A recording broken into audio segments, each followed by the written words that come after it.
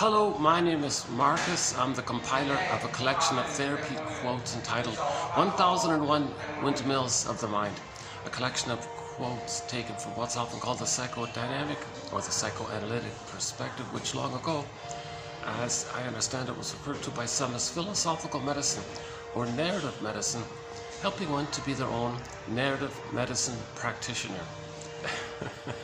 their own story doctor. One construct around narrative medicine is if we can make something conscious that was previously unconscious about ourselves. That transition of something denied about ourselves, repressed, disassociated, split off, something recorded in the non-reporting brain, in the implicit memory system, in the pre-verbal memory system, this part of the brain called primary process mentation. Okay, it's a different world.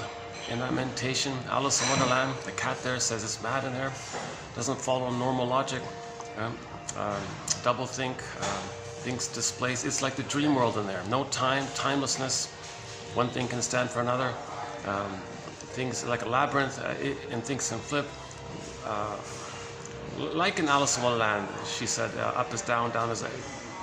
Because that's just the nature of the situation of the baby coming out too early and needing more time with the mother to develop a conscious, regular ego called secondary mentation, secondary process mentation. That's our consciousness of ourselves, our environment, our awareness of our feelings, understanding links and cause and effect, like the reality of people. And at the same time, we're all one big family. Members of Homo Traumacus, today's topic, and Jane Elliott says, yeah, we're all African cousins if you trace it all down. We developed from our previous version of ourselves called Homo Bodoensis by one theory, and it took us 1 million years to become us, Homo sapiens, and then we spread around kind of thing, and then about 10,000 years ago, due to the mismanagement of our discoveries, we became Homo sapien traumacus, or I'm just, as an abbreviation, I'm just saying Homo traumacus. Kristen Wilson quoted somebody as saying, yeah, Homo economicus, to emphasize the greed, or maybe Homo short-sellicus. Okay, now that's a symptom of trauma, when we became like that. So that's sort of the working hypotheses that we're going to look at in this video here. This idea that we're Homo sapien traumacus. And once in a while, I'm experimenting with what's now called the 48 symptoms of Homo traumacus. Now, without psychological underpinnings and theories as a foundation, what I'm about to say sounds too airy, sounds too reductionistic, sounds too simple, easy to dismiss. Oh, come on, it's too simplistic. So that's why in parts 1 and 2, we've laid down some of the basics of the psychodynamics of trauma. Okay, mainly repetition compulsion, to replay what caused the trauma in the present with others, thinking we can change the past. Okay, it's psychosis-like thinking, it's psychotic-like thinking, it's deluded, but that's sort of the state of the primary process mentation. When the baby's traumatized that early on, and he's frozen there, his life force is in those memories, in those templates, schemas, scripts, working models, okay, and then because the organism is in pain, there's this compulsion to get out of the pain. Okay, in nature, if something's wounded, it's trying to heal. So the positive intention of repetition compulsion is to see if it can get the proper loved outcome. It's trying to heal, but it's gone way up. It doesn't work because there is time, but the baby doesn't understand time. And that pain at that time clicks in the repetition compulsion. And so they're still in the past. So the present is still the past emotionally. Or the present is sometimes called the presenting past. Or the present is often called a new edition of the past, a replay of the past. And we're doing this because of the pain we're feeling. We're doing this because we didn't get our needs met. And we didn't get our needs met. We cried about it. Mother was misattuned. Baby sent a signal of his distress. Mother gaslit him. His inner life froze up.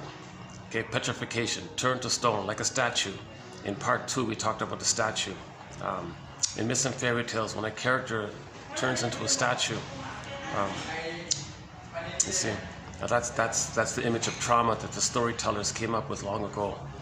The echo became a statue. Okay, Faithful John in the Grimm's Tale, Faithful John, he became a statue, and so on. You know, petrification, usually it's freezing. Jeanette Paris calls it emotional hypothermia. One guy called it emotional coma, like emotional catatonia, when there's prenatal shock trauma. And then a Velveteen Rabbit story refers to it as feeling unreal. The rabbit wants to be real. In that story about the woodcutter who took a block of wood and carved out this little boy and then was praying for the little boy to come to life, to become animated, to become alive. Okay, so we may feel metaphorically like that, flat, wooden, where's my aliveness kind of thing. Some people just simply refer to it as affect phobia, a fear of your feelings, because the feelings are going to link to the underlying needs that weren't met and the memory of the pain around the original time of the baby having needs for a secure attachment style and the pain associated with it. So there's often this just simple, basic, classical conditioning. Baby had needs, unmet, sent us signals called feelings, emotion, energy, emotion, in response to the needs being met or unmet. Simple link, F and N, feelings and needs. Just in broad general terms, if the baby's needs are met, he feels pleasant, he feels calm and all that, happy and all that. If his needs for secure attachment style are unmet, okay, in the Disney film Inside Out, joy and sadness got zooped away, the feeling self, the golden ball, the wide range of feelings, needed feelings, appropriate feelings, empathy, tenderness, care, the quote-unquote more human side of being human, our whole humanness and our emotional, that kind of got zooped away. What was left was the amygdala, the stress response, fear and anger mainly. By the way, the baby's nursing, of course he's afraid at first, but he can't fight, he can't flee, he can't run for another mother. So the the fear character is the first response that the baby might want to have to get out of the dangerous situation of mother not meeting his needs. But where is he going to go? He's got no motor skills. He can't pick up the phone, ask for help. He can't run anywhere. So the fear, the stress hormones, the adrenaline overwhelms that emotion, and then it jumps into the anger place. Now the baby's enraged at the mother. Now he's crying in an angry mode, and he's still getting stress hormones. Mother says, "What do you want, baby? I don't know what you want. You're bothering me. Get over it. Leave me out. Grow up." Oh my God, double insult. So now the baby's enraged. All he can do with it clicks into the fantasy realm. Now he has the fantasy realm that he's got to control this breast mother, his first mother, the breast mother. He's got to control it somehow to get his needs met. This breast mother's unreliable, untrustworthy, not around. Baby needs it for survival. He's got to control these things. Now how is he going to control it? Well, he's in a state of oral, like he's got oral rage at this point. So when you blend in the need to control the breast and his oral rage around it, he has this devouring, hungry wolf-like fantasy about himself. So he thinks he wants to devour the breast, possess the breast, thinking that's his sort of way of trying to control it kind of thing. Now this is all way too much excitation for the baby's system.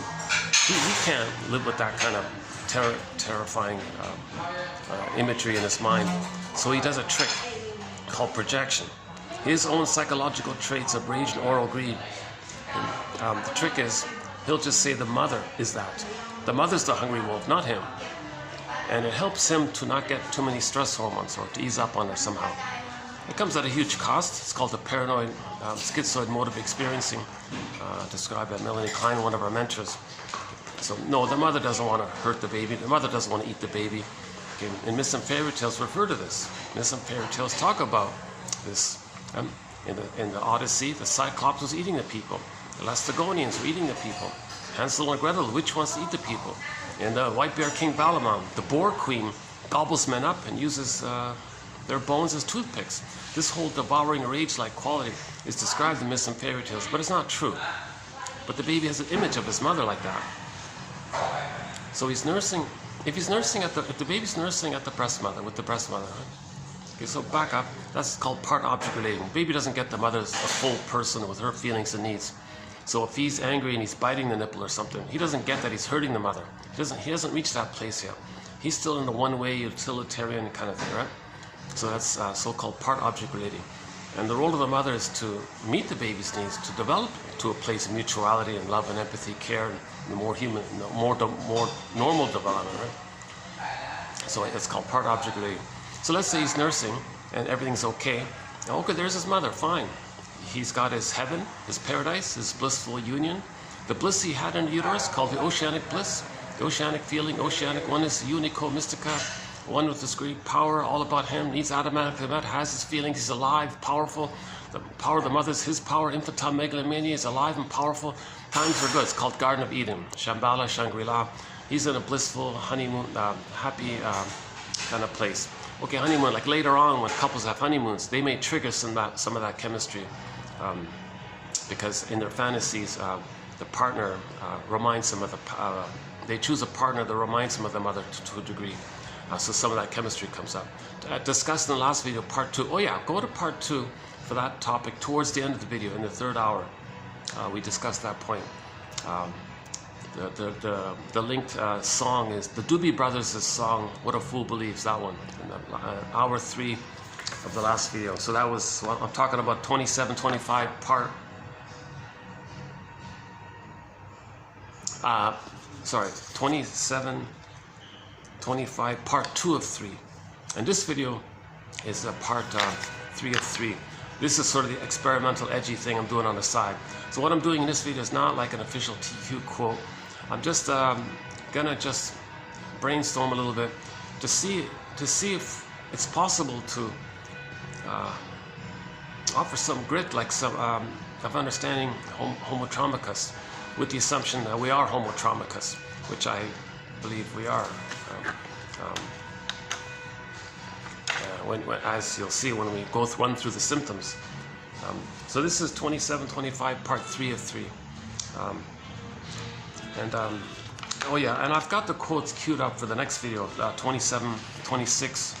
So the next video, 27-26, I may or may not do a preview of it here, but mainly by Charles Rycroft, underappreciated author. I thought I'd look to spend more time. He's an intellectual guy. He kind of loses me a little bit with his little meanderings or something. He gets caught up in his own, he bounces around, he trips up on his own jargon or something, he gets lost. But sometimes he gets back on track and he says something pretty helpful, almost to the quality of, at times he reaches the quality of a Karen Honai or a Hans Lowell kind of thing. So we'll do a couple of his quotes, Charles Rycroft.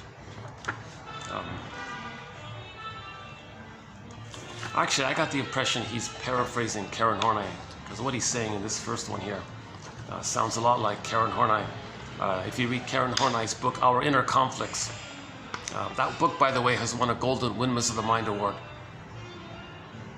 And he was writing, I think, never mind the dates. Okay, it doesn't matter. It doesn't matter. We're everybody, whether they're aware of it or not, are moving towards healing, because that's the natural drive of things when something's wounded or trying to heal, kind of thing.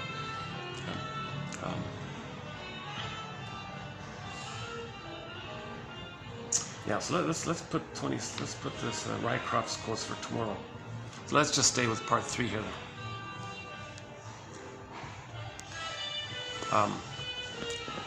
So one of the psychodynamics to Homo Traumicus is Melanie Klein's theory called the positions. In the beginning, the baby, all babies, her theory is, enter briefly, just briefly, for a few weeks maybe, into what's called the paranoid schizoid mode of experiencing, the paranoid schizoid mode of operating. She calls it the position, the paranoid schizoid position, the place, the position, place in the mind. The child's got to adapt to his mother. How does he adapt? How does he cope when the mother's hurting him, not around for him, gaslighting his feelings, feelings linked to his needs unmet? Oh my God, needs unmet. What a terrifying feeling. That's called persecutory anxiety, abandonment depression. And he's screaming, mother says, doesn't get it. So how does the baby cope with this? So the first coping strategy is, well, one of them, or the main one, is, to use Klein's theory, the paranoid schizoid mode of experiencing now. He's in the paranoid mode of experiencing with the breast mother, because his rage and oral greed, his amygdala, his limbic system, or the old brain, or the mammalian part of the brain, whatever, it perceives that the baby's in danger. So imagine a little dialogue there between the baby's mammalian part of the brain and the child's mind. And the mammalian part of the brain says to the baby, "Baby, oh my God, your needs aren't getting met here. This is a dangerous situation here.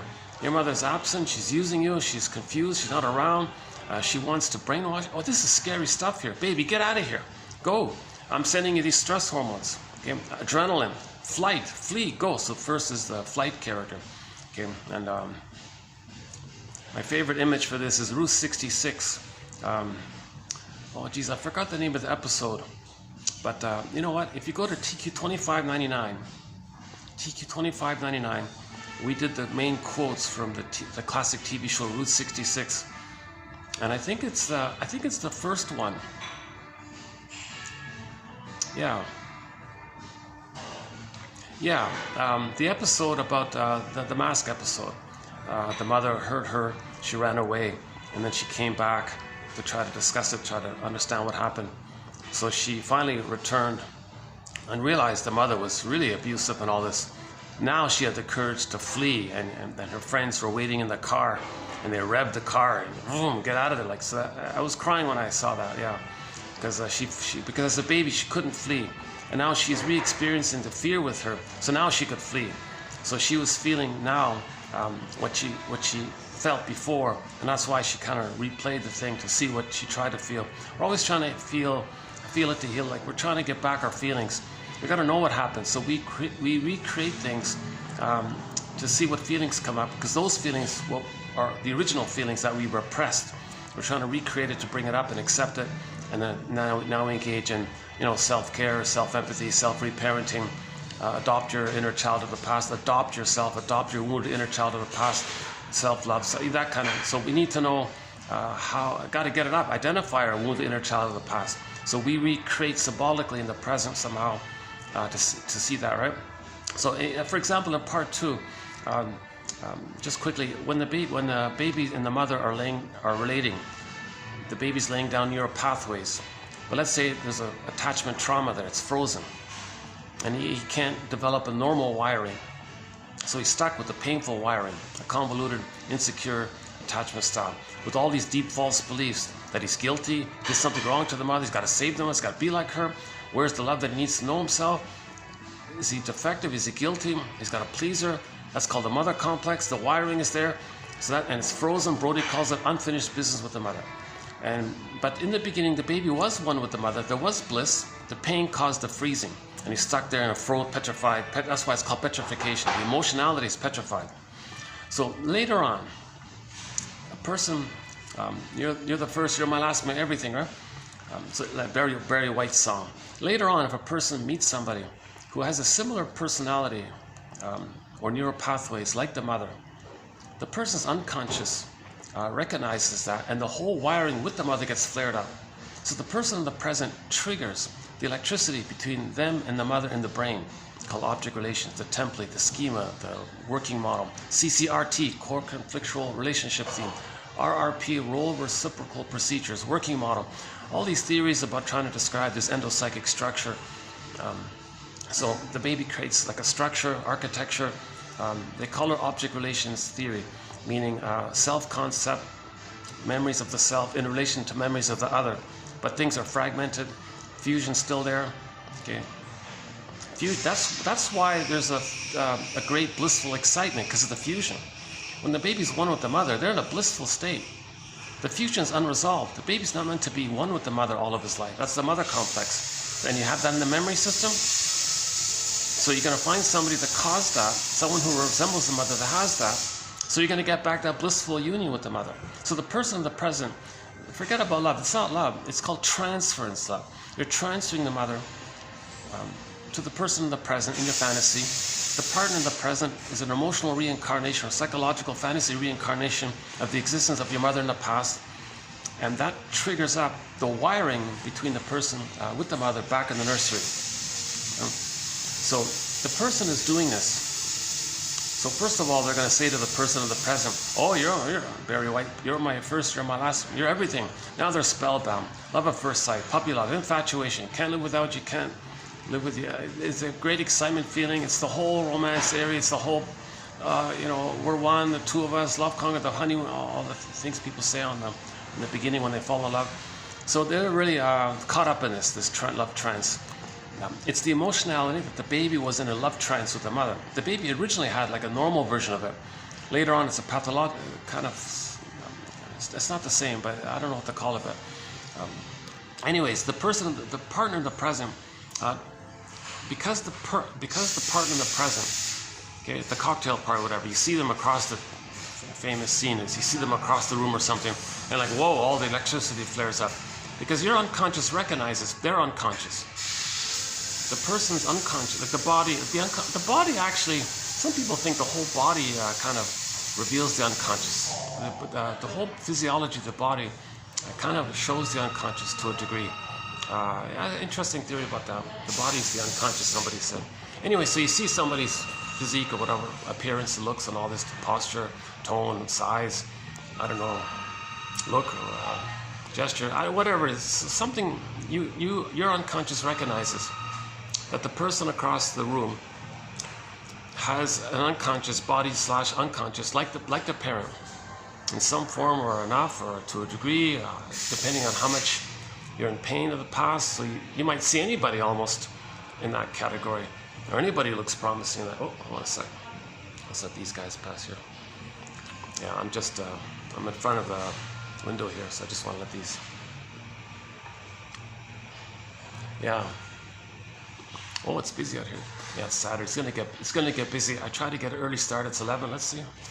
I tried to get early. Oh, now it's 12. Yeah.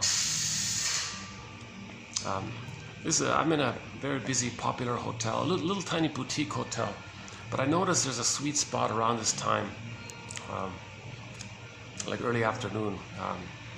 So people will flood in soon. I might have a backup on the 6th floor. So we'll see how it goes. Worst case scenario, I'll hit the pause button and go to the other hotel.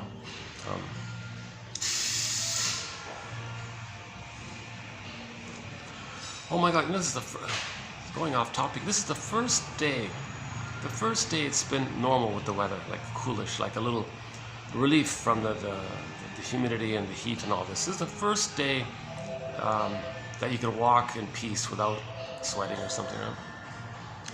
Yeah. But definitely this year is much hotter than last year, that's for sure, no doubt about it now. Or the normal cool period is reduced, the time is reduced. Okay, enough about the weather report, because about we're trying to build night vision here. Wilfred Lay in a recent quote said, if you look up in the stars, you see the stars, that's great. What if you had better vision? You might see more stars. What if you had even greater, better vision? You might see more stars. And he goes on like that. Finally, you just see all stars and no black, like no dark in the sky. And you see all the stars like, well, we need night vision to see the buried, repressed. So the unconscious is dark like that. We need night vision to see the stars. What's going on within us? Let's identify ourselves. We're in there. Our golden ball is in there. Our ontological self, our sense of self is in there.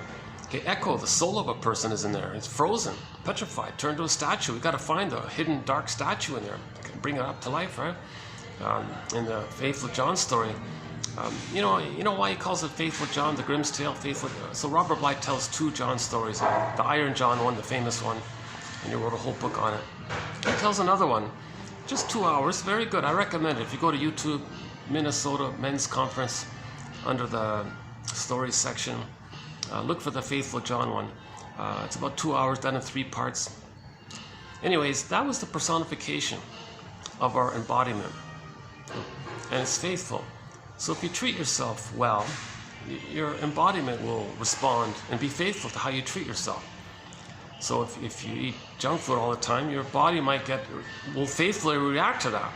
So he called that part of you, your body self, the Faithful John for the character. And Faithful John became a statue, and it had to go on this whole journey to free him up, right? To bring him to life. So the statue's in the unconscious, our embodiment. You know. The petrification, freezing, feeling unreal.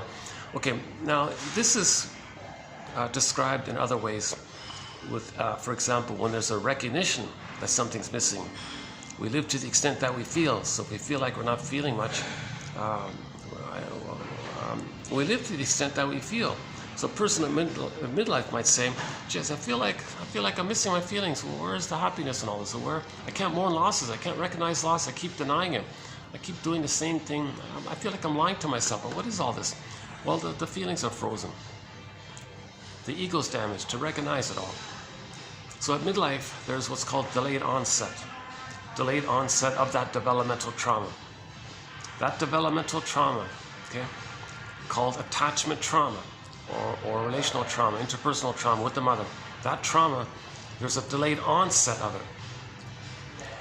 As I understand it, Berger says, of course, when the baby's traumatized, he's going to create all these coping strategies in his brain. Denial, projective identification, rationalization, double think, flip it around, search for grandiosity to compensate, revert to the old belief that your little God that you had in the uterus, think in either or terms, collect grievances, channel your anger. Like the baby's going to come up with all these defense mechanisms, okay? Psychic defenses, defense mechanisms, operations of the mind, maneuvers of the mind, mechanisms of the mind, mental mechanisms. So the baby's going to adopt this whole assortment of coping strategies to keep repressed the trauma. And that the bundle of it can lead to a certain personality style or type. Okay, usually if it's before 18 months, it's going to be one of the stinger personality patterns. If it's between 18 months and 36, one of the clinger pleaser personality patterns, right?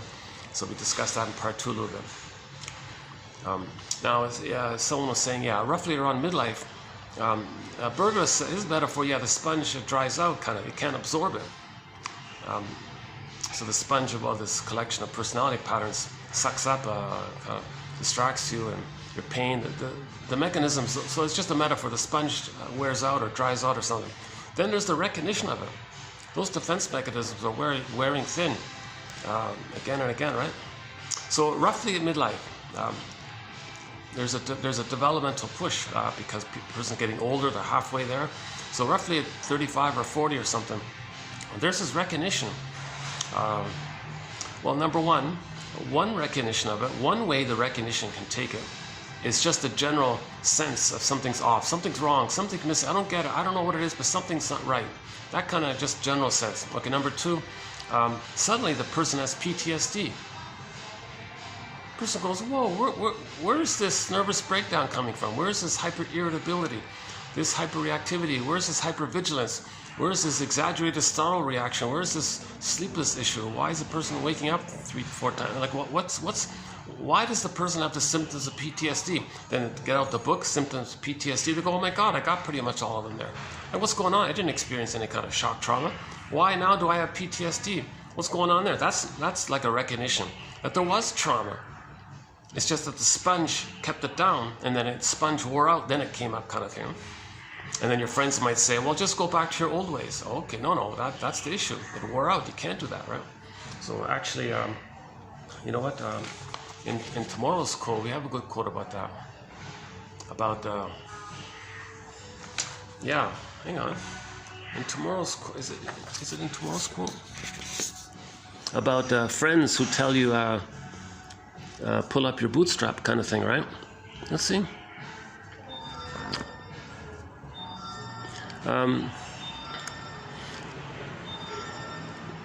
So at midlife, if you're lucky, you find a therapist and all this. What do you say here? And it depends on your family and your friends. You see? Another is the attitude of his family. Many a neurotic has had things made worse for him by friends and relatives who insist that he pull himself together. Advice which is usually useless, since it is asking him to return to the status quo ante, which he has already found untenable. Right? Just being an infantile, being like a spoiled brat, it's untenable, right? Or being like a, whatever dysfunctional thing the person's doing, it's untenable, right? Or who themselves become so anxious that his neurotic anxieties are compounded by his discovery that those who support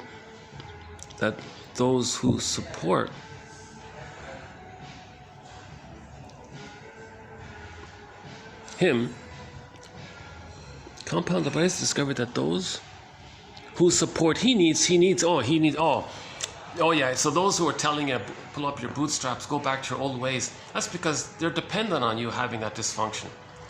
They're clinging vines, for example. So if the person had the narcissistic pattern and the friends were clinging vine narcissists or voyeuristic narcissistic patterns or schizoid turtle narcissists, so they like the way they were like that. They don't want the person to heal because the others were dependent, they were codependent on it, right? They were enablers. They get their identity vicariously through the person who's now dysfunctional or something.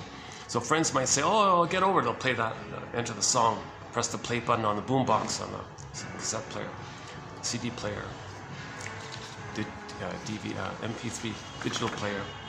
What is it nowadays? Jesus. Something on your phone, I guess.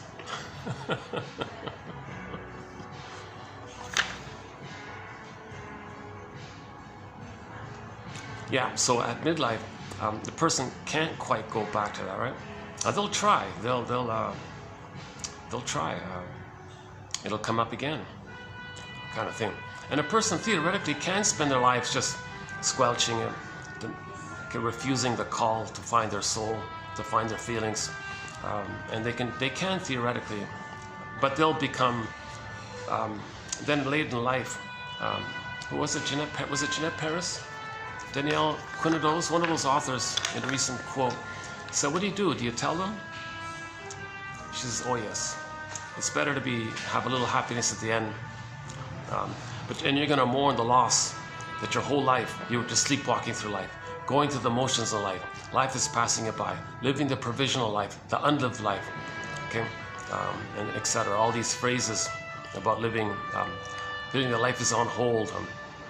And Zaz's song, "Life is Passing Me By," kind of thing. So yeah, let the person know. Give them the needed feedback. There'll be a huge mourning there.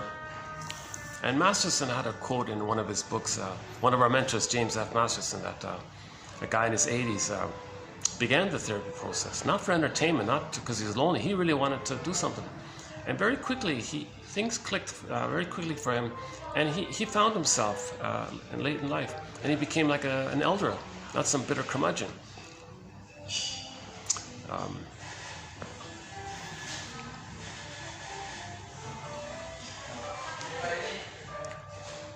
Let's go back to the general one about the.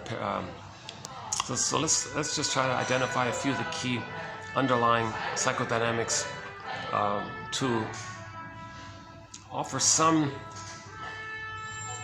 glimpses that maybe there is such a thing as what I'm calling the symptoms of homotraumicus. Okay, so in the very beginning, all babies begin with the paranoid schizoid motive experience here, right? Oh, back to the dialogue between the brain and the child's self. "Baby, flee, get out of here. I'm sending all these stress hormones here. This is dangerous. Your mother's erratic, unreliable. This is frightening here. You're not getting your needs met. You better go somewhere where you can get your needs. Flee, get out of here, run, go."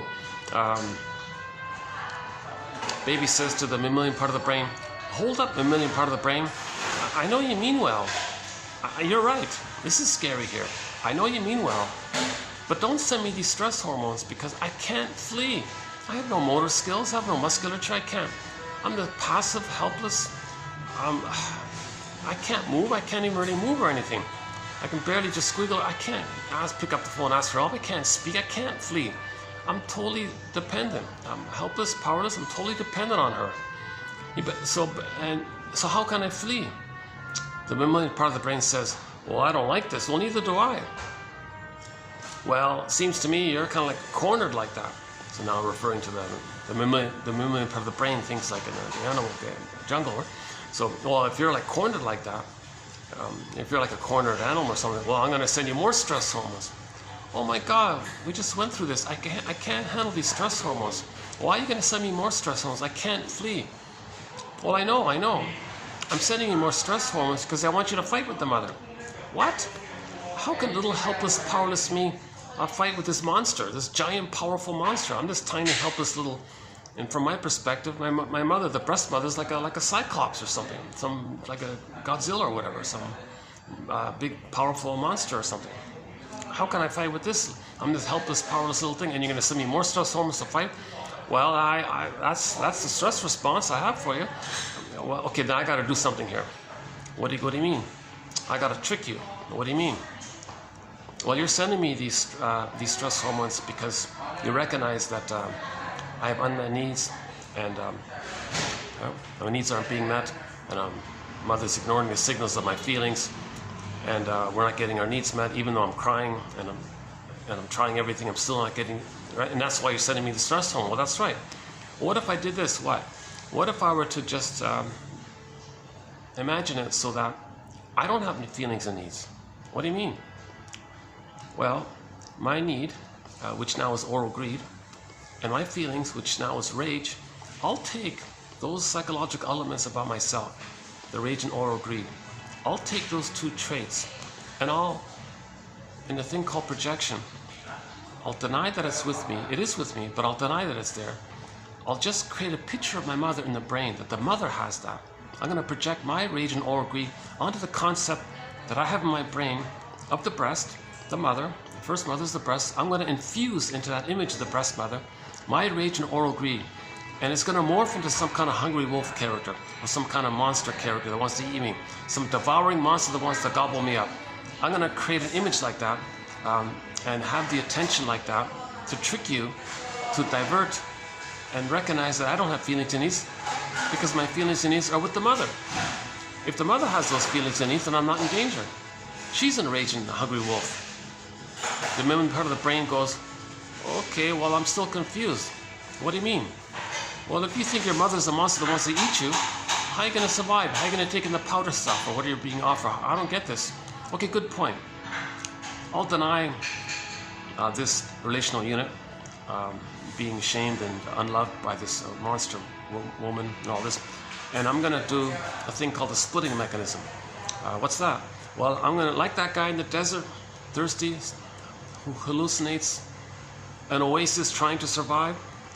He's in a scorching heat. Well, I'm in a scorching pain heat, and I'm going to hallucinate a goddess breast, a goddess oasis, a lovely breast mother, a divine, supremely reliable, there, beautiful, full of milk, and it's there, and no conditions, it's reliable, and I'm one nursing and in union, in fusion, in symbiotic, undifferentiated, blissful union with the good breast mother.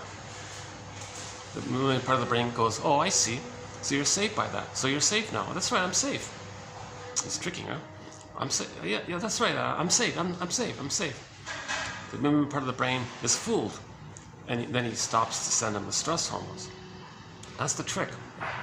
Because if the baby didn't do this psychic maneuver, then theoretically what would happen is something in the baby's body would go kaput, like there'd be organ failure. If he didn't trick the mammalian part of the brain, then it'd be like maybe someone said, what's her name again? There's a self-help book that talks about the physiology of stress, and she has these little illustrations in it. Jan Middleton Moss, I think that's it. Jan Middleton Moss, a self-help author. Yeah, I remember the images, yeah. So it'd be like 1 foot on the gas pedal in a car. Let's say a guy in a car with 1 foot on the gas pedal to the metal, and with his other foot, he's got the brake pedal pressed down as hard as it can go. So one side of the car says go, the other side of the car says stop, don't go, and there's like this fusion, this burning going on in the engine. And if that goes on like that, what's going to happen to the car? Something's going to break down. Something's going to break. So the baby's in that kind of state, metaphorically. The baby's going to, look, if this, you send me all these stress hormones, and I got to go and I can't go, something's going to break down in me. He's trying to protect him. He's trying to survive. He's trying to protect himself from himself. Ironically, he's in defensive mode from his own survival amygdala.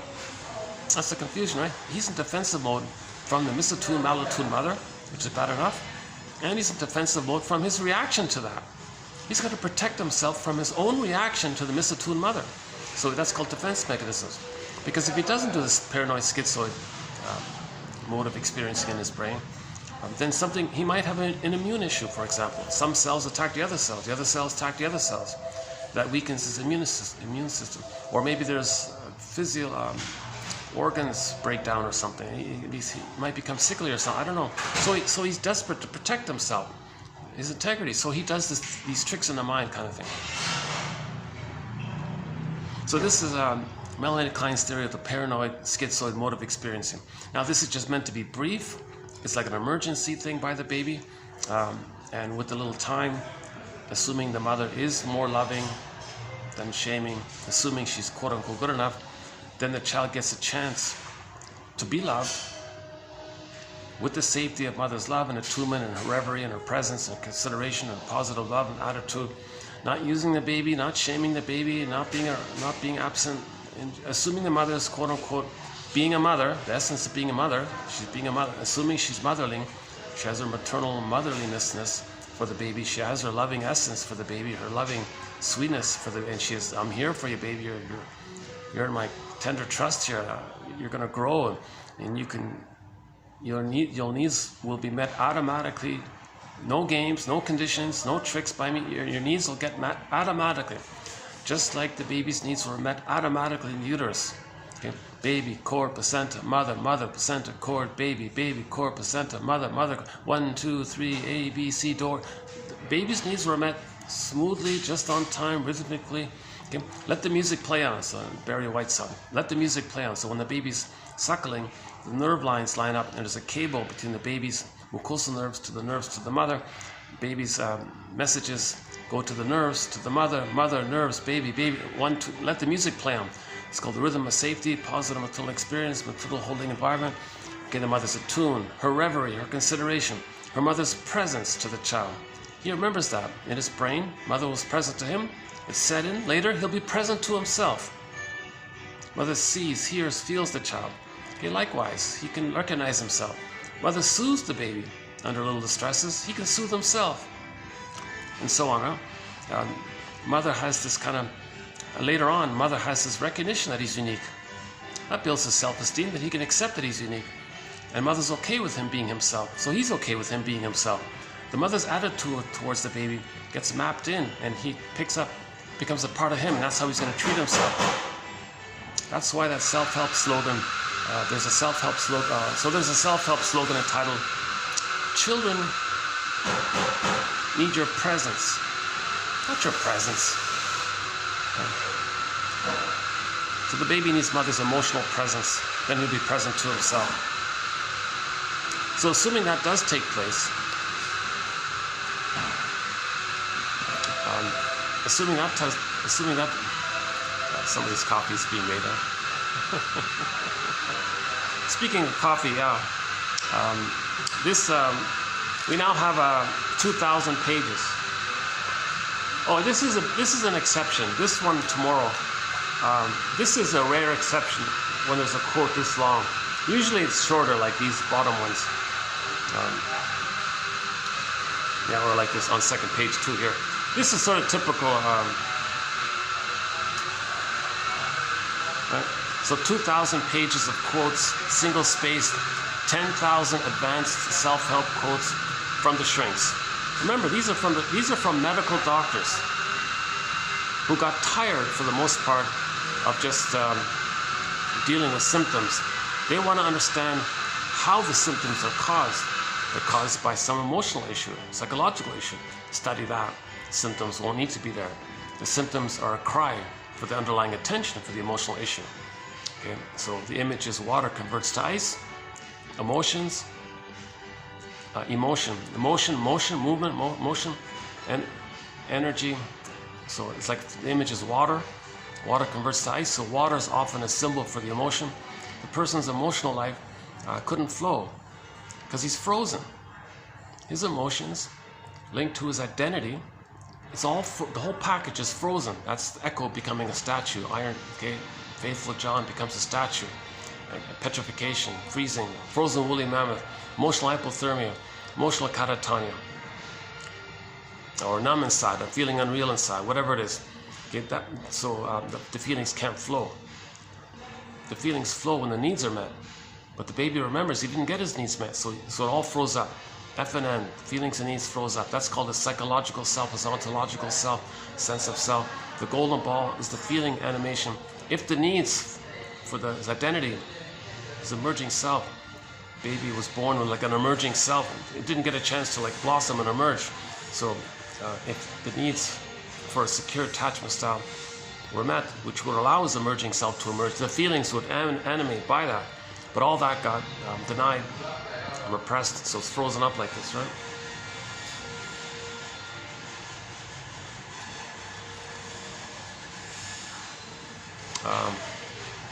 Hang on a sec. We were talking about this. I sometimes go off on tangents. Hold on a sec. We were talking about 2,000 pages, 10,000 events. Oh, from the shrinks. So these are medical doctors. Oh yeah, these are medical doctors. So roughly 90%, so 9,000 quotes from the soul doctors. Soul doctors. These are doctors trying to help our soul, right? Help our psyche, help us lift the anchor on the arrested development to unfreeze the frozenness within. Okay, so one construct around this is that when there's trauma, a lot of our energy is stuck in that past and it's frozen in there. So then the image is we gotta capture it, like catch it, like catching a ghost kind of thing. So that not catch it like in a violent, like just recognize it, name it, identify it, capture it, and that's like capture it in the sense of like seeing and giving it an identity and a witnessing and a caring. Then the ghost is laid to rest. Then the life force is free for the present. The life force is stuck in the past because the fear to love life in the present. So we're stuck in the past. And to the Greenberg quote from a 2010 film called Green, not a good film, but there is one line in there which I guess is worth the whole film. I guess Shrink said to the guy, "You have trouble living in the present, so you're lingering in the past, dwelling in the past, because you feel like you never really lived it." Heck Ramsey, another quote from our TV show and film, psychologically minded TV show and film quotes. There's a TV show called Heck Ramsey, starring Richard Boone. He was worried about the girl he was dating. Is she emotionally available to love him? Because he's so finally she reassured him by saying, "The past is to be remembered, not lived as the present." He had a little relief there. Okay, so you accepted the loss. You were able to mourn your past losses. So you can enjoy the now in the new relationship, right? So he was relieved by that, right?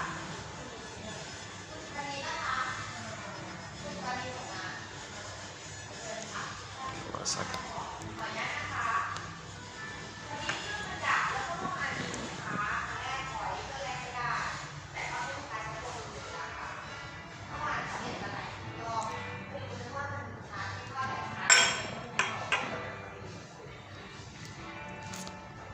Whoa, it's very bitter today, this coffee.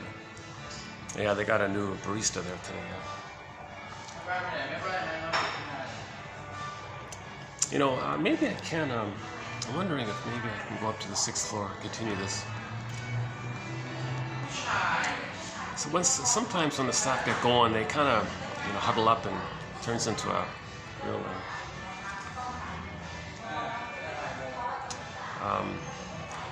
I wonder sometimes if they're talking loudly to drown me out, to not hear me. I don't know.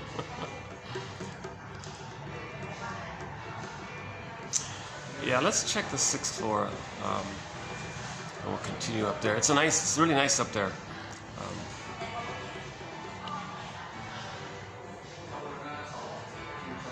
Let's just wait a minute. Hang on.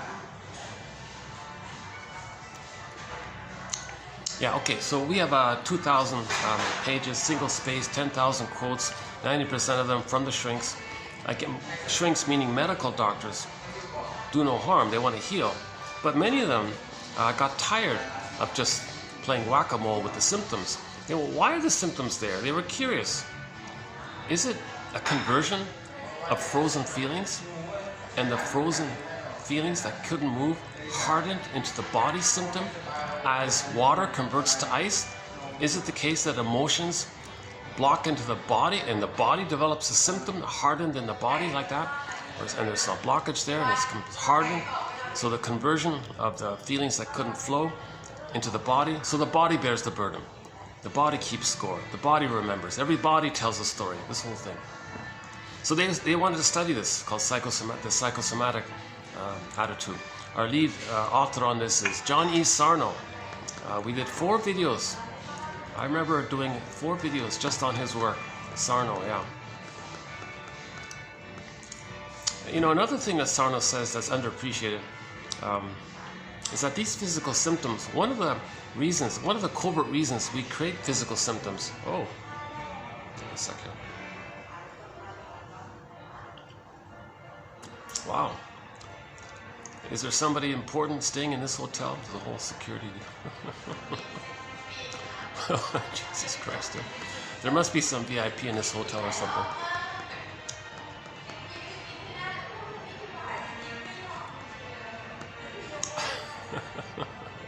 The guy gave me like a real, who are you? I got my eyes on you. Jesus. Hypervigilance. See, some people with the hypervigilance, they can sublimate it, like use it for something socially productive, so to speak, right? So they can channel their some people, yeah. So some people can actually. It's called sublimation. Something you have, and until you can face it, well, in the meantime, you gotta earn a living, right? Well, if there's occupations that require people who are hypervigilant, so it might be like that, right?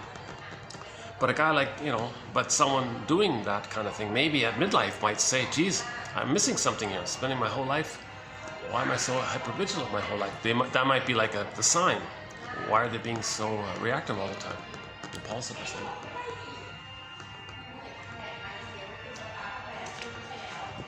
Yeah, so Johnny Sarno, yeah. Underappreciated point he says about symptoms. So yes, the symptoms, so the main idea is that symptoms reveal the emotional issue, the emotional conflict. Now, if you're not aware of it, they conceal it. So they reveal and conceal your inner conflicts. Your psychosomatic issues, physical, because we're not talking about the rare organic issues. Once again, my disclaimer, I'm not a shrink or a professor. Keep that in mind. I only have a BA. I'm the compiler of the quotes. I'm trying to learn it myself. These quotes, all these quotes are just clues. We're trying to be a detective here, an existential detective. So this 1001 Windmills of the Mind is sort of how to be your own existential detective, or resources or clues. Clues for the existential detective in you. 10,000 clues for the psychological detective in you.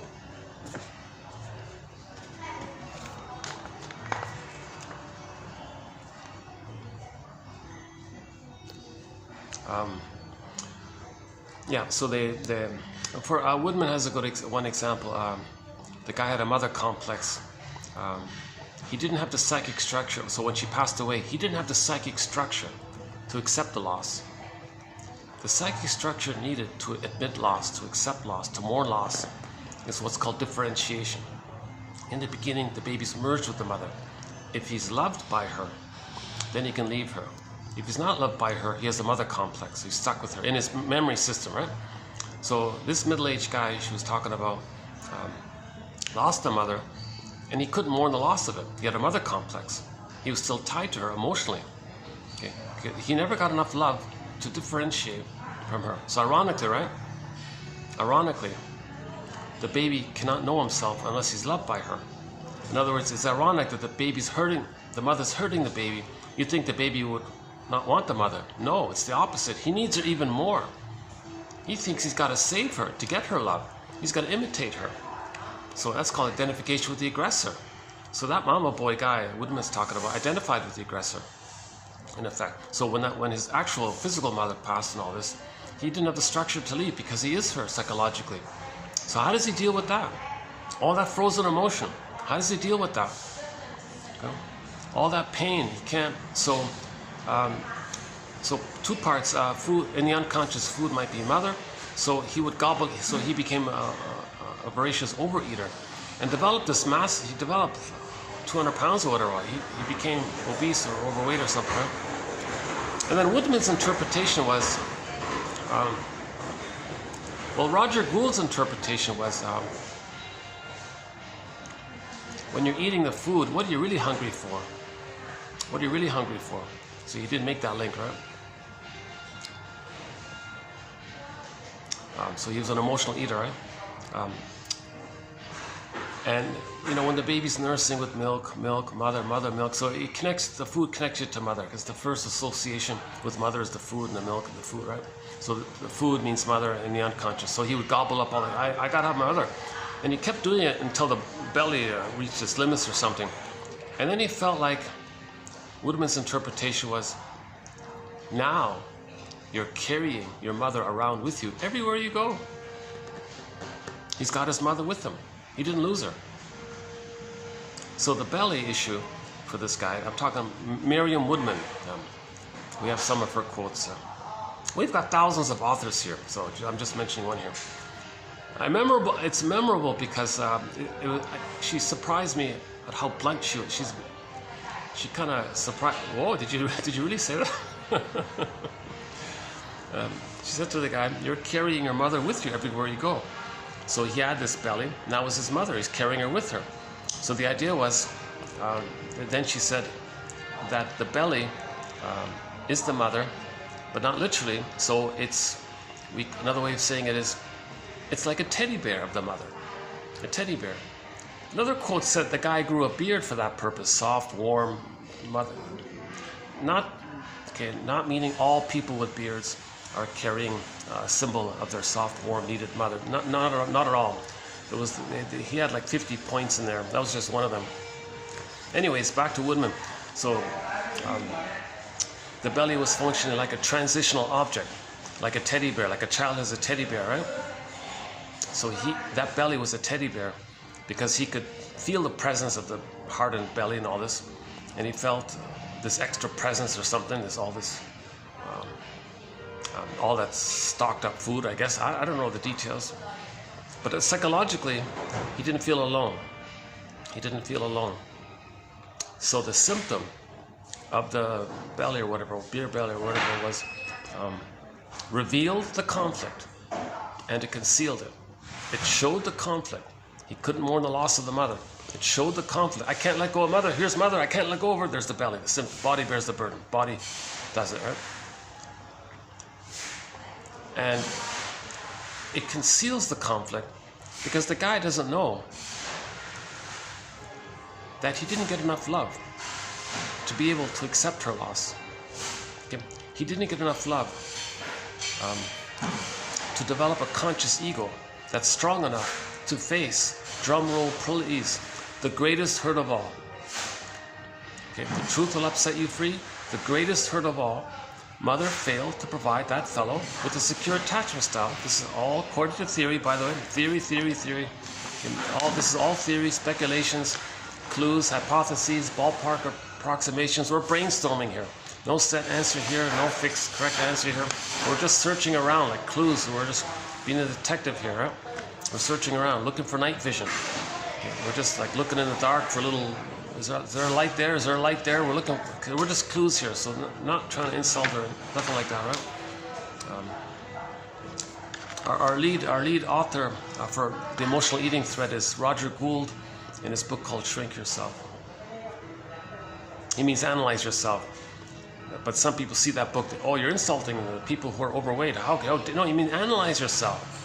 When you reach for the fridge, when you reach for the cupboard, ask yourself, at that moment, you're about to open the cookies. You're not physically hungry. You're about to open the box of cookies. Ask yourself, pause, what am I really hungry for? Okay. So the original sweetness with the mother was missing. So they're looking for chemistry. The sugar, salt, and fat tricks the person's mammalian part of the brain into thinking that the concentrated sugar, salt, and fat, the concentrated food by that, means the person is safe. If the mammalian part of the brain perceives the person being safe by the extra food, it releases serotonin, that you're safe. It's just a trick. Okay? It doesn't only last a few minutes or something. got to do it. It's looped around again. So the sugar, salt, and fat, called emotional eating, is just to trick the brain into thinking that the person is safe. They don't have what's called a soothing interject. They don't have a cluster of memories of mother loving them and soothing them. They don't have that.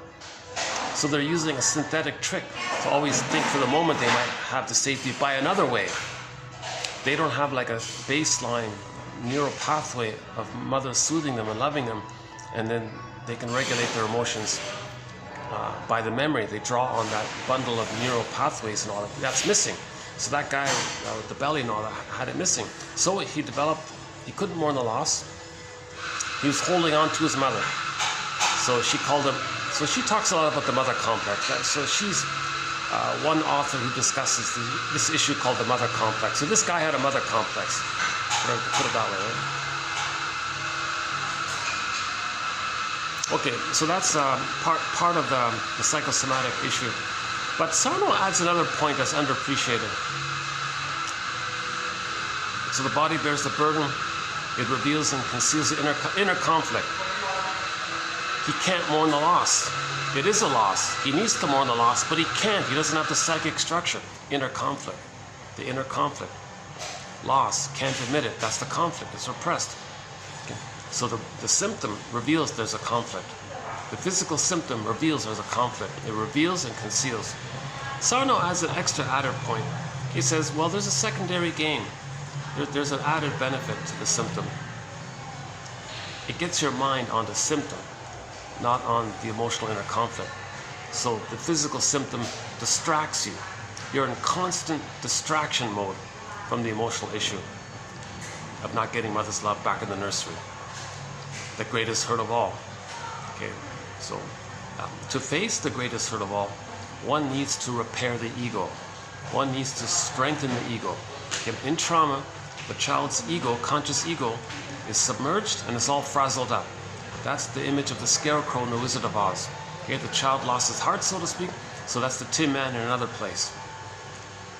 And notice that the person, that they're separate. The person doesn't want to make the link that the loss of the feelings and the knowledge. The scarecrow wanted a brain. There's no knowledge. The person in trauma, they fragment and they compartmentalize, they freeze the loss of the feelings, the Tin Man, and knowledge of the trauma. That's the scarecrow. The scarecrow that hasn't a clue. So, and the two being like that means the person feels disembodied. That's the cowardly lion off in another corner. Dorothy's like the part of the mind that's moving towards healing, lining things up. Mind, heart, mind to the heart, get it back in the body. Or simply be like Dorothy and line up your mind to the heart, get it back in the body. But first things first, you need intellect, you need knowledge. We've got to strengthen that scarecrow guy. That scarecrow guy, now we can borrow the children's story about the big bad wolf who was able to easily huff and puff and blow down the houses made out of straw and sticks or wood, but not the one made out of bricks. The house made out of bricks was a firm ego. In that firm ego, it could house the residents, right? It could house. But the important thing is that wolf, that big bad wolf, huffed and puffed. He exhausted himself and slank, disappeared. It means the strong ego recognizes the big bad wolf. It's the recognition that we felt like that. So back to Wizard of Oz, Dorothy threw water, emotions, water, motion, water, movement, water, feeling, waves, water, motion, water, feeling, metaphors. So she felt the feelings of that image. So she felt the feelings of that image, that she was enraged and had oral greed like that witch image. That witch image is like an artwork to describe her rage and oral greed, and she felt it, there's the feelings. So when she accepted that they presented it by throwing the water on there. I know what this is about. I feel it. And the witch image dissolved, dissipated, poofed away, slanked away, whatever it is. The storytellers have a variety of ways of poofing away the frightening monster image, right? In the White Bear King Valamon, the Boar Queen just slipped down some kind of thing and it just poofed away. It doesn't matter how they do it, right? And in the Wizard of Oz, she just dissolved away, right, or something, right? So you need a strong ego. Okay, so enter the poet. Psychoanalysis looks for an egg in a basket that's missing. So first read the basket, then you'll have your feelings. So to that end, we have 2,000 little weaving material, threads here. So to weave this basket, we got 2,000. Okay, just as a bird first makes a nest, then there'll be an egg. Okay, we gotta weave a nest, then there'll be an egg. Inside the egg, new life, the firebird. In another story that Robert Bly also likes to tell, the guy's in the forest, things are still. The firebird flies down, some of his feathers are flopping around.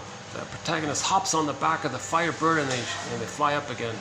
And so now you're getting your aliveness, you're feeling back into yourself.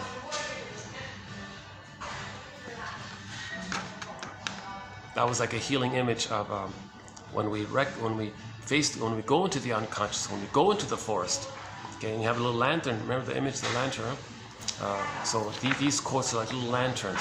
So we now have 10,000 little lanterns to go in the unconscious. Okay, so tomorrow we'll be adding. Let's see. We'll be adding tomorrow 1, 2, 3, 4, 5, 6, 7, 8. So we'll be adding 8 more lanterns for the unconscious.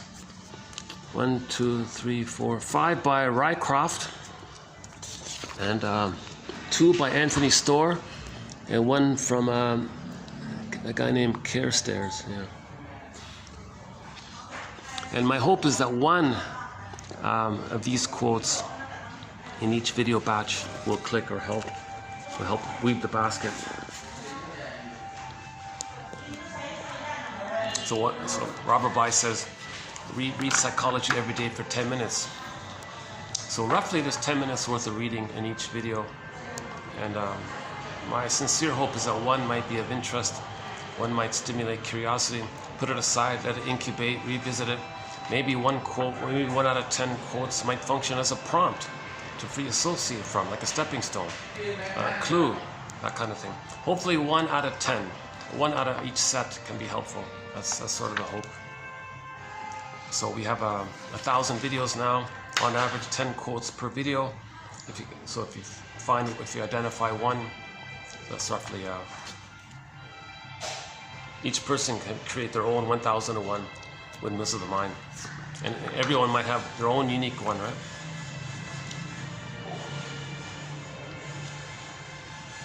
Yeah, or for convenience, it is nice having it printed out. It's pretty pricey to do the print-on-demand option. So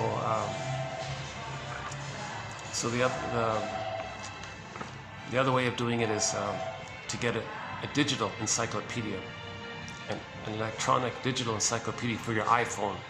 So you have it on your iPhone, and you can easily just skim through the quotes. Excellent material. If you read 10, I think when you might feel better. If you just read 10, you might feel a little better. Sometimes in a batch, you might get 2 quotes you like. Who knows? Maybe 3 or 4.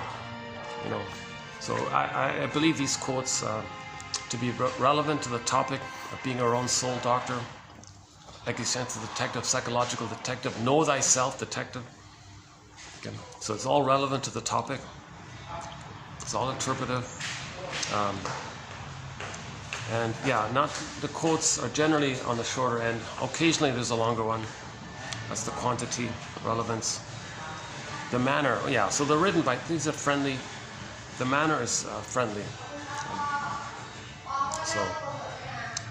I've avoided really obscure jargon, quibbles about what a term should mean or might not mean or may have meant or wrong. I've avoided all these kind of debates kind of thing. So that's one of the benefits to this collection, because I'm not a shrinker professor. I'm not going to get drawn into I'm not in that world, so to speak. Right? It's got to be clear to me, right? It's got to be clear to me. I only have a BA, so if it's clear to me, it's going to be clear to pretty much everybody, I think. I'm choosing quotes that are clear, friendly, understandable. I'm trying to learn this myself. So that's why we don't have any Freud. Ironically, we have no Freud quotes. because of the convoluted, messed up English translation of Freud. So that whole debate, if any English author, if any English writer, a person whose first language is English, and they mention, quote, Freud says such and such, or they're quoting him, I just gloss over it. I don't even bother reading it, because the translators, either there was some agenda or some confusion. I don't want to bother with that. So, now, on the rare occasion, if a German speaker writing in English, and his first language is German, and he read the original Freud in German, and he translates. If the German speaker translates the German into English, the German translator does it. Then okay, fine, I'll include those quotes. So if someone like Karen Horney or Edmund Bergler or Melanie Klein or Kaiser Helmut or any one of our German authors here, if they say Freud says such and such, fine, I'll include it. Luckily, thousands, tens of thousands of people have waded through this and waffled through it all. So luckily, that kind of mud and muck has been kind of filtered through. So we've got sort of the best of it all, right? So luckily, that's great. So the gems of psychoanalysis have filtered through, right? Yeah, like mining in the mud, right? Getting the gold gems. So we got the gold gems, thankfully. No Jung and Lacan, because they made up all this convoluted jargon. So someone said maybe it's for their narcissistic glory, for their narcissism. So we've avoided that. But again, another irony here. Luckily, they inspired a lot of people. So we have a lot of quotes from their followers, like Marion Woodman, right? She went to Switzerland and studied all this stuff, right? We've got a few of her quotes. And Robert Bly is inspired by that too as well. His wife was a Jungian, yeah, Robert Bly, right? So he learned about the interpretations of myths and fairy tales from his wife by the sounds of it. And I'm assuming she went to Switzerland and all this. And John A. Sanford, he puts religious stories on the couch and says, look for the psychological message. He doesn't bother with the literalism of the story. He looks for the psychological message. So we've got some excellent quotes from John A. Sanford, Robert E. Johnson, a little bit from him. The Ulanovs, yeah, yesterday we did the Ulanovs. Yeah, no, in this, we did the Ulanovs recently. They have a book called The Witch and the Clown. Two patterns. In literature, a common pattern is a story about a clownish character, story about a witch. That's to help men own their denied foolish side, to help women own their denied, manipulative side, I guess. So it's so-called shadow work. It created a character that's sometimes called a double self, or represents elements that you deny in yourself. You see projected onto the character. So women usually for the witch, the fool for the clown, and then you see and you own. How am I like that? How do I have that? It's exaggerated to make it vivid, so you can prompt you to, in what way do I have that, right? To make it interesting. Storytellers are always trying to make it interesting and vivid, to make a point, I guess. Yeah, Chin, I think he was influenced by that, yeah. He mentions, yeah, we've got some good quotes from Chinnan, yeah.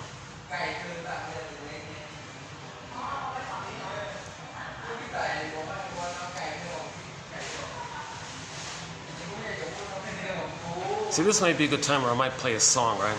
But unfortunately, it's getting awkward to keep carrying around the laptop and the speaker to play songs, because I don't want to bother people and all this. But normally I'd play a song. Let's see, what song could we play here? We could play, the most recent song is Alyona Yaroshina's cover of Lay It On The Line. Yeah, she does a pretty good cover. Actually, Rick Emmett recently, a few months ago in BC, British Columbia, was on a stage, just himself with a guitar. He did like a soft, mellow version of his own song, Lay It On The Line, just a few months ago. Very nice. I played that as well. Sort of like a romantic, because he can't do the high notes anymore, so he kind of. It was very nice. I think that's one of the best versions of Blade on his own, one by himself, and Alyona Yaroshina. Recently we played Dreamboat Annie by the band Heart. Okay, I won't discuss the soundtrack here. We've got an incredible soundtrack here. I'm really excited about the soundtrack. They really enhance the songs. Like I'll be talking, and if I got the boombox here, I can play a song that fits right into the psychological message. So most of the songs on the soundtrack are there for their psychological message, right? Like in Dreamboat Annie, she said one line in there is sad faces painted over with those magazine smiles. And then and that song was played when we talked about the film That Uncertain Feeling, where the young lady was sad, but she painted her sadness over with a magazine smile.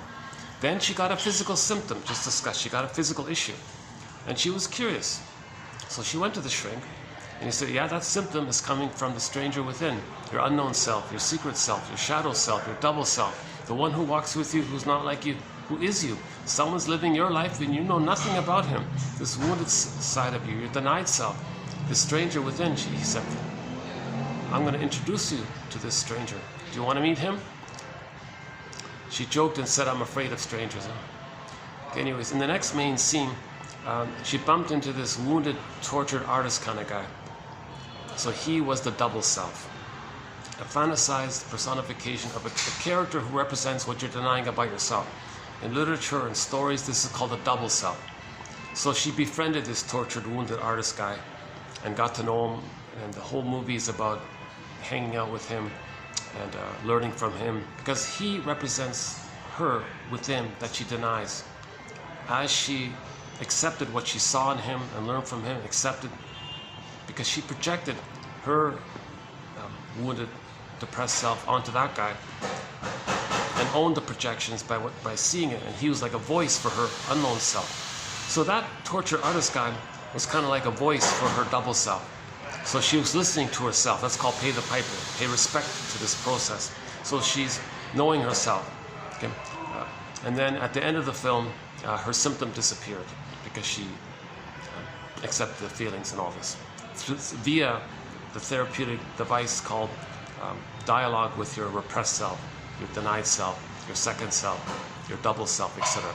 Okay, another way of saying it is in the Phantom of the Opera story, right? She went into the basement. Okay, it just means the unconscious, looking within, dark, unknown, under, unconscious, the basement. The scary dude, not a separate character in some kind of outer story. It's a fantasized, metaphysical imagining of a character that embodies the singer's own trauma, rage, hurt, pain, shame, etc. So she dialogued with herself, in other words. Now, a lot of herself is in the unconscious. That's the phantom guy, whatever. That's herself is repressed. So as she dialogued with that scary dude, meaning her double self, it's her, not a separate character, not a scary outer character. It's just a dream imagining of her own issues, trauma, her traumatized, put it that way, her traumatized self. So she dialogued with her traumatized self, got to know her traumatized self. It's her, it's within her. That means she accepted more of herself. And you accept your feelings. Feelings are linked to your identity, your needs and identity, so she's getting more of her identity. Then, as she did this dialogue back and forth, okay, the image is often a Hermes flying across. This dialogue with yourself and making something unconscious conscious, okay, that's Hermes flying across, or a bird flies across. Now, birds are often used for Hermes because birds are considered to know a lot that we don't know, but they know a lot. So they're symbols for knowing. Indigenous people use ravens and crows as keepers of psychological knowledge. So when a storyteller, a bird flies across, maybe there's a message in its beak, you get the message and now you know about yourself. Anyway, so she's doing this dialogue with herself. Just as the young lady in that film called That Uncertain Feeling was dialoguing with the artist dude, okay, the Phantom singer, she was dialoguing with the Phantom dude. Not a separate outer character. It's her traumatized, put it that way, her traumatized, let's rephrase it. So in the movie, That Uncertain Feeling, the young lady with the sad face painted over with a magazine smile, she dialogued with her traumatized self, played by that artist guy, the pianist guy. Okay, back to Phantom of the Opera. So the singer, opera singer, was dialoguing with her traumatized self, played by the Phantom character. So as she got to know more of herself, she had more of herself, sense of self, making more sense. She went on stage, had more sense, connection to herself, was more embodied, make more sense. That's why they said she was a better singer.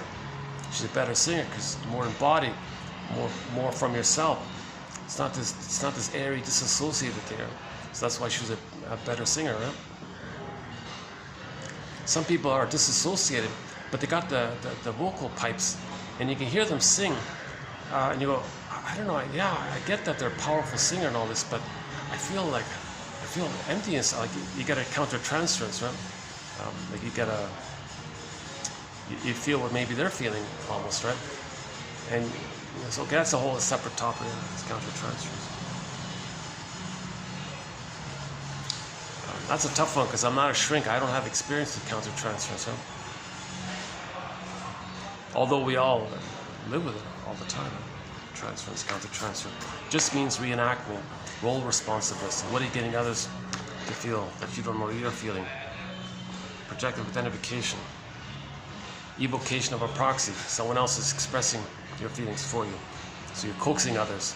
That's your transfers. And they respond to that. That's their countertransfer. We talk about this.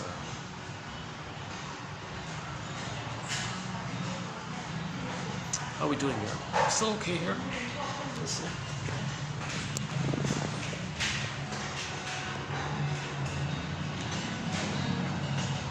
Yeah, okay. Okay, I'm not bothering anybody. Yeah, it's good. Good time. This is really the only good time. It's early afternoon here.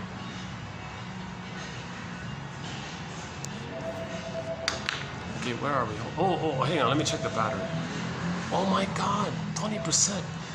Oh no, it happened again. Oh, this is really a pity. Hold on a second.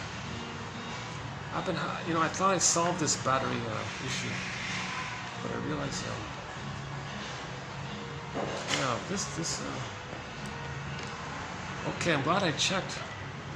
See, I'm having a problem. This, for some reason, lately, my baby iPhone is not getting nourished by the breast mother. The connection is not there. The link's not made. Okay? So either the mother's absent, or the connection's not there.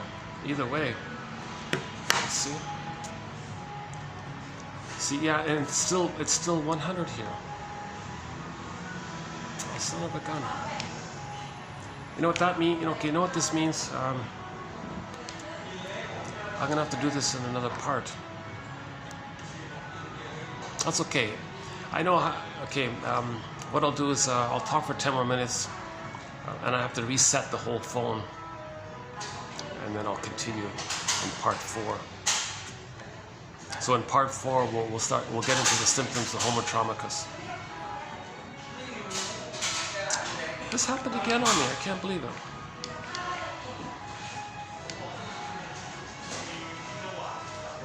It's only draining battery. My phone's only getting battery from the internal little mini battery, and it only gives me 2 hours worth. That's why I got this thing, but it's not. The connection's not working. I thought I fixed it. Let's see.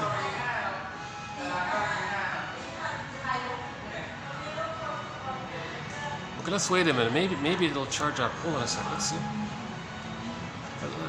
Let's wait a minute. Hold on a second.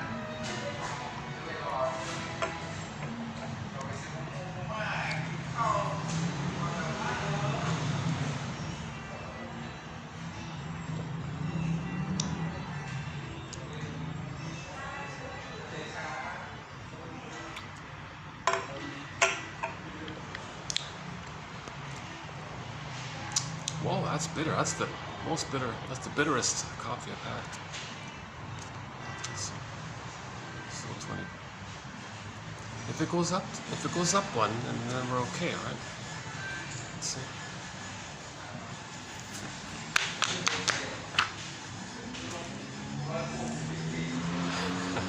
Sorry about that. Techie. issue. You solve one tech issue, another one comes up. I'm using budget technology. But I got high praise for this phone. This was like an outmodeled, like outdated, old little phone. So I got it at a good price quite a while ago. It's still working. Great little phone. Just like a simple budget, one of those budget ones. Someone said, "Oh yeah, kids use those phones." Oh, you gotta be kidding, really?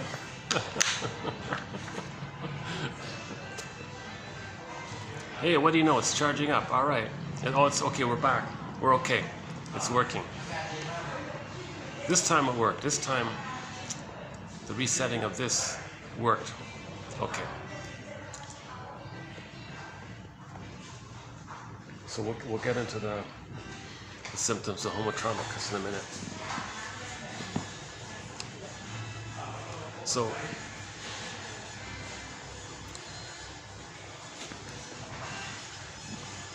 where were we? I went off on quite a bit of a tangent, didn't I? What were we talking about just now? Oh, that uncertain feeling. Oh, the soundtrack. Yeah, the soundtrack. But before the soundtrack, what were we talking about before the soundtrack?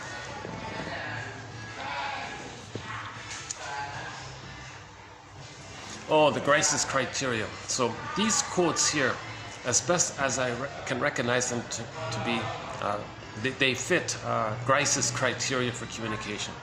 Okay. So quantity, so not too long, not too short. On average, 1 or 2 sentences long. Sometimes it's just like a short little phrase or a maxim or something, axiom or something. Sometimes like a passage like today or like tomorrow. Very manageable, I think. Relevant to the topic of being your own, of giving a night vision, being your own clues to help you, clues for the inner psychological detective in you, helping you to give night vision, invitations for mutual exploration. Okay. So the relevant quantity. Now the quality, that's what I meant before. Maybe 1 out of 10. So they're very subjective here, depending on where someone's at. That's why I'm hoping 1 out of 10 might click. Okay. And of course, the manner we mentioned already. These strengths have empathy, self-recognition. They're coming from that place of connection. They're coming from healing themselves, right? They're coming from that curiosity to heal themselves and to heal others. So these quotes are pretty friendly. They're pretty warm. You're not gonna get like, it's not too triggering, like it's not negative. Like some authors, geez, they're just dumping with their anger all the time. I avoid it. I don't read those ones. I want to read like more adult area. More.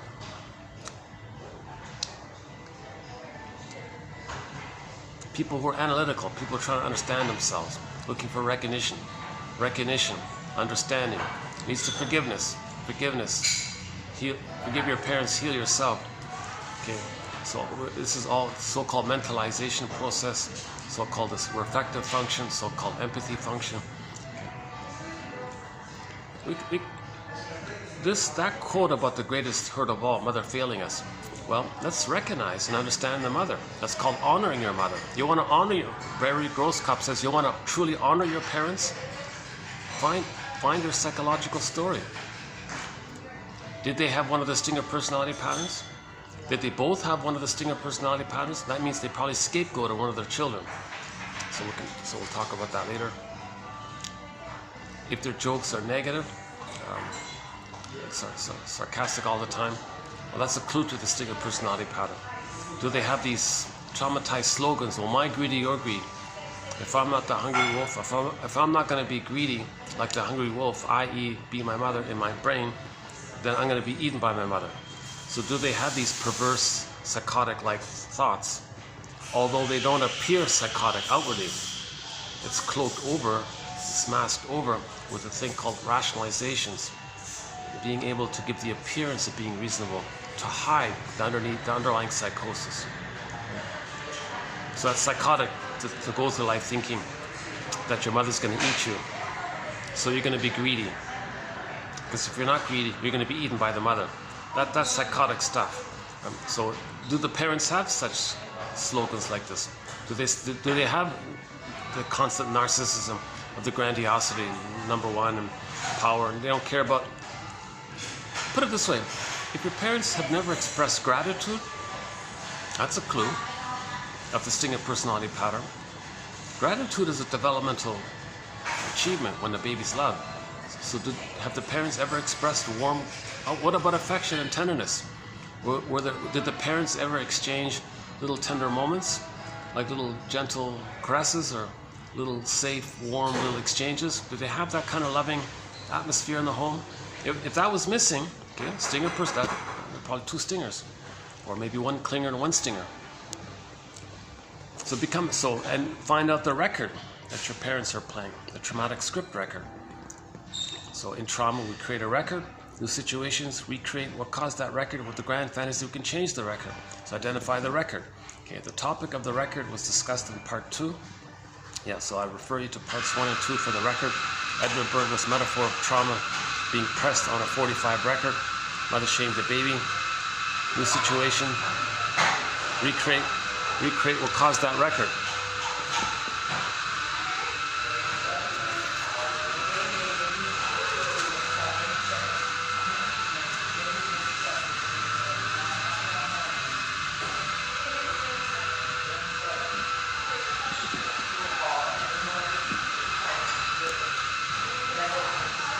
Oh yeah, that coffee's way too bitter. Yikes! Yeah, I feel the effects of that.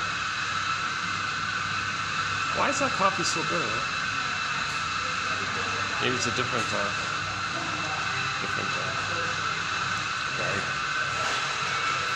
Yeah, let's hang out here as long as we can. Yeah, that's great. Today's Saturday, so there aren't too many options of where I can go. Sorry about the background noises. I know this camera is very sensitive with background noises.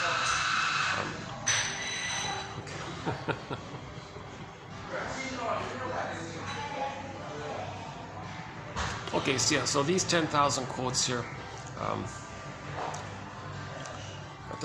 they're manageable. I think every iPhone, I think every owner, everybody over 40, I think can benefit from having this encyclopedia of insights on their phone, and just 10 minutes, like Robert Bly says, 10 minutes a day, just skim through them, read some, highlight them, put it aside.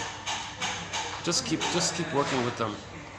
You know, maybe do something like write it out. Sometimes write it by hand, maybe, or copy paste it, or send it, discuss it. Send it to your friend. Hey, tell him, what do you think about this quote?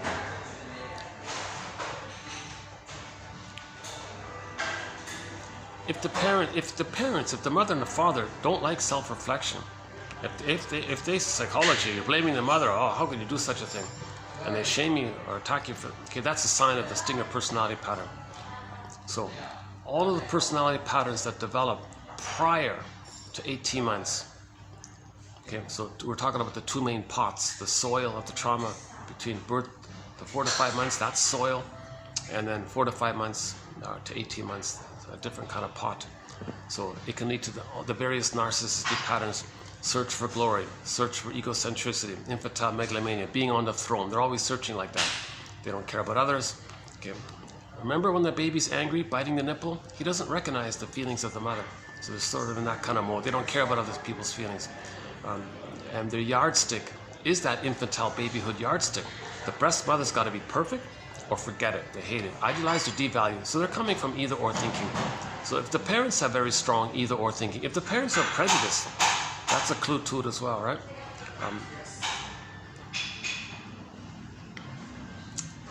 If they do a lot of mocking humor, shaming humor, that's a clue to the stinger personality patterns, the paranoid schizoid with the shadow freudian. The main emotions for the personality patterns: hate, greed, envy, spite, vindictiveness, shadow freudian, the search for this grievance collecting. Burglar calls it injustice collecting. A lot of vindictiveness in there. Oh yeah, okay, Jesus Christ, yeah. In our symptoms of homotraumicus, we'll refer to this point later.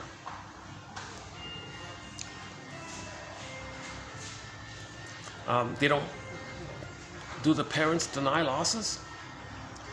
Do they accept loss? Have you ever seen your parents grieve in any way? Or do they just try to escape from it all the time? That's a sign of trauma. They can't allow sadness to run the console for a while. Natural response to loss is to let sadness run the console. But for sadness to run the console, the psychic structure needed is what's called differentiation, a sense of self to have an emotion other than fear and anger. So the psychic structure needs, or another way of saying it is, sadness needs a floor to stand on. That floor is called differentiation or a sense of self. I feel, therefore I am this. Okay, back to Disney film, Inside Out. In trauma, joy and sadness got zooped away. Very important image for healing homotraumica, healing ourselves, homotraumicus. Very important image. Joy and sadness got zooped away. They went up that tube, went around into the brain, lost in the unconscious, lost in this dark, magical Alice in Wonderland world, Neverland. They're gone. And what was at the console? Mainly anger. The character discussed was mainly about distaste and dissmell, sort of like a physiological response in relation to the survival mentality. So we're just using the old brain mainly, right? And it co-opts the cognitive side to cloak their agenda, right? And as mentioned earlier, fear gets overwhelmed easily. Although some people may have a phobic personality pattern. Some people may have like a fear-based person called a phobic person. That's actually Mr. Rycroft's theory here. Mr. Rycroft kind of bases the personalities on the stress response. So he says if some people have the phobic personality, that's the fear one, right? Now the against one, he calls it the obsessional, either on yourself or others. Now the obsessional one, the introverted calls it the schizoid or the phobic. That's still afraid. Either way, it's schizoid. So Karen Horney, that's what I think of. Karen Horney says it more simply. She says, we, generally speaking, we move towards people,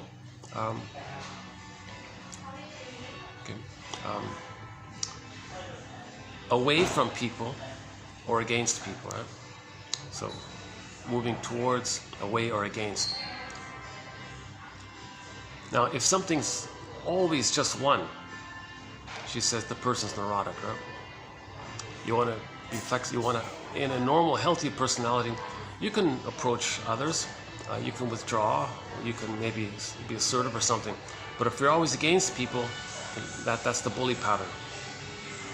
Or he calls it the obsessional.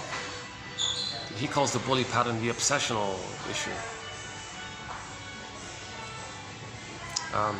The schizoid moves back, like the turtle or the Iagos, and their grandiosity is don't need anybody, self-sufficiency, ivory tower, detached, emotionally detached, aloof, don't trust. They could be. They're also very cynical, so they move away from people. Now they're moving towards. There's the healthy one, or there's the pleaser and the clinger one. They're always moving towards people, like childlike that way. So he calls those ones the hysterical ones. The moving towards is the hysterical one. Moving against self or others, that's the obsessional one. The moving away, he calls it the schizoid one. And his fourth one is the phobic one. And it reminds me of the Disney film Inside Out. One of the characters, Mr. Fear there, he was always afraid like that. That's the phobic one, right? Okay, I'm getting way off topic here. See, I just want to entertain Mr. Rycroft's approach a little bit, because you know why? In particular, because he wrote a dictionary. This guy here has a little pocket dictionary called the Dictionary of Psychoanalysis, and some of the terms are very good, and we have it in our collection. If you type in Rycroft, R-Y Croft, in our collection, you'll get, I think, the best definitions that he provided. So I wanted to go a little further with his work. This comes from his book called Anxiety or something. Anxiety and Neurosis or something. So he says anxiety is modeled on the stress response. The fight one, he calls it obsessional. The flight one, he calls it the phobic or the schizoid. And the hysterical one.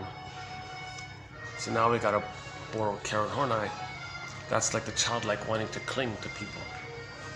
So there's a little overlap here, but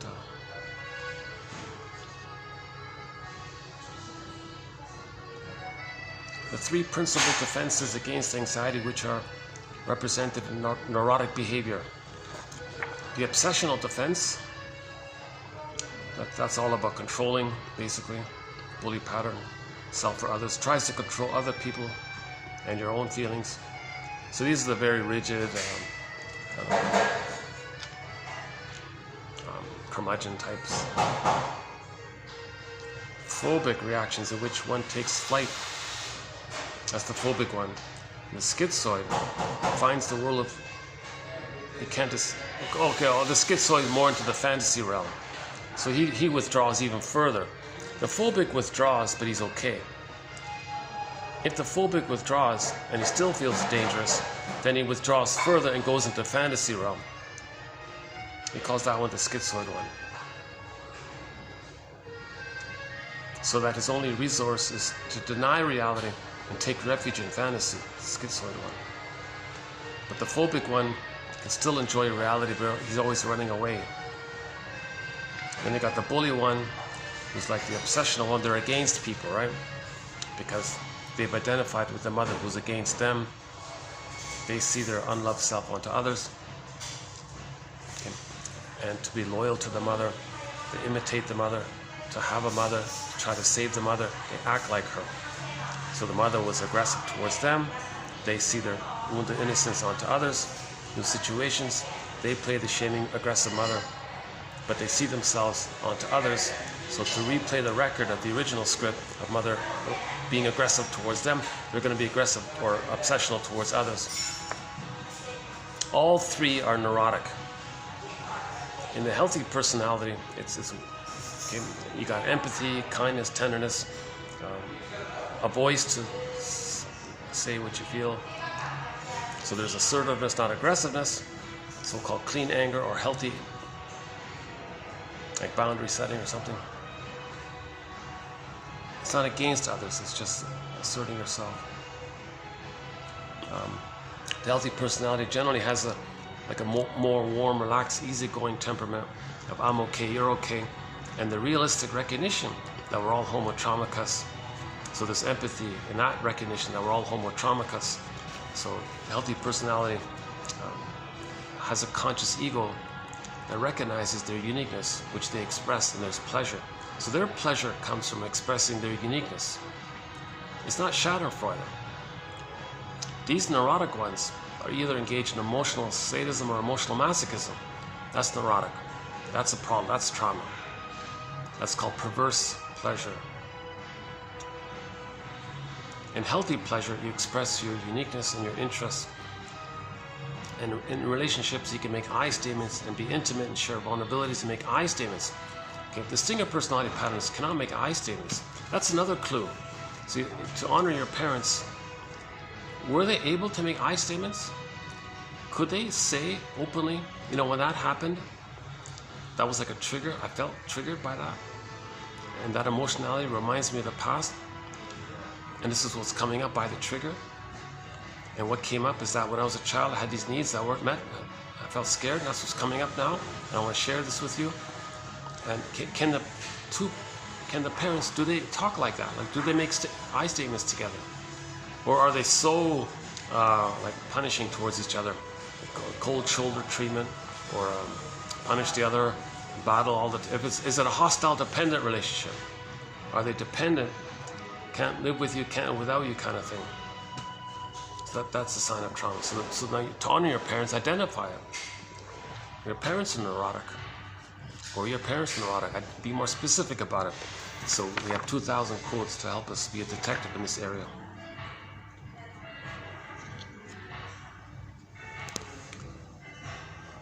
A mature object relationship is one in which the client has overcome his infantile dependency and his emotional attachment to his parents and siblings, and being able to make satisfying relationships with other people in which neither identification nor projection play any important part.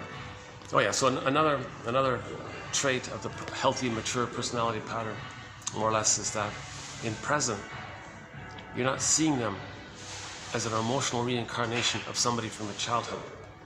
And you're going to continue the conflict with the child in the person of the present through projection and transference. So that means you're still in an infantile place.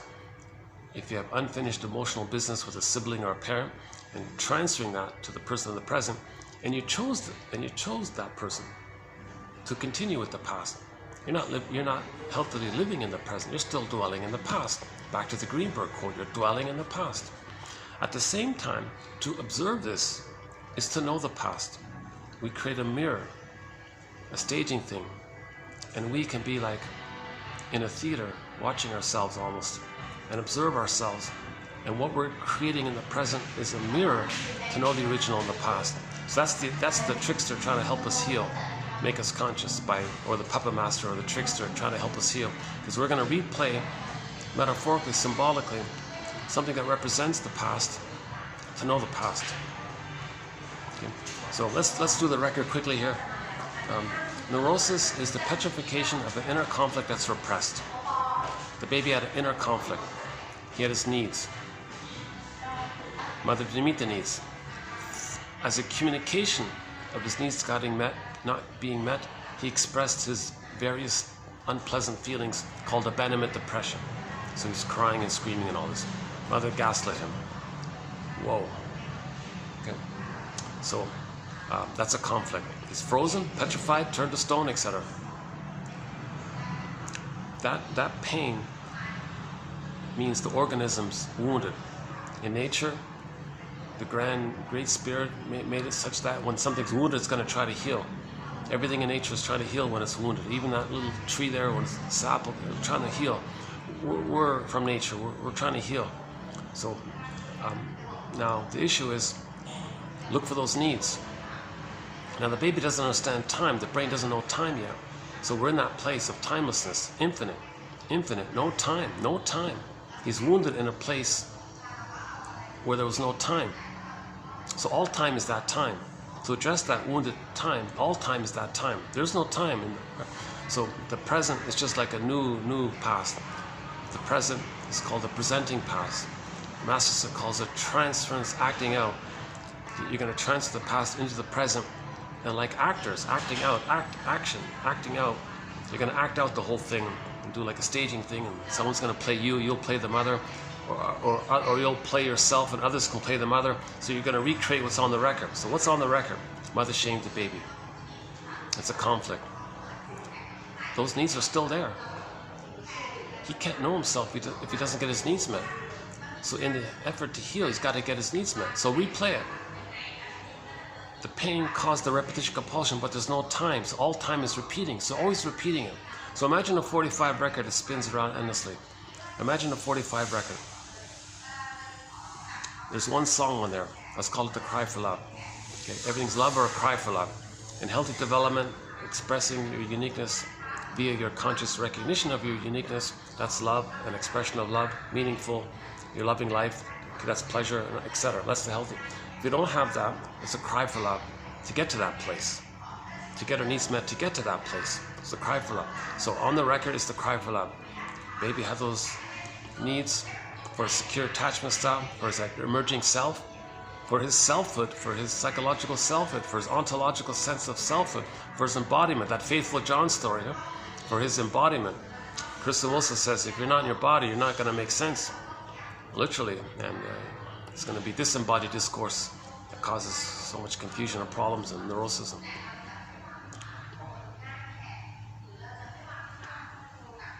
Yeah, I'm a little distracted by them. They've been pretty much yapping the whole time back there, right? But look at me, I'm the one doing all the yapping too, right?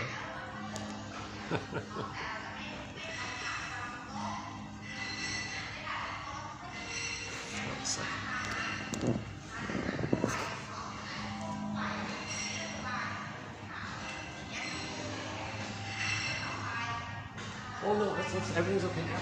Just okay.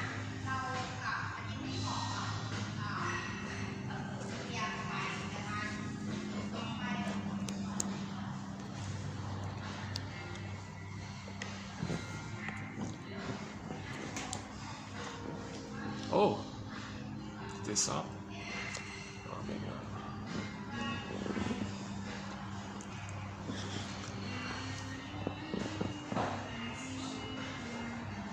not. Neurosis is the petrification of an inner conflict that's repressed.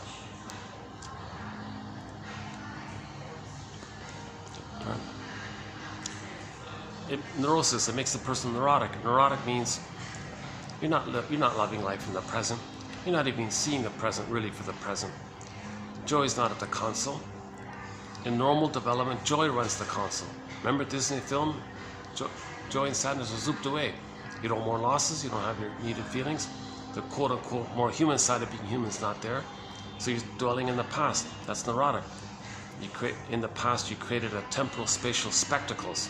And you see the world through the spectacles.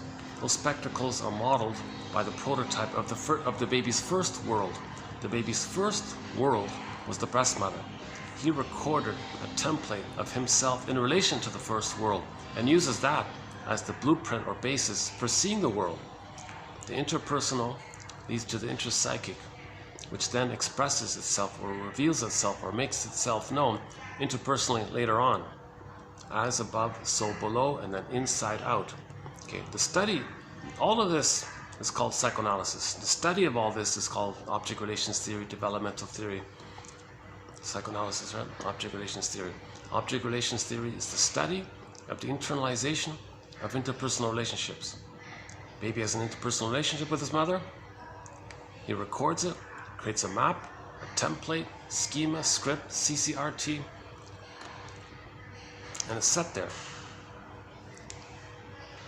Now, he needs a normal script that allows him the flexibility to love life and live in the present. But he's got a painful script, a convoluted one, where he never got enough love to leave the mother. He's terrified of her, now imitating her as a coping strategy to manage the pain. If he imitates her, he thinks he's less pained by her if he imitates her all the time. So he's identified with the aggressor. That means he doesn't know himself. Out of the pain of that, he sees himself onto others. All he's got left is the identification with the aggressor and the regression to the safe place that when he was in the uterus, he was on the throne. So he's searching for that. Identifying with the mother fuels that, so he's addicted. He's in that blissful fusion, the oceanic bliss feeling. He's always addicted to this. Now the pain part of it all is numbed over by the endorphins. Okay. Emily Dickinson, there's a pain so utter, it swallows substance up, and then one goes in a swoon, she talks about. So this swoon she's talking about, that's the numbing mercy, numbing effect, sleepwalking, trance-like. The trance-like. Oh yeah, I just heard a clip. I just discovered this little old comedy clip. Apparently before there was TV, there was a physical comedy on the stage, vaudeville or something. And some comedy shows in the 50s kind of were inspired by like the physical antics of like Lucille Ball and Joan Davis was good in that one. So they're like influenced by that. So apparently back in the 20s or whatever it was, there was a little scene there, very edgy, very surprisingly edgy scene. And no one talks about it. And but someone tried to bore that to make a point. And I don't know why she's gonna keep yapping, is she?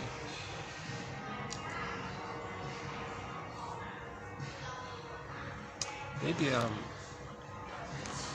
can move it. Maybe I can move it. Oh, with the battery. Hold on.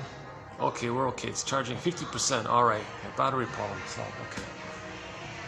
Maybe I can. Yeah, if I stay here, that's going to keep on going. After a while, I'm going to get a little distracted by that high-pitched. It's almost like it's shouting, almost like a low shouting or something.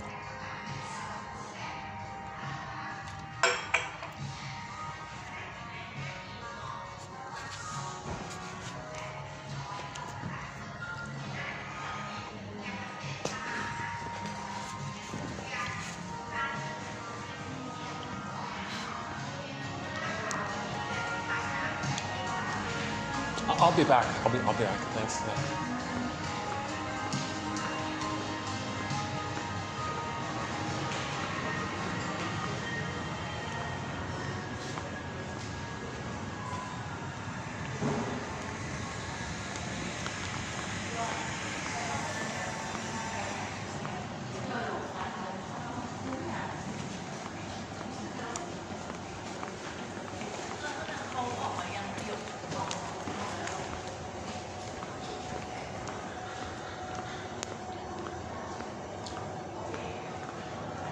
They're still in there. Oh, okay, that's being used. That's too bad. That's a nice little room in there.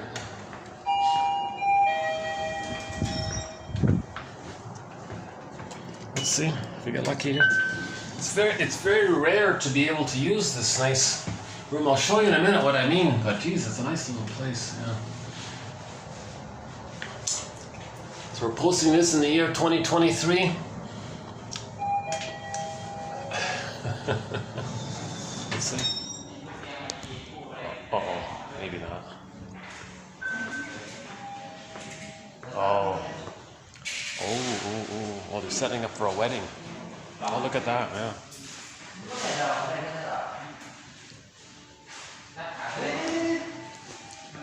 Oh, they're setting up for a wedding, yeah. Yeah, it's a nice room for a wedding, yeah.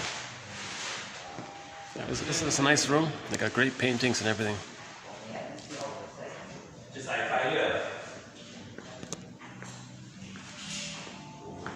Oh yeah, there we go. There's the wedding. There's the cake.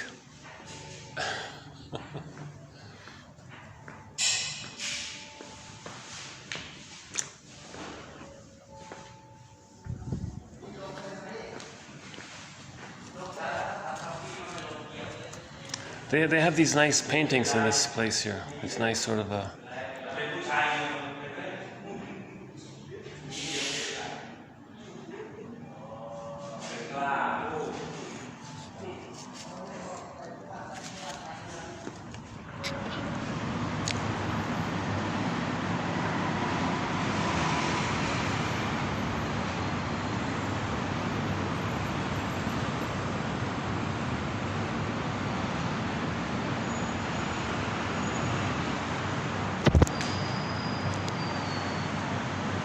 Let's just hang out here for a bit. Okay, hang on. So where were we? Oh, the record. Yeah, Important Theory by Edmund Burglar, one of our mentors, underappreciated author, Edmund Burglar. 24 books, 300 papers. He was a big name. He helped immensely to promote psychoanalysis. Apparently in the 50s, magazines included his articles. His books were bestsellers, you know. Divorce Won't Help was one of them. He said in the book, your inner conflicts will faithfully follow you into the next marriage. So divorce won't help. If you think divorcing your mate means you're going to divorce your inner conflicts, nonsense. Your inner conflicts will faithfully follow you into the next relationship. So heal your inner conflicts, face that, and save your marriage. So divorce won't help.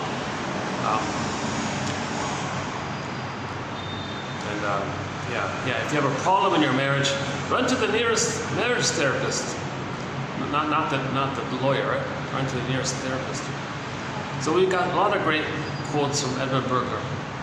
And I've been using his simile of the record pretty much throughout the whole series here. It's still the best metaphor.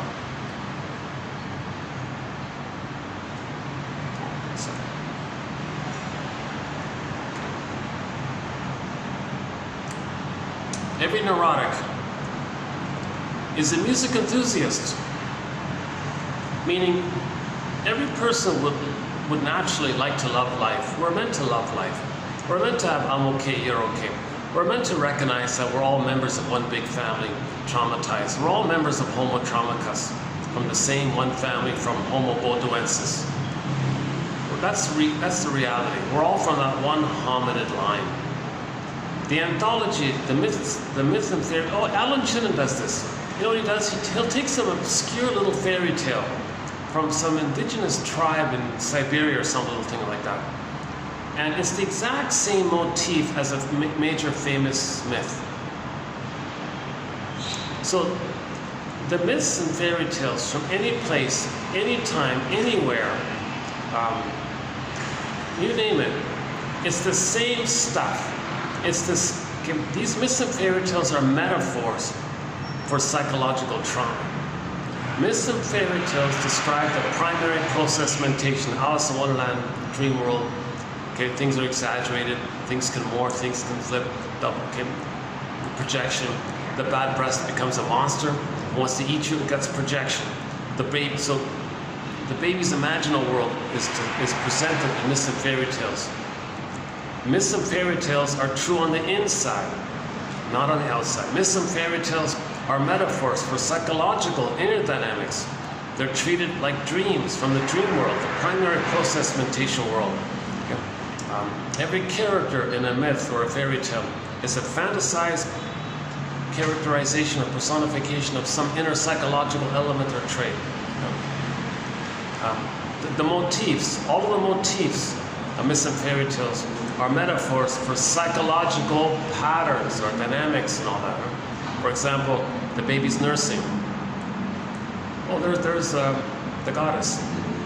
Mother's doing it wrong. There's the monster, goddess and demon. Baby's nursing. He's in heaven with the good breast. The bad experience with the mother, he's in hell. Shame. Hell is a metaphor for the emotion of shame. Hell is burning, represents this burning, biting feeling. That's shame. And he's in there with the monster who's hurting him, the guy with the horns. This is all inner dynamics. This is all emotions, inner feelings, inner needs, unmet needs, defense mechanisms, coping strategies, dark, unknown. Okay, that's this whole area. Myths and fairy tales. So the myths and fairy tales are the same all over the place. So a common motif in myths and fairy tales is the splitting mechanism. In trauma, the baby has to cope with, oh, goddess and demon. No, the mother's not two separate entities, a goddess or a demon. The mother's one human. Baby can't see that in his brain. If he didn't get a secure attachment style, he doesn't see it that way. He just sees goddess and demon in there. And he's going through life with these exaggerated either-or mentality. So think about the parents. Do they have these either-or? Miriam Minerbo from Sao Paulo, Brazil, quoted her client on YouTube. She said the client said that when she's dating some kind of fellow, when she's on a date or something, or she's dating a fellow or something, she said, if the guy I'm dating doesn't give me everything, he gives me nothing. I thought that was a very clear description of the splitting mechanism. This all or nothing, either or, perfect or forget it, now or never, idealize, devalue, this kind of thing. Sometimes in arguments, you see sitcoms will do this. Oh, you're amazing. Oh, you're terrible. Oh, you're amazing. You're terrible. This whole either, because in the brain you're coming from the interpsychic. Oh, that's great. Yeah, I'm not baking. This is the first day I've had where I'm not baking. Look at that. That's great. What is it? Late November, right? Late November. Oh, Late November. That's a song on our soundtrack. We have 4 songs by the classic rock band Pavlov's Dog. Julia. Episode. Theme from Subway Sue. Actually, the song was originally called Someday Soon, but due to a little mix-up, it ended up with theme from Subway Sue. The guy was drunk or something. Someday soon, he wrote Subway Sue. Where'd you get that from? I said someday soon. You wrote down here Subway Sue. Okay, let's go with it. Theme from Subway Sue. Good song. And Late November. Yeah, so we're posting this in late November. Yeah.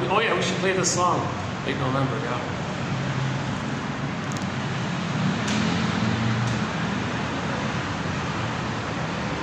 Someday soon, we'll find out where we're going. Someday soon, we'll understand ourselves. Find out where we're going. We'll find out better. We'll understand ourselves better someday soon. We are understanding ourselves better.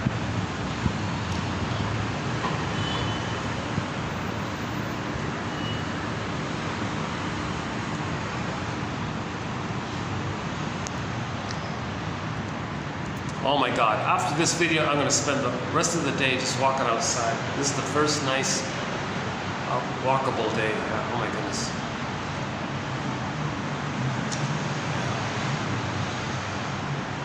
This is like the first day of summer, put it that way. Yeah, put it that way. Yeah. Or the first day of spring, I should say, yeah. It feels like the first day of spring here, yeah.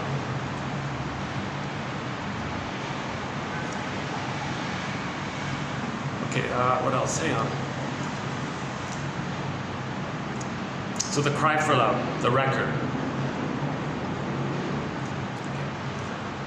Every neurotic is a music enthusiast, but the problem is with the neurotic, he would love to love life, but the problem is he only has one song, one record, this 45. Side B is the same song as side A. He only has this one song. Or long ago in the magazines, they'd give you these temporary floppy, just flimsy little floppy plastic discs. And there were grooves, like a 45. And you could play it on the turntable, and there was nothing on the back, it was flat. So we could say it that way. Just one song, he's only got that one song. He carries this floppy, this one song, this one 45 song with him everywhere he goes. Every time he sees a turn player, a record player, a phonograph, Victrola. Every time he sees a record player with never-ending fiery ardor, there's the compulsion. He's in pain, he's got to get out of it. In every new situation, he's going to spin off that tune. He's going to recreate what caused that in the present, because he's still in the past. The fantasy is going to change the past, undo the past. Get the love that was needed in the past. Get his needs met from the past. Replay the past because he's stuck in that frozen, timeless, infinite, timeless place. So in new situations, he's going to replay that record. Now this recreation or reenactment, this theater thing in the present, symbolizing or metaphorizing the past so we can still think emotionally we're still there in the past, get trenched the past into the present. This reenactment takes two forms. If the baby's traumatized before 18 months, he's going to end up with one of the stinger personality patterns. So the key issue with 18 months is that in normal development, the child thinking he's a little god on the throne, His Majesty the baby, infantile megalomania, egocentricity, okay, the glorified self, the idealized self, thinking he's all about him, hall of mirrors, he's special, he's exceptional, he's like just him, all important, like a little god, another magician. This whole area pretty much dissolves in normal development post 18 months, ballpark. If the child's traumatized prior to 18 months, he's still there. He still thinks it's all him. Narcissist looks into the pool of water, he sees a reflection of himself. So it's just him. Everything is him. The mother's him. The mother's for him. It's all about him. In his hall of mirrors. He thinks he's a little god. It's called egocentricity. Everything's about him, for him, concerns him. If it's not him, who cares? It's just him. Okay? Now, in the story, in the myth, okay, as just said, myths are metaphors for a traumatized psyche, a traumatized mind. So Echo and Narcissus are two characters that represent or personify two psychological elements in a person. So Narcissus looking into the pool of water and seeing a reflection of himself and being stuck there, transfixed there, being one like that, and that's set like that. Echo is flying off in the corner. His soul, his inner life, his faithful John, or his faithful Echo, his faithful soul, his faithful feelingful self. Okay, repressed, disassociated, flying off in the corner. At the end of the story, Echo became a statue. Narcissus was the little flower, a symbol of the psychology the one thinks it's all about them. This illusionary hallucination that they're one with the mother. This blissful, that's why he's so transfixed and bliss with the mother. The baby's in this blissful oneness with the mother. The narcissus flower, the storytellers adopted that flower for that psychological pattern. So in other words, a stinger personality pattern is addicted to the solipsism of the hall of mirrors. That's all about them. They don't care about others. They're in an infantile place, emotionally. And their inner life is represented by Echo being a statue. So they're frozen inside, unfeeling inside. The jargon is Alex Stymie. No words for feelings. Where am I feeling? Who cares about feelings? So they're in denial. That's homotraumicus. We're homotraumicus because most people, well, one theory is in North America, 90% of the baby are getting this. To one,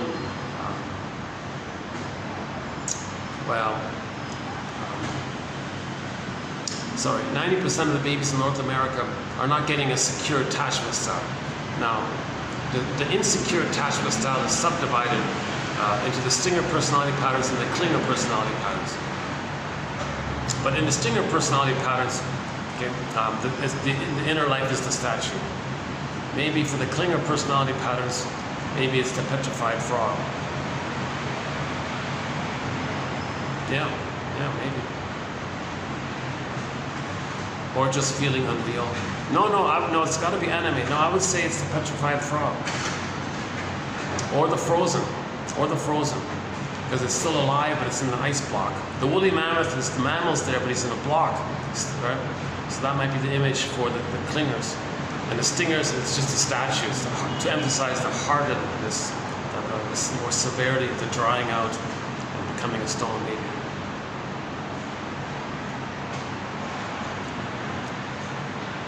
The lighting's not too great here, is it? Yeah, let's see. How about like that? It's like that. Oh, that's better, right? Hey, can I do it this way? Yeah, let's see if I can do it this way. One second. I like it if I move each other.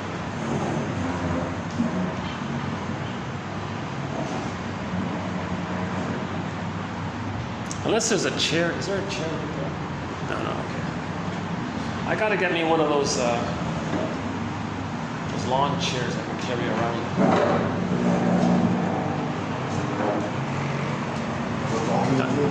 Yeah, go ahead. Yeah.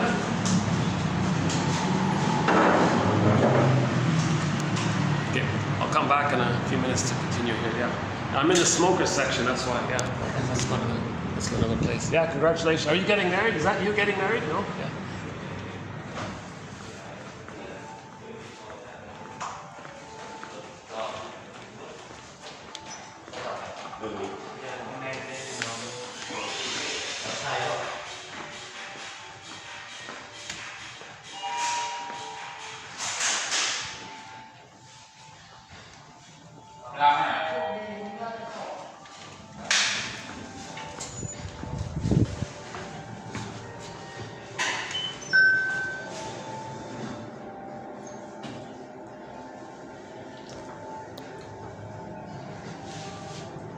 Every neurotic is a music enthusiast, but he only has one record.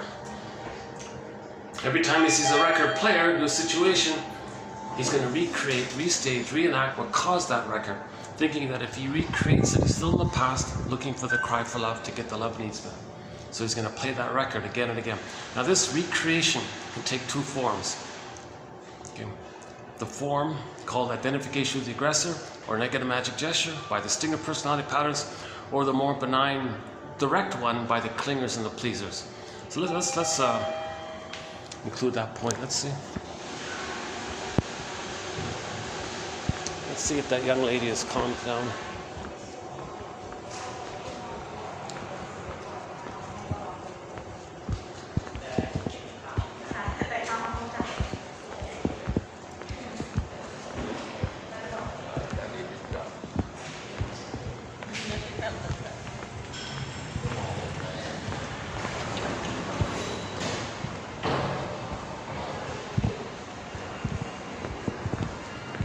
Someone's in my spot. That's not good.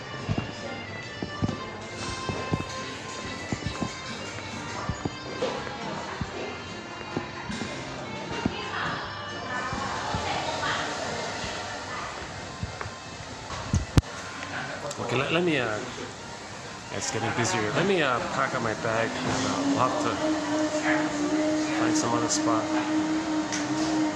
Okay, hold on a second.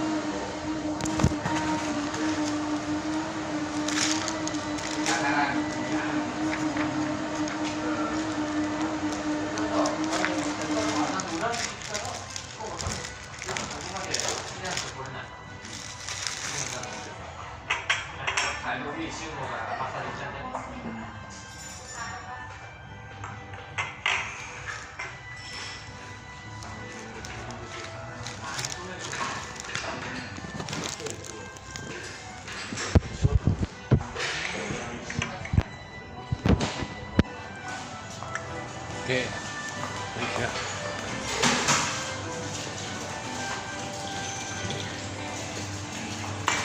Thank you.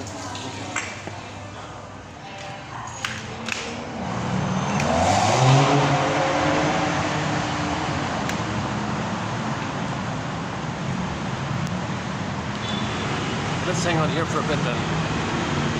You know, there is another nice place I could go to. It'll take about 15 minutes to get there.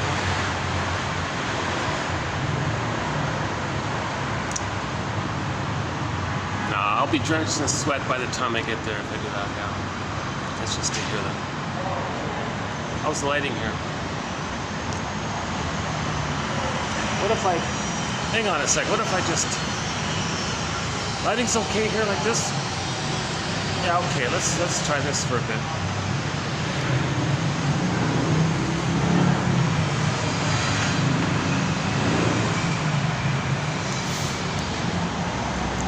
Not too noisy, is it? Sorry about the noise, yeah. Oh my God, speaking of noise, Jesus. Okay, I'll speak a little louder. Oh my God, yeah, it's too noisy. I can't do it here, can I? Oh my God, it's too noisy here. You're not hearing me, are you? You're barely hearing me, are you?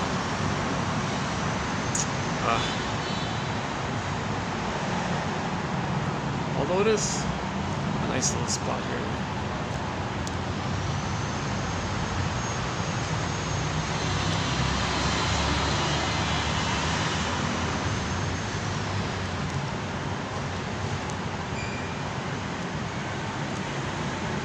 So, in clarifying the reenactment, the record,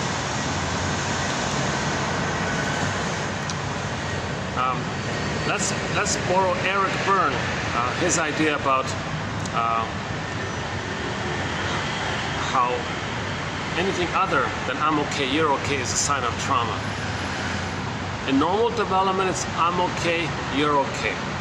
I'm a member of Homo Traumacus, you're a member of Homo Traumacus. Homo Traumacus is this one massive family. We're all cousins from Africa, basically. So we'll three-dimensional, wounded, myths and fairy tales, same stuff. Okay? That tribe in Siberia, whatever, and the people in the big city, same stories, same trauma, same issue. And we've got a lot of material in this area that we're all the same.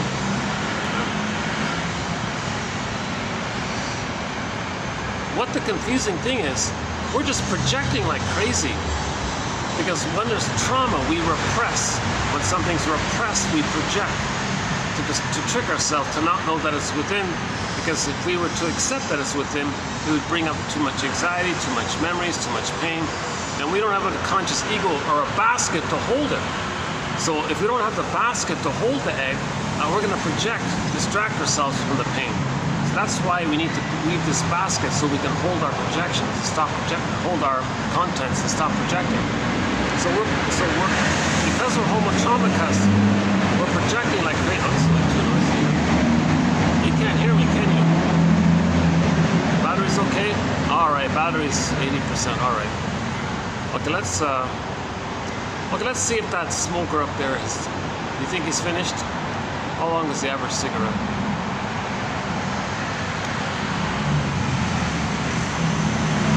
Yeah, we did a quote recently about the cigarette. Yeah, the guy, it's a symbol. It's a symbol for the unconscious triggering to be back with the nipple. And that's what Wilfred Lay said, that it's a symbol for the nipple, and you're getting the emotional return to the breastfeeding time. But that's just a theory. It's an old idea, over 100 years ago, and I don't see any recent authors discussing it. But back then, that was the consensus. But it's not just cigarettes. It can be any stimulating fluid. Stimulating fluid. His example was alcohol. It's a stimulating fluid. It could be like any stimulating fluid.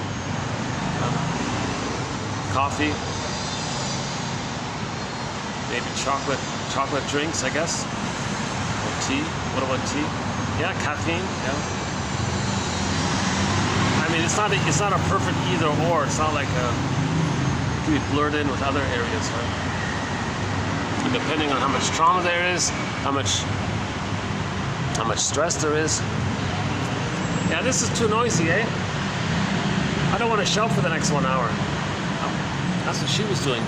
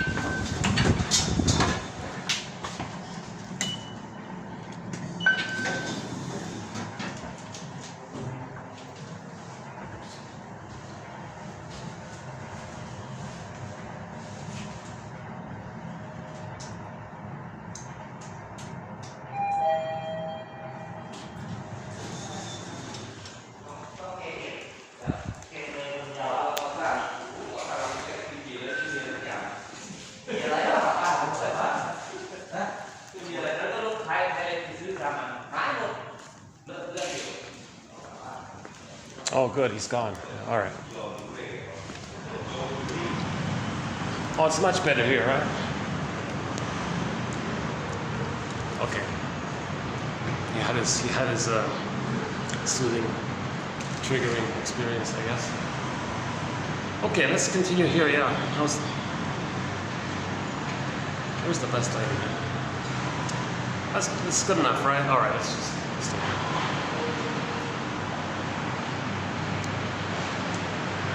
Yeah, so the reenactment could take two forms. But before I mention it, let's set it up a little bit. When the baby comes out of the uterus, and for his identity, needs a secure attachment style, mother's attunement, her reverie, positive maternal experience, etc. He doesn't get it. Now he thinks he's everything, he causes everything, he makes everything, it's all about him. The mother's him, extension of him, or there for him. And he comes out of the uterus, and his needs aren't met. But he's a little God, but his needs aren't met, and he's in pain, and he's freezing up inside. What does he think about himself? Maybe he's a flawed God, right? So he feels defective. That's his identity. His identity, that's shame. He thinks he's defective, no good. So babies may begin when a secure attachment style hasn't been established. They may think there's something wrong with them. They're defective. They don't say, "Oh, mother's, made a mistake and I'm okay and she's doing it wrong. She's confused." They don't have that kind of forgiveness of the mother, even recognition of the mother. It's just all them in the beginning. Plus, related to that, the baby can't, because of undifferentiation, emerging, infusion, mother, oneness, unico, mystica, the baby can't parse out where he begins and ends and where the mother begins and ends. So the mother's defective. He thinks he's defective because the mother's him. Part C, if the mother is not giving her love, the baby may think, "Mother, what's going on here? Where's your love?" "Sorry, baby, I don't have it. I never had it." "Oh my God, you were never loved, Mother? You're wounded, you're hurt. I'll save you. I'll correct you. I'll heal you. I'll make you be a loving mother. I'm a magic man. I can do anything." So the baby will try to save the mother. Plus, the baby needs a loving mother. So he'll try to save the mother. Okay, he can't do it. "Nice try, baby." Means well. No baby can convert a traumatized mother and suddenly magically make her be a loving mother.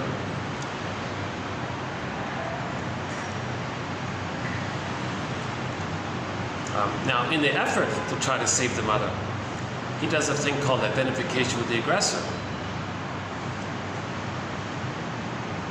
Because he believes her mother wanted oneness with her mother. The mother needed fusion and symbiosis with her mother. She didn't get it. Baby says, "Well, Mother, we're already one already. Well, I'll just be the loving mother that you needed in the oneness that we have. I'll try harder and harder." At the same time, the baby's needs aren't getting met. He's being shamed and wounded. The more Fairbairn, okay, quote, "the more the mother's love is unavailable, the more the baby clings to her, searches for her." So their fusion becomes tighter and tighter, and finally gobbled up, like he's identified with the aggressor. He rejects himself and acts like her, imitates her. So the baby would rather imitate the mother and try to save her than have no mother. This is called identification with the aggressor. So he loses himself. He sees his unloved, defective self onto others. He flies that sense of attention onto others, flies it out. His attention is flown out. Others can represent, and he can think others have what he has, but the trick is it makes him unaware that he has it. It's called projection. So he'll say others are not okay. Now, in the identification with the aggressor, he's going to be loyal to her, imitating her, treating himself the way she treated him. That's how to be loyal to her. But he already sees himself now onto others. Others can have it. So he's trying to save the mother by imitating her, by being one with her, by being fused with her, by letting her feel seen because he's imitating her. He's doing it again and again. It's nonsense. The baby cannot provide the love that her mother needed back in her nursery. But the baby's trying. You add those 3 points up, he can't save the mother. Although he means well, he's trying. He thinks the defective, shaming mother is him. He's defective. His paradise is lost, and maybe there's something wrong with him. You add it all up, he concludes with the belief, I'm not okay. That's his identity, shame, insult to injury, guilt. The guilt has 2 parts. He tried to save the mother. He couldn't do it. He failed. He's guilty. He didn't save the mother. It's a false belief. It's not the baby's job to save the mother, but he thinks it's his job because, as well, he needs paradise for mother. So he's invested in the false belief because if he has the false belief, he has the hope that maybe he'll succeed and get mother's love so he can get his needs met. So he feels guilty that he didn't save the mother. Part B is he violates something. He goes against something. He lies to himself. So he's guilty to himself because he's going to deny that the mother's hurting him. And as mentioned before in the splitting mechanism, he's going to hallucinate that the mother's all okay. The mother he needs paradise, so he'll do it in a fantasy, or psychosis, or delusion, or whatever. So he violates something by doing it. He lies to himself. He can't even admit the truth that the mother's hurting him. He's got to say, oh no, the mother's wonderful, she's wonderful, oh, you got to be kidding, she's the world's greatest, or he'll idealize her. So he's lying to himself. He's guilty. He violates something in that, right? He violates something. So you add up the unconscious guilt. The unconscious guilt is layered on top over the underlying guilt. You add those 4 points up, he concludes with, I'm not okay. Mother must be seen as okay. Now, in identification with the aggressor, as just mentioned, his unloved self, of him not being okay, he can't know it. It's there, but he can't know it. So his attitude will be, others can have it. Others can have his wounded humanness. He'll revert to the old, safe place. It's called regression. He'll take refuge or regression into the old once upon a time that when he was in the uterus, he was a little god. He was on the throne. It's called megalomania, egocentricity, the glorified self, the idealized self, the ego ideal, or some kind of supreme imagined perfection. I don't even bother with that one. Woodman calls it addiction to perfection, this constant search for glory. When Karen Horney calls this addiction to perfection the constant search for, oh no, she doesn't. Karen Horney, one of our mentors, has the phrase, the search for glory. But she means it in the way of how a person is searching for that glory, that they were on the throne in the uterus, so they're searching for that. So it's the way all of the selfish types search for power and status and don't care about others. Right? The Don Juans and the Peer Gints and the Playboy types and all your crude, aggressive types who don't care about others and just want money and power and have contempt for feelings and contempt for sensitivity, contempt for I statements, contempt for emotions. They hate nature, they hate feelings. This whole rejection of the so-called feminine side, right? The obsessional in today's guy, from Mr. Rycroft. Mr. Rycroft would call these the obsessional types, the OCD types, I guess. I'm just experimenting with this idea. I don't know if I'm going to really spend too much time on it. I include it because we don't have too much on this obsessional I want to better understand it.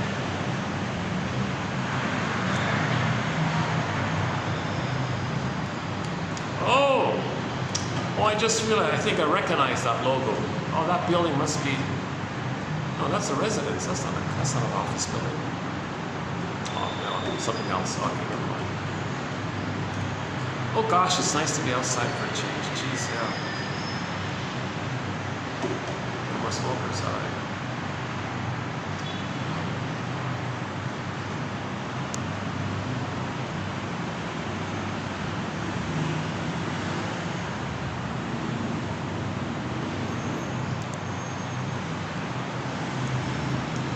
So the stinging personality patterns, trauma before 18 months. This means sometimes it's called a strain trauma. The mother's consistently, again and again, misattuned, malattuned. Baby's crying and crying, mother gaslights. Misattuned, gaslights, misattuned, gaslights. Mother, I have these feelings. I don't see it. No, you don't. I do. No, you don't. I don't. Gaslight. Okay. Word of the year, 20. Mothers are gaslighting their babies unknowingly to communicate that they themselves were gaslit by their mothers. Repetition, compulsion. We repeat to know how we were treated. We treat others the way we were treated, to know how we were treated. Hurt people to communicate that how they were hurt. So it's called, so again, mother's absence, mother using the baby. There's a variety of ways the mother can give the baby a strain trauma, meaning the micro perverse aggressions again and again against the baby. Finally, he can't take it anymore. Coping mechanism, defense mechanism. He'll project his own soul, his own self, his wounded, defective self. Others can be it. He'll take refuge in the grandiosity of his little God.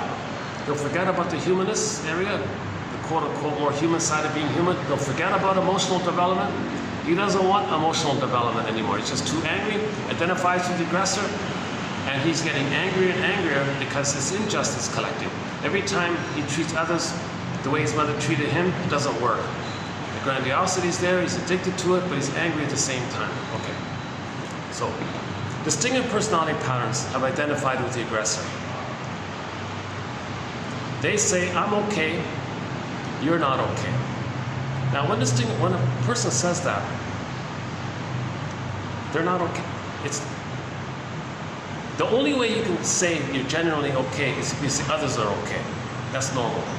If you say I'm okay, you're not okay, that's an aberration. That's severe trauma. Ironically, it's less severe trauma to say I'm not okay, you're okay, because you're still in the childlike human realm that the baby thinks he's no good, mother's amazing. He's still in that human area. But once you cross over and reject all that and regress back and identify with the time you're on the throne, identify with the aggressor and say, oh, I'm okay, you're not okay, Okay, Alfred Adler calls that the superiority complex as a defense mechanism against the underlying inferiority complex. That's what he means by that, I think. So in other words, it's more severe trauma, it's more perverse or more psychotic to say, I'm okay, you're not okay. That's worse, because, or more wounded, more wounded, let's say, or more traumatized, let's say. Because you're talking about yourself. Those negative things you're saying about others, you're talking about yourself. To know that you're talking about yourself, that's why you're saying this. Okay, so let's go back to the record. On the record, it says mother shamed them. In the new situation, they look at the record, stingers. They look at the record, it says mother shamed them. New situation. They already see themselves onto others. Their unloved, affective, shamed self, they already see it onto others. They don't want to admit that it's there. They rejected it. They deny their soul, right? They rejected it. So they already say others are no good, meaning themselves, seen onto others. Okay. They've identified with the aggressor. So in the new situation, the record says the aggressive mother shamed them. But now they are the aggressive mother who's going to shame them. But they see themselves onto others. So the behavior is to be loyal to the record, to replay the record, they got to shame themselves. But they see themselves onto others. So the behavior is they're shaming others, thinking they're shaming themselves, thinking they're being loyal to the record being a replay of the interaction with the mother and the ongoing cry for love for the mother. Can you believe it? They're shaming others, thinking they're back in the nursery crying for mother's love. They flip it. Okay? In the Alice in Wonderland world, it's flipped. Double think. So they don't play themselves. Others can play them. They'll play the shaming mother. They'll shame others to replay the record of mother shaming them. Okay? Hocus pocus. Auto-hypnosis. They can flip it around. In the new situation, when they shame others, to replay the record and revive the record, re-experience the record of mother shaming them, they're going to feel badly by how the mother shamed them. It's going to come up. We are repeating to get back our feelings, but they don't have a basket yet to accept it. They don't have a nest to accept it. So when they shame others, they're going to be reminded of the pain of what the mother did to them back in the nursery. At that moment of their feeling pain, hocus pocus, auto-hypnosis, double focus. The one they just hurt in the present is the mother that hurt them in the past. And they're going to say how bad that person is in the present for hurting them in the past. It's psychotic. The person in the present isn't the mother that hurt them in the past, but they believe it. Why? Because they got to be loyal to the shaming mother, because they've become the shaming mother, and they got to be loyal to the shaming mother because they have the ongoing effort that it's their duty to save the mother, and they don't have enough self-forgiveness to lose that whole belief. You need an ego for that. You need 1,000. You need to read Forensium. You need to read this psychology to consider that, move towards that area. So that's one of the perverse ways of thinking by the Stinger personality patterns. In a new situation, they look at the record that said mother shamed them. They're the shaming mother. Others will play them. They'll play the shaming mother who shames them, but they see them onto others, so they shame others thinking they're shaming themselves, to think that they're being loyal. Now they feel badly by the memory of how mother shamed them, but they're the shaming mother. So how do they account for that feeling? Oh, the one they just shamed is the shaming mother who hurt them in the nursery. Now you create rationalizations. Now you manufacture excuses. The propaganda machine, the advertising machine, the BS machine. You got to make up all sorts of stuff to convince yourself to believe that the one you just hurt is the mother who hurt you back in the nursery. But you don't say that the person in the present is the mother that hurt you in the nursery. You just say, oh, they're bad, they hurt me. You just flip it around, make it up, just delude yourself. It doesn't matter. It's Alice in Wonderland. There's no logic in there. Like the cat said, there's no logic in this primary process world. So you can't apply conscious logic to unconscious logic. That's what Edmund Berger was saying to one of his clients in the book. Do you really think conscious logic is the same as unconscious logic? The logic of the magical trickster characters, the myths and fairy tales.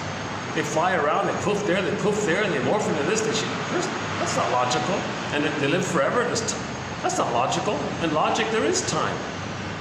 the imagery, those images don't understand time. That's not logical. The logic is there is time. We can see it. Right? A cat, you know, a 5-year-old cat, maybe he's got 10 more years or something. I don't know. We can time it. We recognize birth, the phases, stages of life, right? That cat might be in the Wednesday of the week of his life or something. Thursday, Monday, Sunday, Saturday, Tuesday. There is time. We have calendars.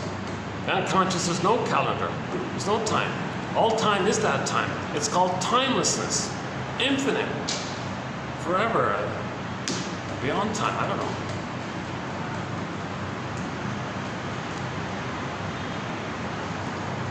Okay, this issue of repetition, compulsion, and the stingers, that's a key psychological theory to what we're now going to do here, the symptoms of homo traumacus.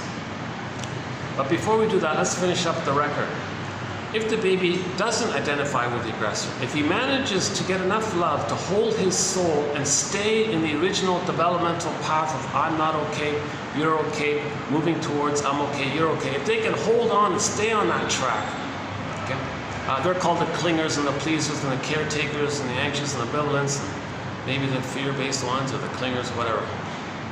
Higher functioning histrionics, higher functioning BPDs maybe. So if they say I'm not okay, you're okay, and they're kind of childlike or histrionic, the higher functioning histrionic, you've got the higher functioning histrionic. Most histrionics are sort of in the codependent order. But you do have lower functioning histrionics. Those are called the clinging vine narcissists. That's different. There's a difference between, you look at the psychic structure. If they're hysterical and all this, some are caring, maybe like Joan, the character Joan Stevens in the sitcom I Married Joan, starring Joan Davis. Or they may be like selfish, clinging vine narcissistic, where they're hysterical, but they don't care about you. They're a little more clinging vine narcissists. Their narcissism is by clinging to the other narcissism. And their pride and egocentricity of that. That's interesting about Fritz, what's his name? Kunkel. Fritz Kunkel talks about this. John A. Sanford's mentor, yeah.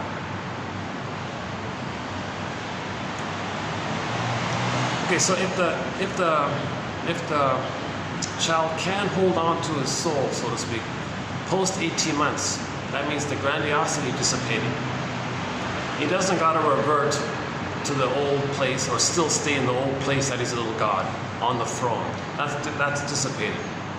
So now he's still a wounded child. He's only 18 months plus old, before 36 months. But he's frozen there. He's frozen there in the so-called rapprochement phase. Maybe usually what happens is the child explores, but then the mother's not around. He thinks, oh my God, to know myself, I lose my mother? I can't lose my mother yet, so I don't know myself. So there's still that childlike place. Okay, as mentioned in part 2, when the child is a little explorer, he's got to explore and know that it doesn't mean he's going to lose his mother by doing so. But some mothers will say, wait a minute, I can fix my child here and make my child always dependent on me, because she's going to objectify and parentify the child to make the mother never feel alone, always have somebody be there for her at her beck and call, respond to her, make her feel important. So she wants that kind of power over the child like that. So some mothers do that for their psychological unconscious needs, to not feel alone, to be mirrored and idolized because they're traumatized themselves. Okay, anyways, so the child might be frozen in that kind of rapprochement phase, the now voyager phase. Love, gratitude, empathy have sort of partially halfway entered the psychological picture. They do care about others, sort of halfway there. And under stress, they can regress to the stinger places, but then they go back. So there is some empathy, but the main thing about the clingers is they don't really know what they like too much. They don't really self-activate. They might start something but can't finish it, right? Because they think they're going to lose their mother, you see? They're going to lose their mother. So they start something but they can't complete it, kind of thing. Because the prototype was they learned something, mother wasn't around. In the rapprochement phase, the child explores, discovers something, runs back to mother. Mother's not around. Mother rebuffs the child. Oh my God. So later on, they got the humanist area, but they don't know how to start their own business or something, or they don't know how to get their degree or take some initiative to do their own research or start something new or creative on their own. They're still looking for a good parent to help them in that area, but they're still in the childlike place in that area. Now the stingers, their main focus is that their pleasure is to imitate the mother. They've been gobbled up by the boar queen. They're the hungry wolf, and they're addicted to this. So their Schadenfreude, their egocentricity, their hate, envy, greed, okay, can't mourn, and they're stuck in this.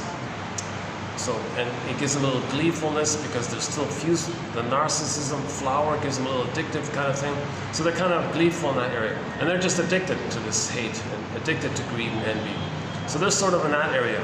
They don't know themselves, that's the theory. They don't really know their genuine interests. They don't bother anymore. Because you got to trust somebody to get to that place, but they can't trust anymore. The basic trust was so severely traumatized in the stinger personality patterns. It's like a never again kind of, we'll never trust again. That's why they don't want feedback, because you got to trust somebody in what they're saying, to consider what they're saying. They don't want therapy. They don't want to see vulnerability or tenderness or so-called weakness. They hate all that because they've identified with the aggressor who hated their weakness and vulnerability and sensitivity and feelings. So one of the songs of the stinger personality patterns is Get Over It. Another song is that the Schadenfreude is the sadism song called Sweet Dreams. It's a perverse and twisted one. When they hurt others, they feel pleasure. They call that all these perverse songs come from the stinger personality pattern. What they want to live forever is 18 Forever, that song. And there's a few other troublesome songs in that area.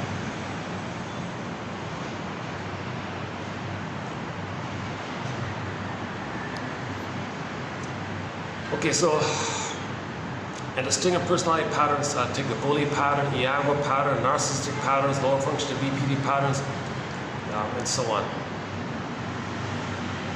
And many of their slogans: don't care, egocentricity, my greedy, your greed, infantile yardstick, can't mourn. If there are losses, contempt, sour grapes. Didn't eat them anyways. If a stinger, so we talk, I won't do it here, but if two stingers get married, they'll scapegoat one of the children. Maybe I'll start in on the symptoms of homotraumicus. Okay, let me get out there. Give me a second here. Hold on a second.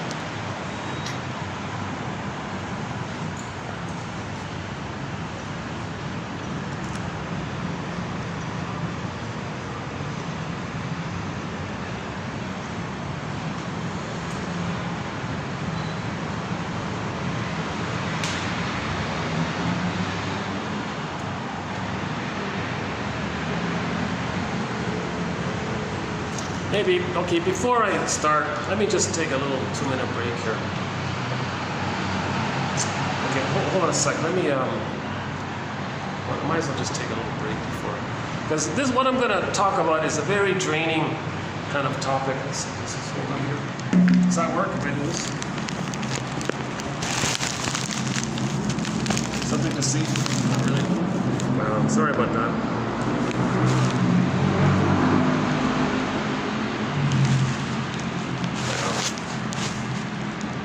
Oh, okay, all right, forget it.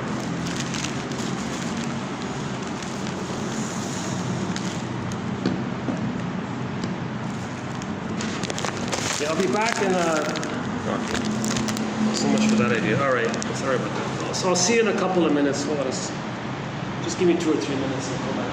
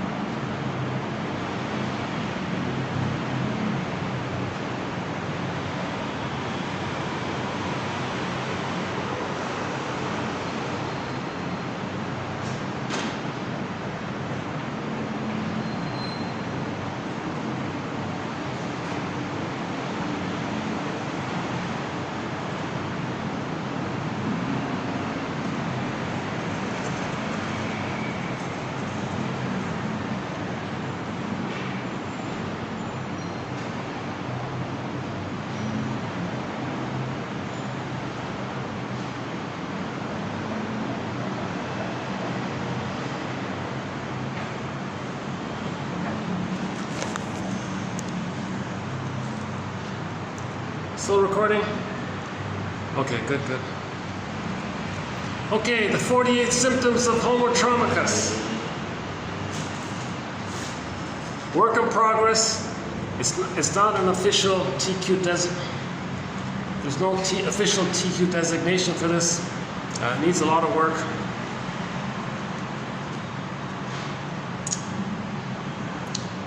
Let's change this.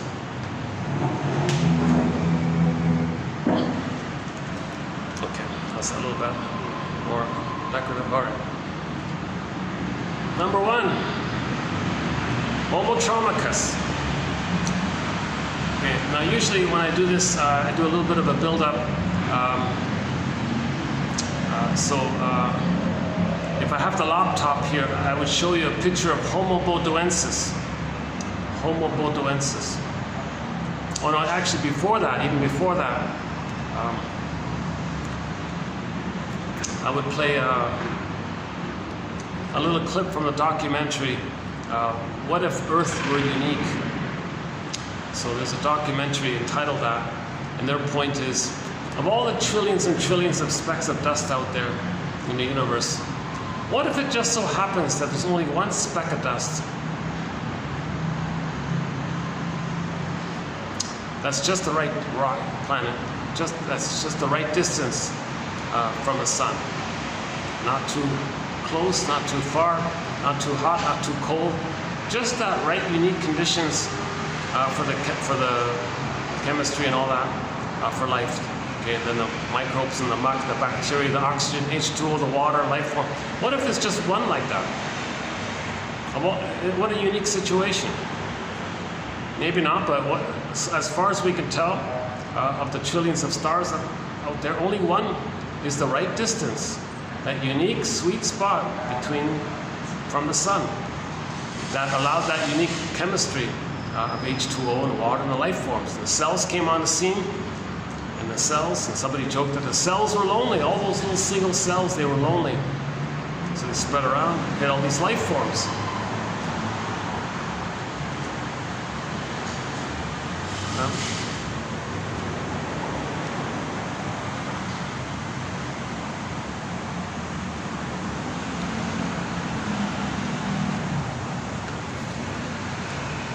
And then however long it took for all these life forms to evolution, all this,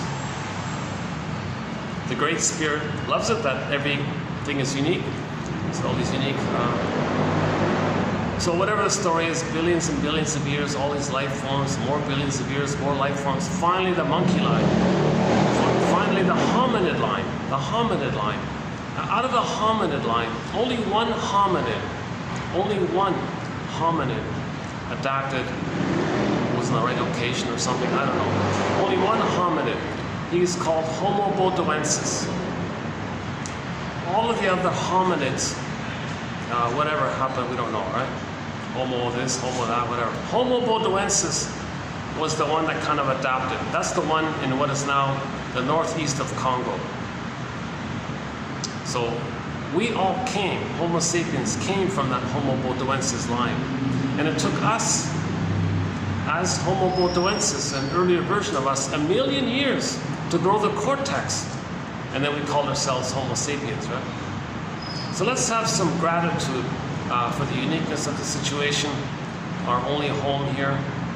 And okay, now let's pause here. Let's play Katja Epstein's song called Diese Welt. Diese Welt, this world, our world. She says in the song, you know, our world may just be this one little speck of dust in the universe. But hey, it's our speck of dust. And besides, all of the other specks of dust are too far away. So what do we want for our children? Do we want our children to play happily on the beach? Or do we want them to be exposed to dead, rotting fish all over the place? And they can't, and it smells. So what do we want? It's our home. Diese Welt, it's our home. What do we want?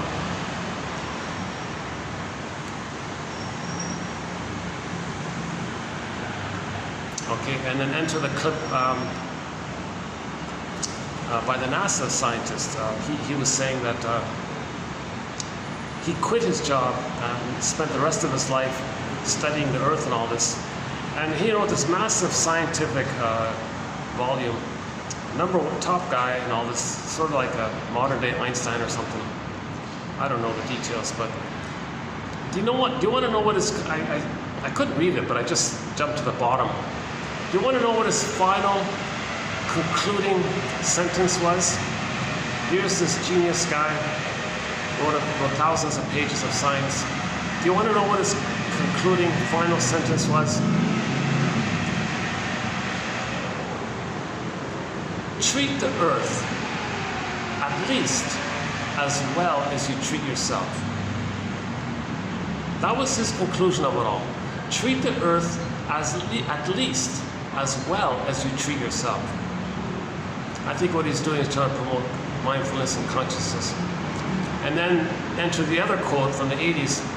She made a big deal about that humans are 70% salt water. The Earth is 70% salt water. Humans, 70% salt water. Nudge, nudge, hint, hint. We came from the Earth. And the salt water, the way it is, she says, is the same of the salt water the way it is in the ocean. Like there's a lot of commonality there. We came from the Earth, right? So at least treat yourself as well. Treat the Earth at least as well as you treat yourself, or from the Earth like this.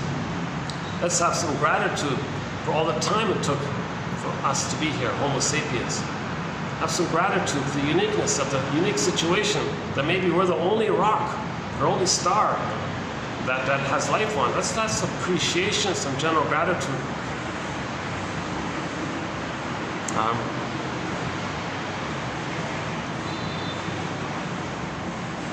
Okay, and then we can play Carl Sagan's clip. Carl Sagan. Okay, let's play Carl Sagan later. So, we were Homo bodoensis. Now somebody joked, were they like the bonobos? Well, you know, the theory is, all babies got a secure attachment style. All babies had an extended paradise with the mother.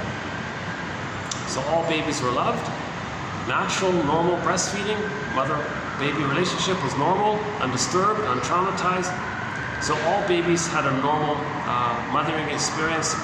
So they developed the I'm okay, you're okay, tolerant personality.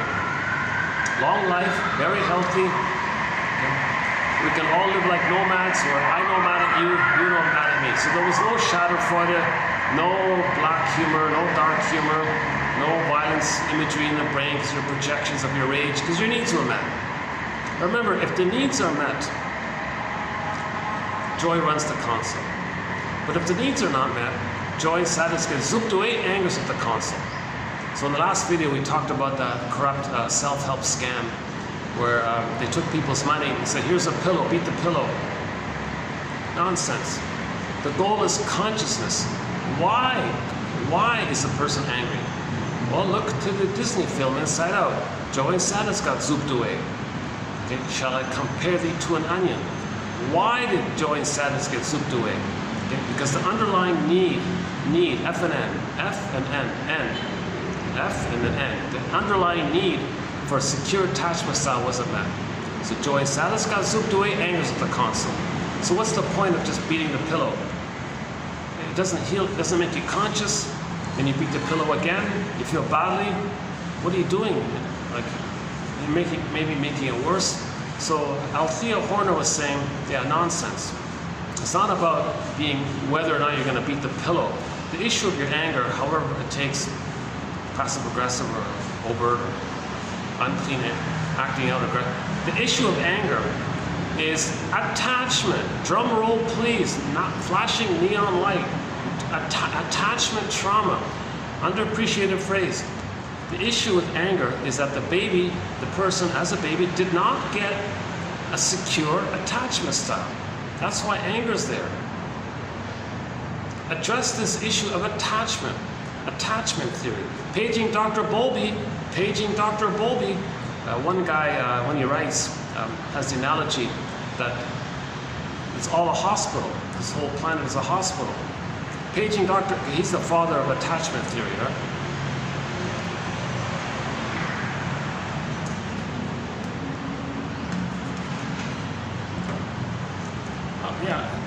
is the lighting still okay? The lighting feels a little awkward here. Should I go back to the old way? Yeah, maybe, yeah. Okay. Let's return this, all right.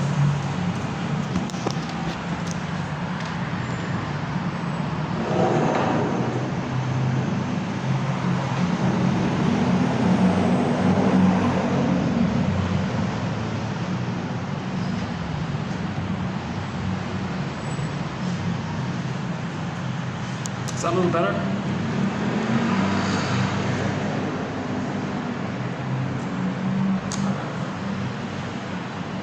Paging Dr. Bowlby, attachment theory. The issue is attachment. Look at this area. The greatest hurt of all. The truth will upset you free. The greatest hurt, the greatest wound of all. Mother failed me. She failed me. Meaning, not to blame her, but you got to feel some anger at some point. You got to feel some kind of anger in the grief work process of the truth will upset you free. So then later on, we become a detective to understand and recognize that our mothers and fathers are also members of Homo Traumacus. Our parents are also members of Homo Traumacus.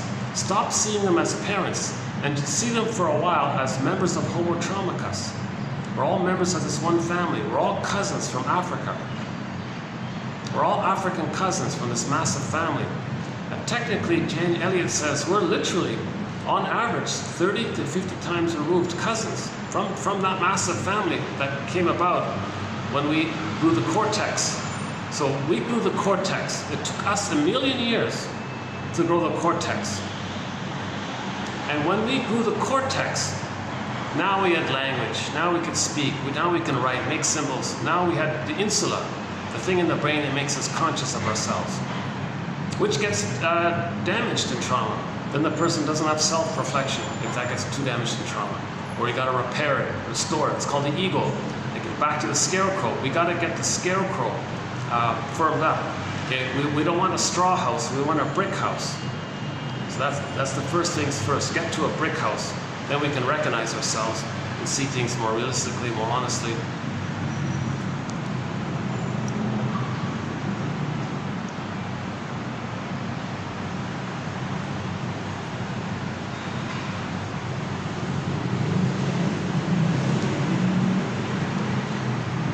Oh, it's getting hotter now, actually. Oh, I see. Oh, that's why it wasn't so hot. It was earlier in the day, right? All right, so I'll get back on track. What's the battery? Let's see.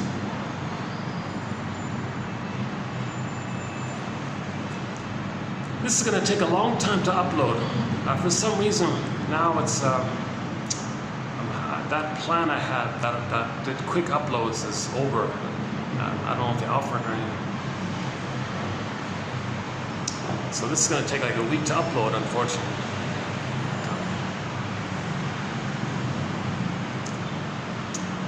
Yeah, so this will be in December maybe, huh? Late November. Pavlov's dog.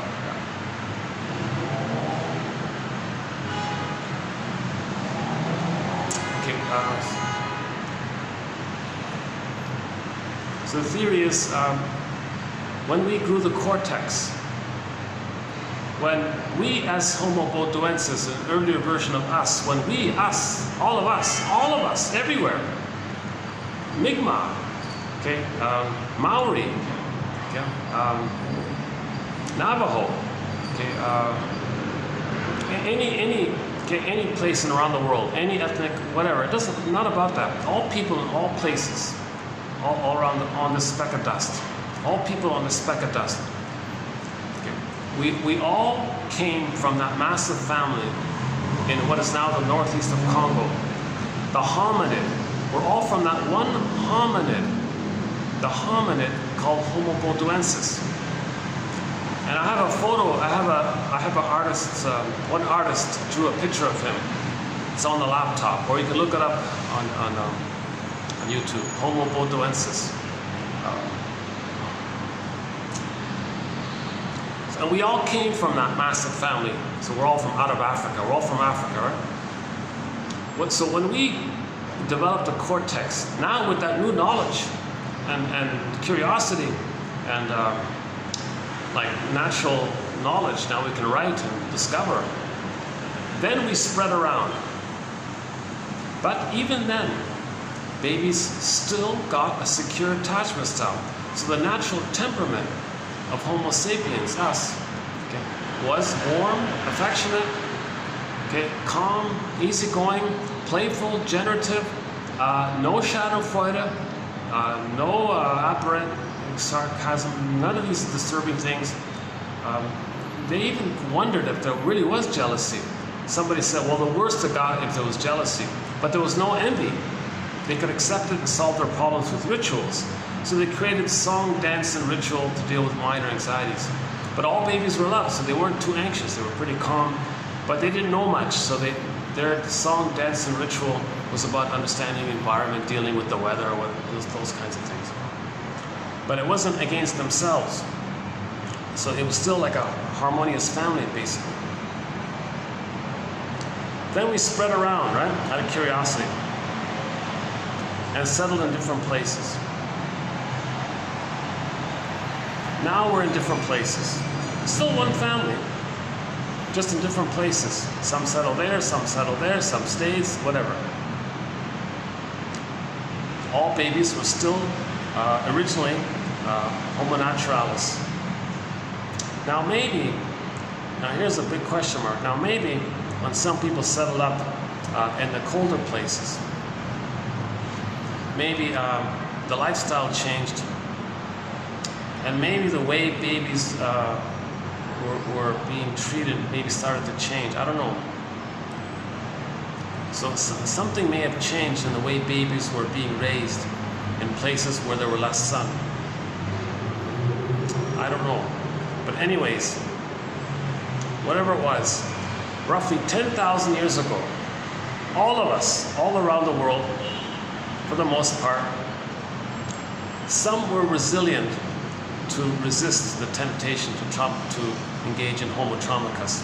They're the indigenous people, and there's still some traces of it, although they've been traumatized by the other traumatized cousins.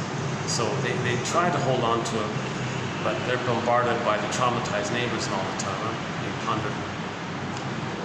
So 10,000 years ago, ballpark, we all discovered more or less the same brain structure, same way of seeing, same way of thinking. So roughly at the same time, we all discovered farming and agriculture. The mammalian part of the brain perceived that extra food as extra safety. More safety, more serotonin. Whoa, kind of like winning the lottery. So we got this new level of serotonin by the discovery of the extra food, and the serotonin is by the food, and that serotonin level is over and above the underlying normal baseline of serotonin from mother loving the baby. It got extra, like winning the lottery. So, and then maybe we mismanaged ourselves. Here's the issue. Maybe no one's to blame. Maybe we just got confused and mismanaged ourselves. Because somebody said at that time, and some of us, the indigenous, who are now the indigenous, at that time,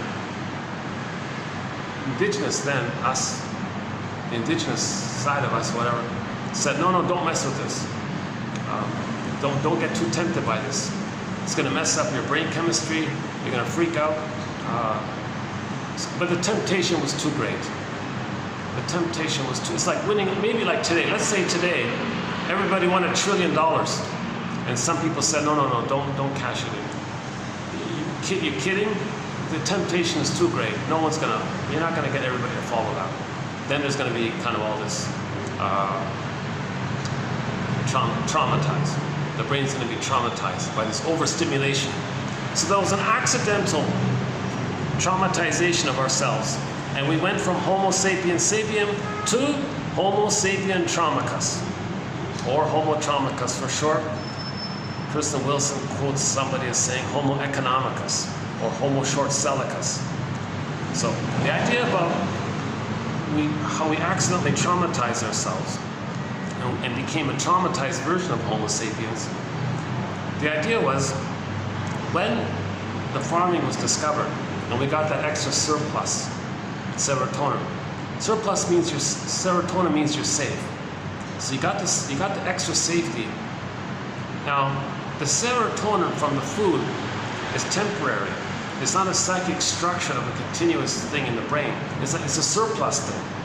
So when that surplus serotonin dissipates, by comparison, you feel less safe than you were before. And you're going to forget about that you're still safe, because you were more safe before. Then you panic. If you panic because you feel less safe, stress, not safe, stress. Dopamine for the chase, serotonin from the catch.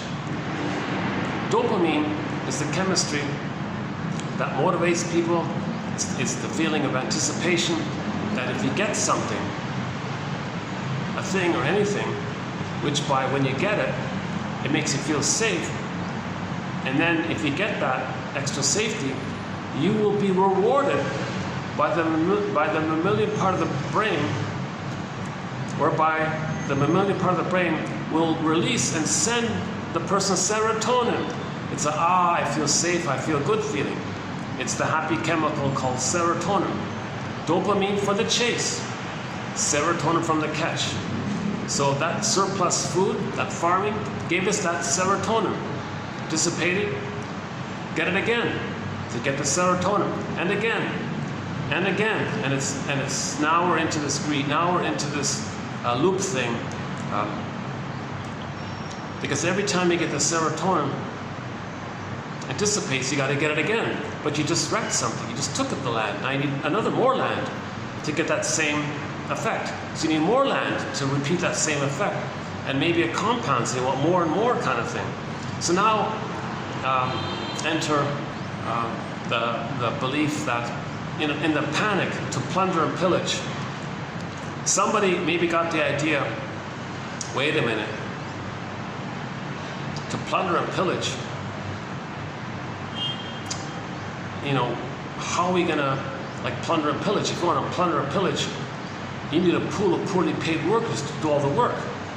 Well, how are you going to do that? We all have a tolerant personality from Global Village. Tolerant, homo naturalis, loving, we're all normal. But in the panic to pillage, somebody, I don't know how it happened, but somebody got the idea, quote, suffer the children. Somebody said, remove the babies from the mother. Shock, horror, unbelievable. That causes shock trauma to the baby. When the baby's removed from the mother, but they must have intuitively thought if they traumatize the babies, they're going to be enraged, repetition compulsion. They're going to perceive that their mother plundered their soul, gave them emotional poverty, short-sold them, and didn't care. They're going to identify with the aggressor, repetition compulsion. They're going to see their innocence outwardly. They're going to treat others the way their mother treated them. Because now we entered into global pillage. In order to pillage, you need a psychological underpinning of the repetition compulsion to treat others the way you were treated. So babies were treated badly. They identify with the bad breast, okay? See their innocence onto others, okay? And that's how you plunder or pillage. Because then you say to the traumatized ones, hey, we want the stuff, we want the land over there. That's innocent. You're the aggressive mother, and you want to replay what happened to you to save your mother. You want to save your mother, right? Yes, I want to save my mother. Well, act like her. Be one with her. Be loyal to her. Treat others, treat them the way she treated you. You're being loyal to her. And that's the psychodynamics of plundering and pillaging. The babies who were traumatized, they were given emotional poverty. Their soul castle, their land, their inner land, their soul castle. We all live in a psychic house. Interestingly, we're talking about babyhood trauma, and we've got the sirens going on, right? Babyhood trauma, that is an emergency. That is an emergency. Babies should not be traumatized. That is a severe emergency. That's a medical, psychological emergency. Babies should not be traumatized. because they're going to repeat onto others what was done to them with the fantasy that they can change the past. And that's the psychodynamics of plundering and pillaging. So when the babies were removed, they perceived their mother as betraying them. They identify with the betrayal. They perceived their mothers as plundering them and pillaging them and not caring and giving them emotional poverty and feeling immunity. She had the right. Nobody stopped her. So they're going to act like her. They see their innocence onto those on the other side of the lake. They're going to treat them the way they were treated. Because what they're looking for is to give others poverty. So now poverty's man-made. Give others poverty because the idea was they wanted to create a pool of poorly paid workers to do all the work. Now in the process of trauma, the baby thinks he's a little god on the throne. Humanness, others can have it. So his attitude is, oh, I'm an entitled god on the throne and you're a no good human over there. So that's the psychology in the brain that they're going by. And that psychology in the brain caused by trauma that they're going to go by is sort of the psychological motivation, like the unconscious motivation, the id, right? Id in the trauma. Life force is in the memories in the trauma. So that's like the id is in the trauma. Okay. And then, so now a pool of poorly paid workers are plundering and pillaging. So that's one of the symptoms of, so that's the first symptom of homo traumicus. That we're plundering and pillaging to replay how our mothers plundered and pillaged our soul. We live in a psychic house called the soul castle. It's like a land, inner embodiment, like a land. Mother took it. She stole our inner land. She stole our psychic house. She stole the land. Identify with the stealer, and they steal people's lands. Play the song "Stolen Land" by Bruce Cockburn. The live one, not the studio one, the live one. Just him and the guy playing the drum. Just that one. Mother stole their land. They identify with her, and they to be loyal to her, to imitate her, to have her, to be loyal to her, to think you can try to save her, to one day get her love. You got to imitate her. How do you imitate her? The new situation. So you steal land to metaphorize, to symbolize that the mother stole your land. So they're going to steal land. That's part of the plunder and the pillage, that you get the serotonin and the loyalty to the mother. Okay, now let's enter prejudice. One theory, this next point I'm going to make, I'm sort of making up here. This is totally out of the air. This is totally out of the air, this next one. Well, most of it, I guess. When we were in different places, when we settled down in different places, maybe the way babies raised were changed. Maybe the child rearing ways changed in places where there was less sun. Now, simultaneously, in places where there's less sun, the residents in that area lose a thing called melanin. Melanin is the chemistry in the body that's responsible for the color of our skin tone, hair, and eyes. So, everybody has melanin to a degree, from 1 to 6, they said. There's no whites or black. Forget this nonsense. I'm so tired of this black and white reference. Nobody has white skin. Nobody has black skin. Here's something, yeah, nobody has skin. That's a little beigey, right? No, that's not it. At the moment I don't have it. Oh yeah, is there any white? Yeah, nobody has white. Here's white, right? Nobody has white skin, right? Forget this idea. Nobody has this skin color. Nobody has white skin. Do we have black here? Where's black? Okay, you know what black looks like. Nobody has black skin. Nobody has white skin. Everybody has a degree of melanin. Some degree of melanin. The variation of the degree of melanin, the spectrum resembles a shade of beige to a shade of brown. Jane Elliott says, since we're dealing with melanin, you can technically say that a shade of beige or a shade of melanin or quantity of melanin is technically a shade of brown. So a shade of beige is actually a shade of brown. So we all have a shade of brown tone of skin. We all have a shade of brown tone of skin. This skin tone is just based on how much melanin there is in reaction to how much sun a person is exposed to. Now, simultaneously, while our skin tone is altering, okay, the details about the eyes and the hair, I don't know why. That's sort of a missing piece of the puzzle, right? Green, blue, brown, hazel, right? Hazel, green, blue, right? And the hair is blonde or reddish or blonde, ginger, or brown, right? Dark shades of brown, fair brown, like that. Yeah, I don't know. Elliot said it's still connected to melanin somehow.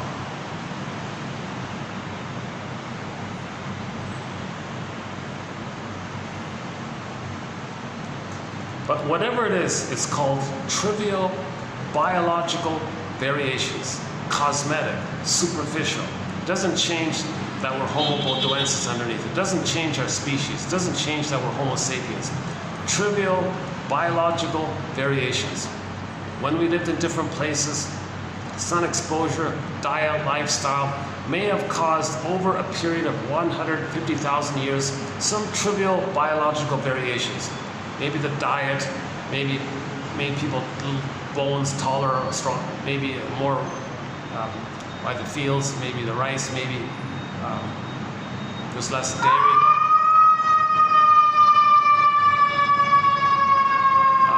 Maybe with less, maybe it's a dairy issue, maybe it's meat and dairy made people, wow, that's quite a siren, eh? Oh, it's gone already? Oh, look at all those. Geez, look at all the air conditioners on the side of that. Oh my goodness. That's wall to wall, that's end to end, wall to wall air conditioners. Wow.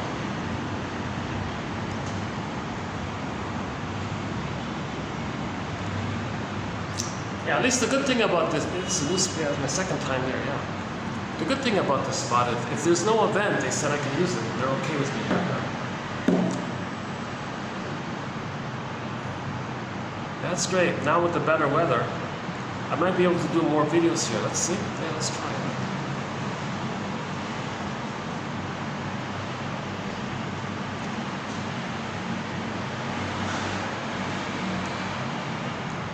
See, there is something about art. Art really is connects us to our feelings.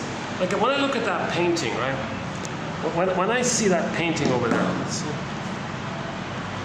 I immediately feel some recognition of my emotions, right? Let's see.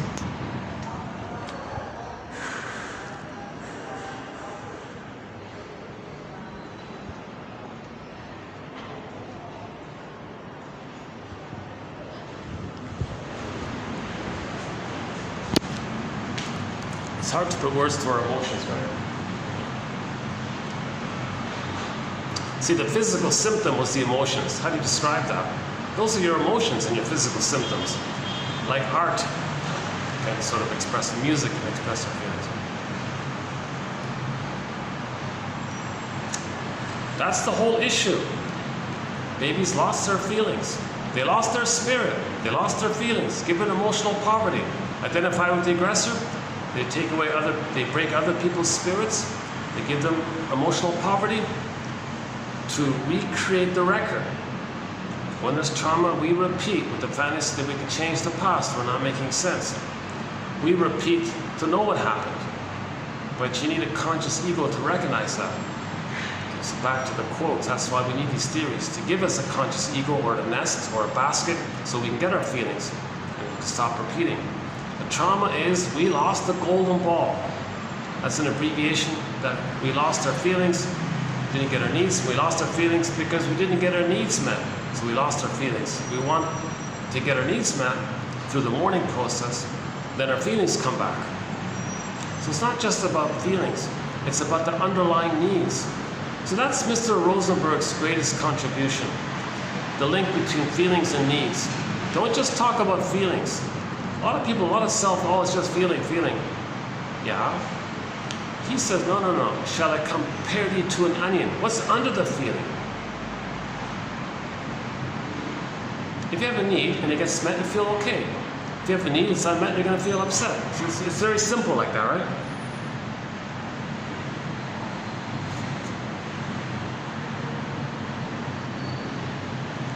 So in this prejudice one, so here's a thing by Robert Bly. When we lose the golden ball, our feelings, let's just for the moment, experiment with the phrase passion. Our inner aliveness, our élan vital, our desires, our passions, our wishes, our aliveness of affect, our animating, emotional embodiment. I'm not sure the right word, but emotional aliveness, let's just say emotional aliveness. Emotional aliveness. So, enter envy. When the mother doesn't love the baby believes that the mother hated all of him, meaning all of his goodness was hated by the mother. He identifies with the envy breast. Envy means hatred of the good. So the first mother is the envy breast. So he identifies with the envy breast. To have a connection to the mother, the envy breast, the condition is he's got to imitate her, act like her. If the mother hated his goodness, he's got to hate goodness generally. Okay? Interpersonal, intrapsychic, as above, so below, and then inside out. The interpersonal leads to the intrapsychic, which then expresses itself interpersonally later on, afterwards. As above, so below, inside out. So, if the mother squashed or hated his emotional aliveness, his passion, he identifies with that. And then and then later, to be loyal to her, if he sees anybody with passion or emotional aliveness, feelings, he's going to replay the record of doing to them what his mother did to him. So, if people are in a place where the child rearing was more traumatized, and that happened in the places where there were less sun, where there was less sun, then you look at people who still receive the traditional way of being breastfed and fed and all this. So because those babies in another place where there was more sun, let's say, not because of the sun, nothing to do with the sun issue. It just so happened that in places where there's more sun, the normal breastfeeding experience took place, the normal feeding process took place. So those babies, by the normal breastfeeding experience, the normal maternal positive experience take place, then they maintain their feelings more. So those in the places where there was less sun and lost, now not because there's less sun, but because of the way babies were raised for whatever reason. So in places where babies were raised differently, where there's more envy and more loss of feelings, when they see others with more feelings or more passion, envy, hatred of the good. Mother took away my passion, they want to take away their passion. To be loyal to the mother took away their passion. Now at the same time, the person with more passion has a shade of brown tone of skin. The person with less passion has a shade, but it's not due to the sun or the shade of skin tone shade, not due to that. It just corresponds that in places where people did lose the melanin, the babies were raised differently for whatever reason, I don't know.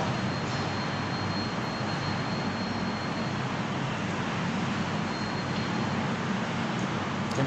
So then we were then, when instead of a family reunion, we were traumatized in different places. So those who were traumatized with the different child rearing methods, when they then invented travel methods and started, what should have been a family reunion was, hey, you got passion. My mother took away my passion. I got to be loyal and safe to her. Now, my mother hated my passion, so I got to hate passion. You have passion, so they're going to take away their passion. Mother gave me poverty. I'm going to take away your poverty.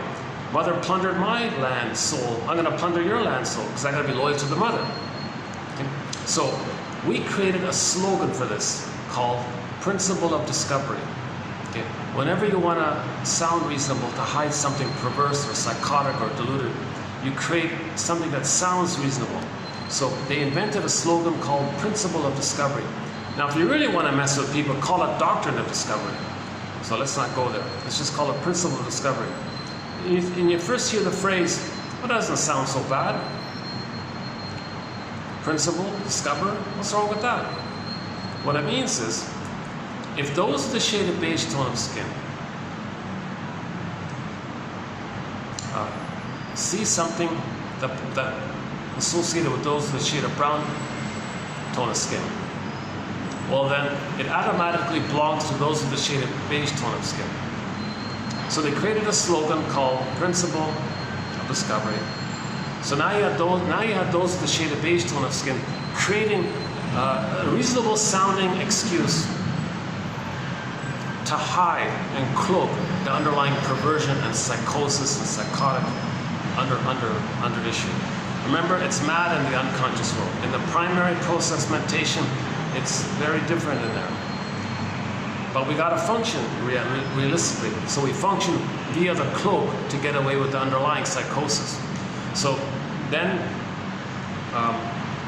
all of the land that belongs to those with the shade of brown tone of skin magically belongs to those with the shade of beige tone of skin.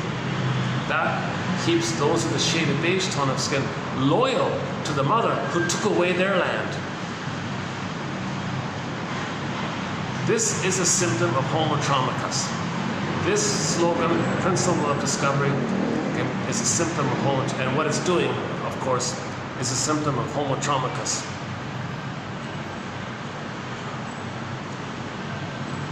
And it's very disturbed to create all this poverty because the baby felt emotionally impoverished by the mother. Now, she was impoverished herself, obviously.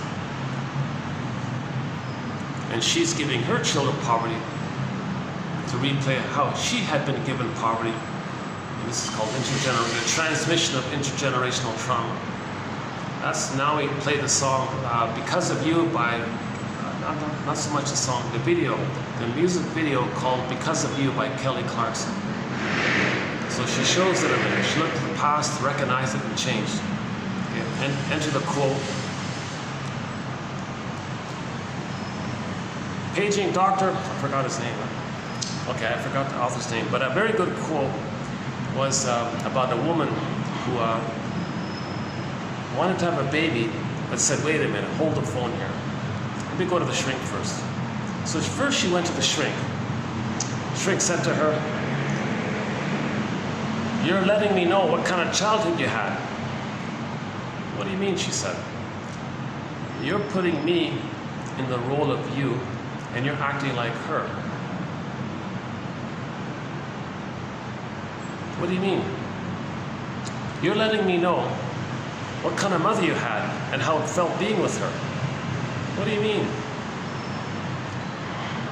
You're putting me in the role of you, and you putting me in the role of you, and you acting the role of her, I feel a pressure to maybe feel what you felt with her.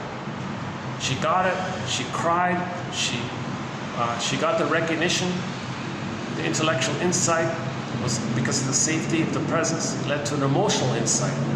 When we transition from the intellectual insight to the emotional knowing, so the intellectual insight is part of it. It's got to get you to the emotional knowing or the emotional insight. Emotional knowing is better, yeah. So when she got to the emotional knowing, she recognized that she didn't get the love that she needed. She mourned the loss of herself. All that time being empty or not being present to herself. All that time lost. Who she could have been had she been loved. Who she would have been had she been loved.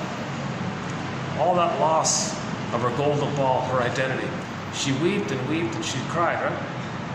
And so she got it. She got it. That's great. The firebird, she jumped on the back of the firebird and she cried and wept. Got back her body. And then, when she had a baby later on, she was emotionally present for the baby. She did it. She didn't need to transmit her trauma onto her baby. And that music video, Because of You, is sort of in that area. You see, the baby can't be a therapist for the mother. If the mother has a baby, and then in that new situation looks at the record, the mother looks at her record, and on the record it said mother shamed her. And then she sees herself into the baby, she plays the shaming mother, she's going to be loyal to the mother who shamed her, but she already sees her into the baby. So, seeing herself into the baby, the behavior is she's shaming the baby, believing she's being loyal to the mother who's shaming herself. So she thinks she's shaming herself to be loyal to the mother who shamed her. But because it's too much pain to do that, she shames the baby. So she didn't need to shame the baby. She aired it up, made it conscious, weaved the basket, intellectual insight led to emotional knowing.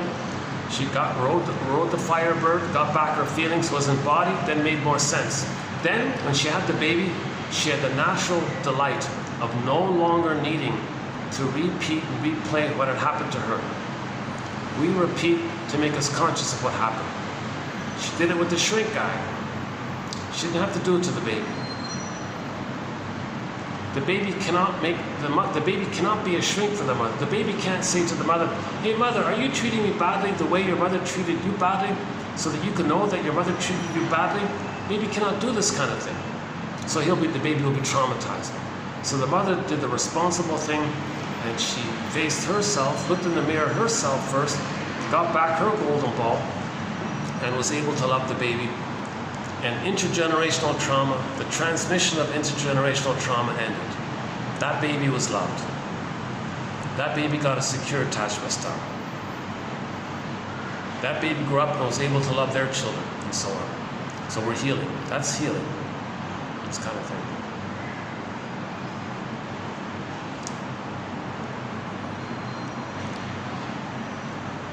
So the act of giving others poverty is to know that the mother gave them emotional poverty.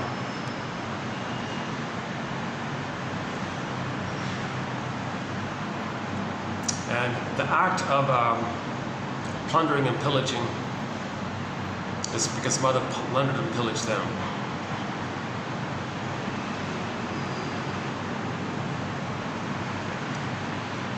Okay, so I think those are two of the symptoms, right? So we just two of the symptoms. Let's do. I'm going out of order here, but that's okay.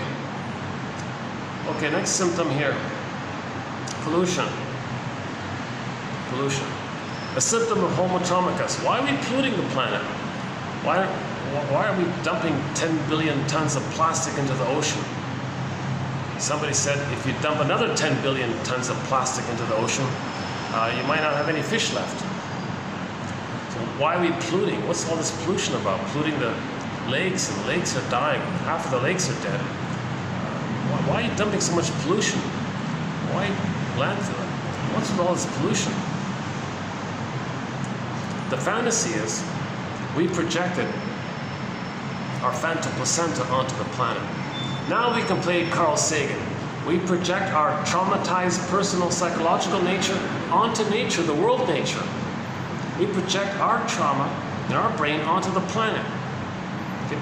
So when the baby's in the uterus, the placenta, yes, literally does, doctors say, metabolize the baby's waste elimination.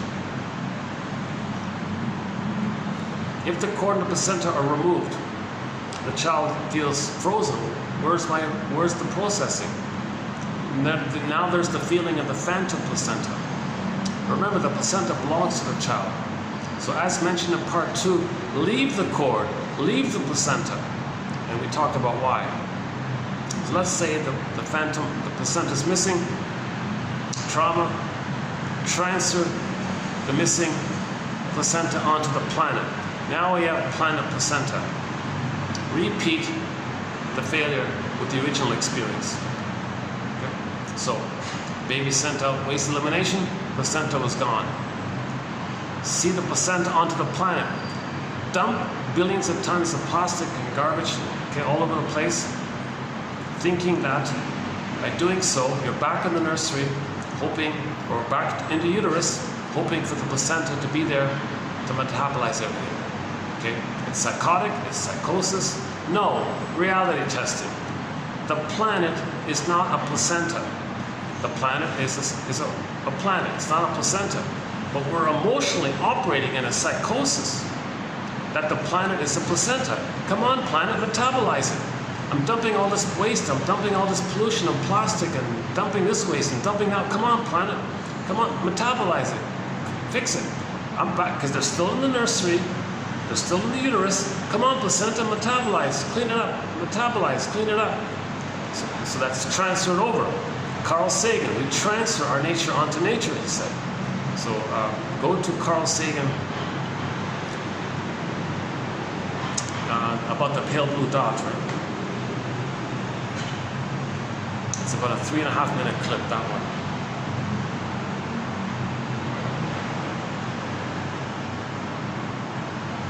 Oh yeah, back to the prejudice, by the way. He said, really? And Carl Sagan said, really? You really think that the Great Spirit created this universe and all the trillions of planets and one unique one for all these life forms and all these life forms, billions of years? You think the Great Spirit did it just for one shade of beige tone of skin? Are you serious? Come on, be reasonable here, right? So let him say. He says it better with that deep, low voice of his, yeah.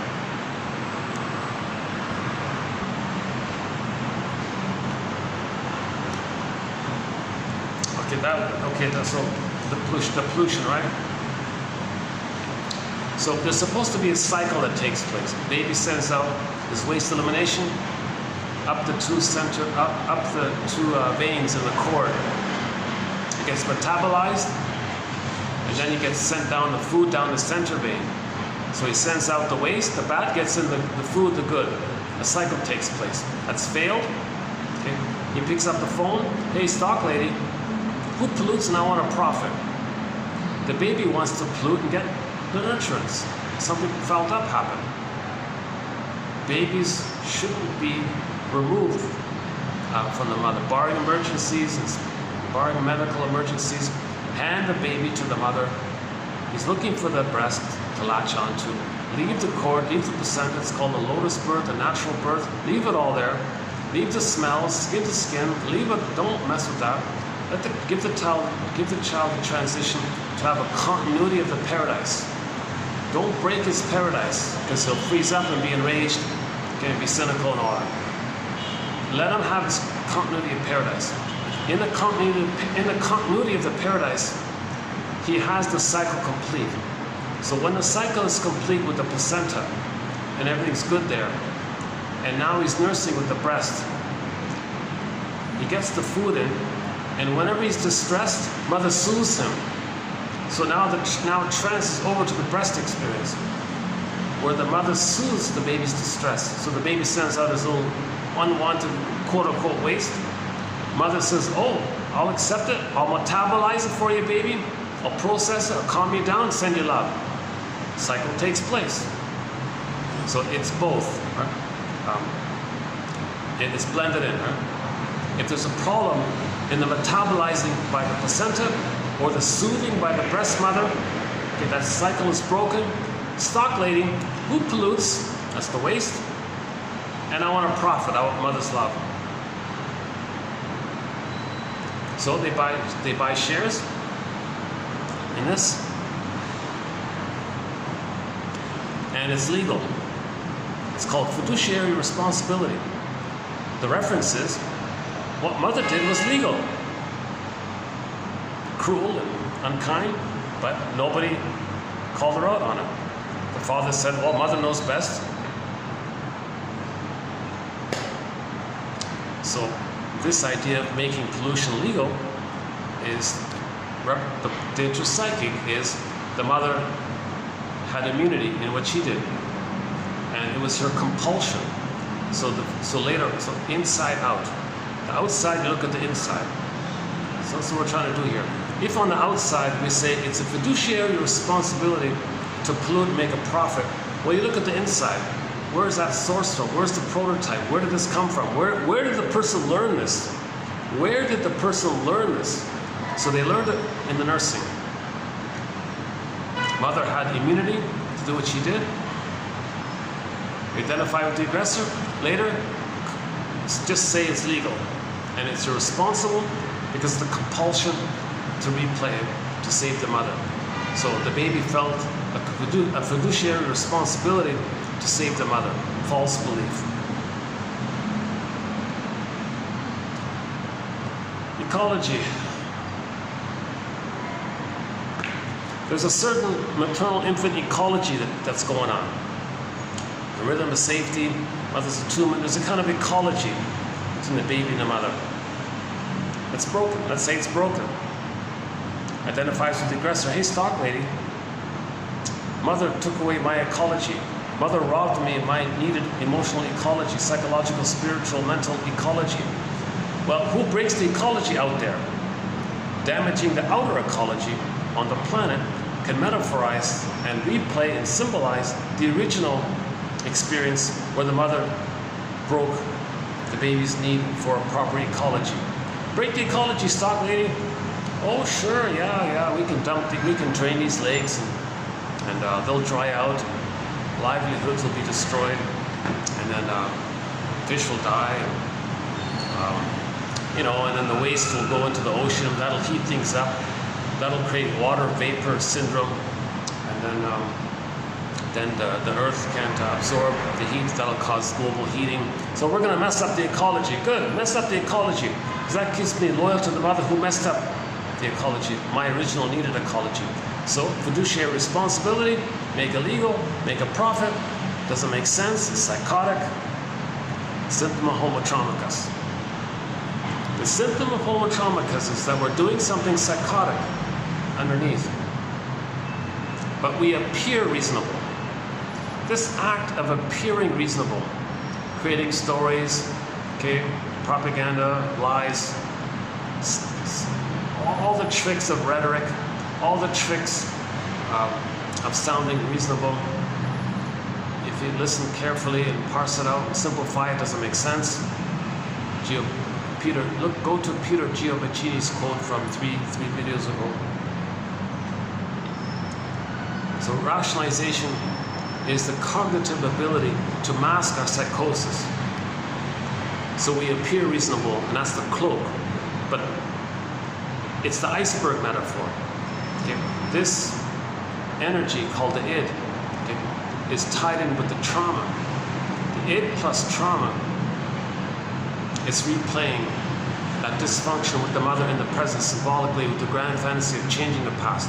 At the same time, the trickster energy behind all this is to make us conscious of what happened. Then we can stop repeating. So the idea is consciousness. The goal is, drum roll please, consciousness. If we have the consciousness, that makes all the difference. Because the intellectual conscious knowing will eventually lead to the emotional knowing. Once we get the emotional knowing, okay, we're good. Now we're making sense. Now we're healing. Now we're back into ourselves. Now we're loving life. Now we're enjoying present, i.e. we're not hurting anybody. We're not distorting the present to fit the past, etc.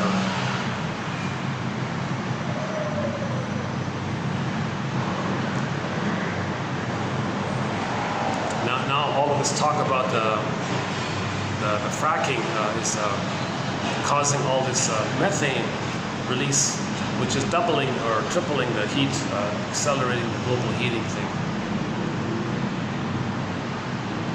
But there's a glee. There's a glee. Someone might say, aren't you concerned? What? Oh, you have no empathy for me. How can you think that I have concern? When I was a baby, I didn't get enough love to reach the place of concern. And now you're shaming me and criticizing me for not having concern? Where's your empathy? I didn't get enough love to feel concern. All I have is Schadenfreude. Grandiosity, spite, vindictiveness, grievance collecting. That's all I have. Aren't you going to notice that, at least? Okay, next one. Feeling diversity. The baby lost his golden ball. Feeling diversity. A wide range of feelings. Needed feelings. Appropriate feelings. Joy runs the console, but joy can step aside and let sadness run the console in order to admit losses. To accept that there's a loss. To admit that there's a loss. To not deny that there's a loss. If someone plays a song, Get Over It, no, I want to accept it. I want to admit it. The work of mourning is about remembering. It's this verdict of reality that makes the work of mourning so difficult. So I want to admit the reality that there was a loss. Then sadness can do its thing. Natural grief or process. You feel sad, 5 stages of grief. Okay, then after you admit that, you captured the event, gave it a time and a place. Ghost is laid to rest. Sadness can step back. Joy can run the console. Feeling diversity is lost. The golden ball's lost. Golden ball's locked in a cage if mother uses the baby. Hey, stock lady, who breaks the diversity out there? That can metaphorize my loss of emotional diversity. Break the biodiversity out there. Oh yeah, sure. Yeah, and I want to profit. And I want to make it legal. Oh sure, it's legal. You can buy all these shares in company, whatever. They break the diversity. Good. That's what my mother did to me, and I'm loyal to her, and I gotta save her. I can't betray my mother. I'm being loyal to her. I gotta have mother's love. I gotta save her. To save her, I gotta imitate her. If she broke my diversity, the way to save her, to imitate her, is to do a metaphor of what she did. Well, so the stock ladies, the person is not doing it directly. They can use proxies for them. So the stock lady is the proxy, because she's going to do it through her thing, her line. Okay. So proxy means when someone does something for you, feels for you, plays a role for you. So the stock lady system and all that, the plunder system can do that.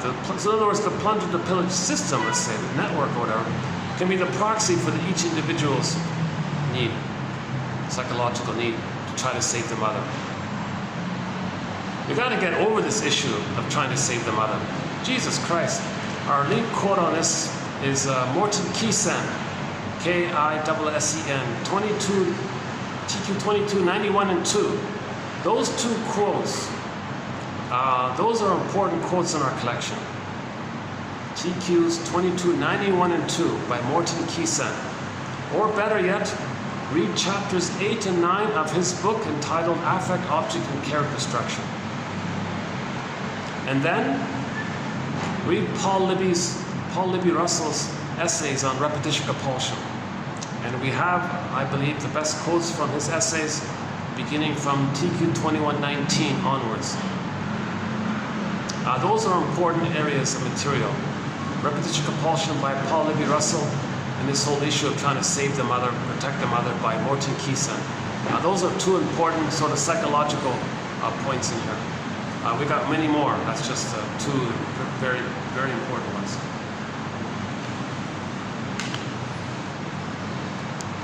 The one about scapegoat hunger, I would say, is another important one.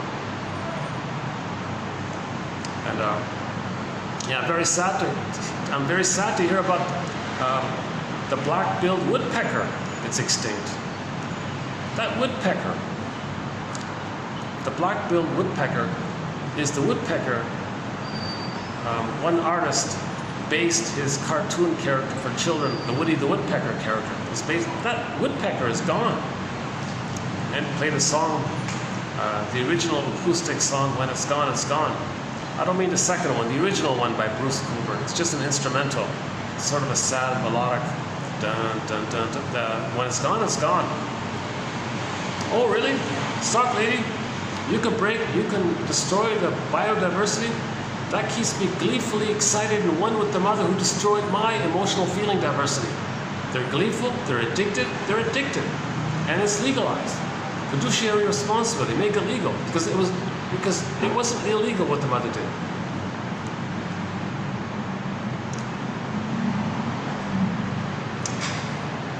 Okay, this greed one, we did 7 videos on greed. 7 videos in our collection on greed. 22, it begins with TQ 2278 onwards. TQ 2278 onwards, plus 7 videos, all on greed. Now a famous short seller, okay, again, so short seller, mother, short sold the baby's soul, identify with the short selling mother and become a short seller. So short selling means you destroy something and make a profit. Something's good, using envy, you destroy it, make a profit. That's called short selling. A famous short seller, about a year ago, went on camera and said, and did a thing called, well, maybe, I'm not sure, did a thing called narcissistic gift. So look on our search engine, narcissistic giving. Maybe he gave humanity a narcissistic gift, meaning he wants to say something to impress you, to idealize him. So that's the purpose of the gift, so that you idealize him, to refuel his image that he's a little god and all this. It's called narcissism. So one of his narcissistic gifts, or if we want to give him the benefit of the doubt, maybe he felt he grew up, he got in touch with his feelings, and maybe wanted to be helpful. Whichever way it was, the helpful one or just the cynical one for himself, either way, it can be helpful, what he said. He said, dear people out there, you think this plundering and pillaging is just about greed, don't you? Greed is just a tool for the envy that's driving it underneath. It's called grenvy. Greed is simply the tool for the envy. Envy, he said it directly, envy is the driver, the engine of destroying the planet, short-selling the planet. Envy, because as a baby, mother hated the baby's goodness, the person's goodness. They identify with the envy breast. So to have an attachment to the mother, once again, all babies must have an attachment. No baby could survive without an attachment. If the baby's only attachment is to identify with the envy breast, then to have an attachment, they gotta hate goodness. That's called envy. Hating goodness is called envy. And this short seller, okay, was saying, all of this plundering and pillaging, all of the goodness out there that's being destroyed, it's not because of greed. Greed is just a superficial mechanistic tool. The engine is envy. Because envy looks at greed and says, greed, I don't care that you get something. I'm not going to accept it. I have no gratitude or appreciation for it. I don't care about it. I hate it anyways. Nothing's ever good enough. Infantile yardstick. Nothing can be the perfect, beautiful, bountiful breast that I need in the nursery. So I don't care what you get. It's all no good. I hate it all. But I notice, greed, that your act of being greedy is destructive. That I like. That keeps me gleefully excited with envy breast. So greed, do your thing. Plunder and pillage, I don't care about whatever things you get. Fine, if it makes me look good, fine. I don't really care about it. I'm not going to have gratitude for it. It's not going to heal me. Okay? Because nothing you get, no greedy thing you get in the present can be the good breast mother experience that was needed back in the nursery, back 100 years ago or whatever it was. He's 99 or 100 or something like that.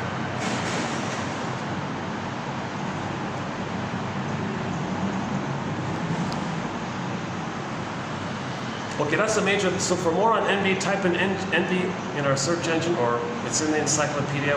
We've got a lot of great quotes by envy. Mary Ashwin.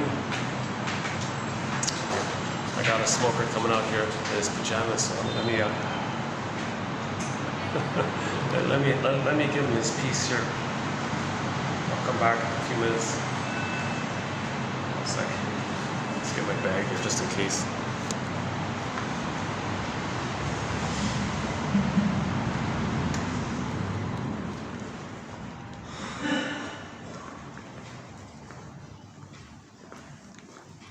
Ah, it's coming along, yeah.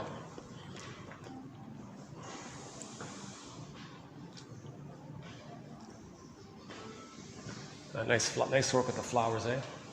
Love these paintings too, eh? Look at these nice paintings, eh? They've got 1, 2, 4 of them, yeah. One, we saw the first one already. Here's the second one. Here's the third one.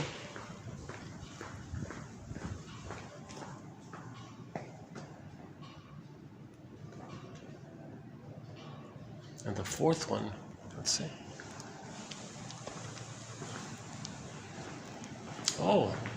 Oh, look at this. Oh, they moved it. Oh, they moved it. Here. All right. Yeah, here. Oh, this might be my favorite one. Look at that. I love this one. It reminds me of a painting called Self-Actualization by Chris Leiter. There's an artist who makes paintings like this. Not oil paintings, just sort of like I'm not sure how he makes them.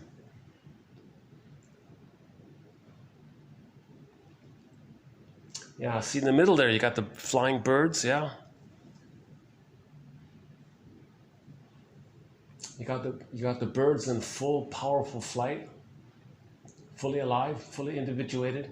The bird became what he was meant to be. He individuated. So we love that. Hey, I wonder if I can hang out here for a bit. Let's wait for Mr. Pajamas to do it. A hotel guest, an older guy in his pajamas came down to do a smoke.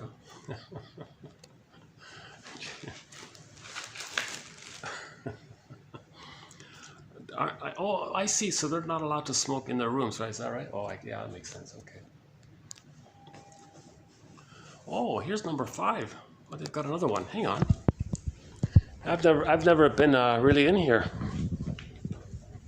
I don't want to get the security guard all excited. But there's a 5th one, and I can't see it. Yeah. Okay, never mind.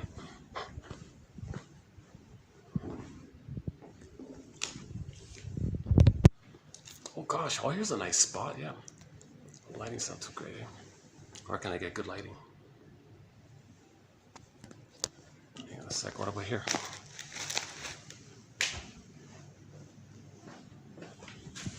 Is lighting better here?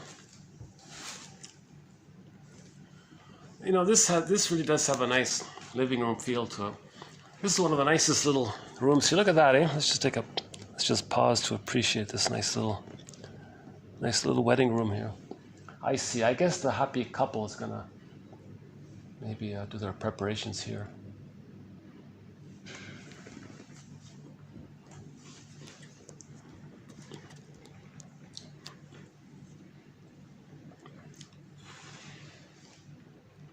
You know, when couples get married, it's a spiritual, psychological healing journey.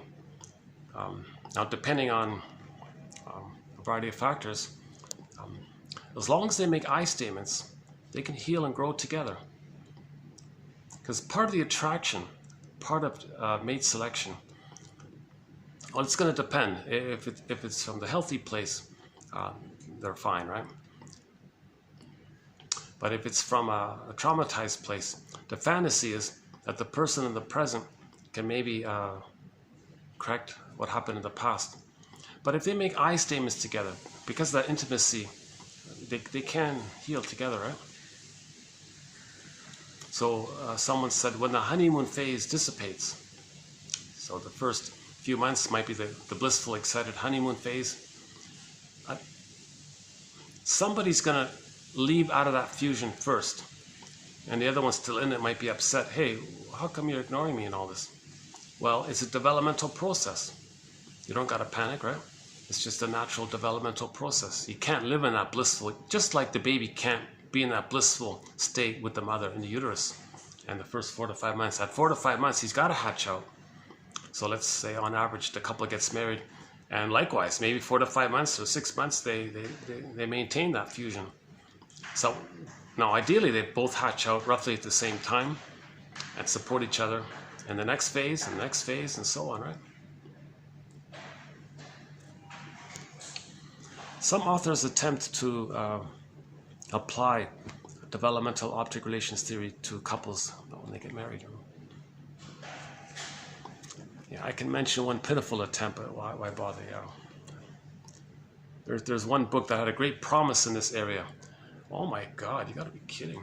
Turned out they were both narcissistic types. Yeah. Okay, hold on. See, that's what I like about this collection, 1001 Windmills of the Mind. If it gives me a kind of a, if it makes me roll my eyebrows or give me a break, I'm not going to include it, right? It's got to be quotes that kind of, that I think meet Grice's criteria. And the complicated thing about greed is, the trick about greed is, it is addictive, right? Like you get some material. In the moment of the material, matter, money, mother, and the unconscious are all linked up like that. So, the missing mother, transfer the missing mother, matter, in Latin matter, the matter, material, stuff, goods, money, matter. Money and mother go back to the same root word. So, the things you get in the present, it's never going to be the good mother that was needed back in the nursery. No thing you possess, so beyond your need, greed, right? No thing you get out of greed is going to change what happened in the nursery. That was a one-way ticket. Play the song One-Way Ticket. Copyrighted song, yeah.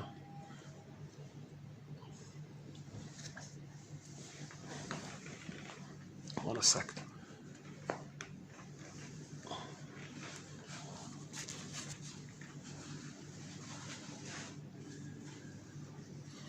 Okay. One-way ticket.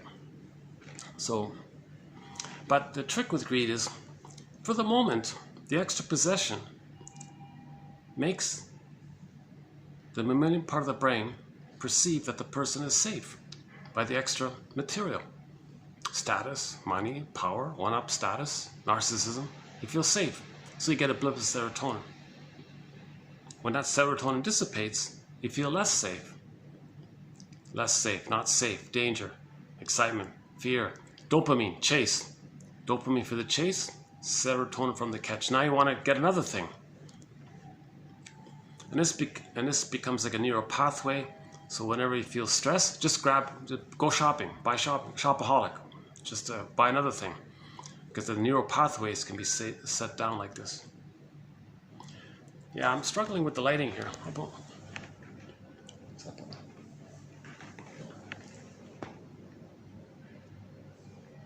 What time is it around here? Let's see. Hold on a sec. 4 o'clock. Oh, it's 4 o'clock. Well, yeah, I started at noon. Yeah, it's 4 o'clock. 4 hours.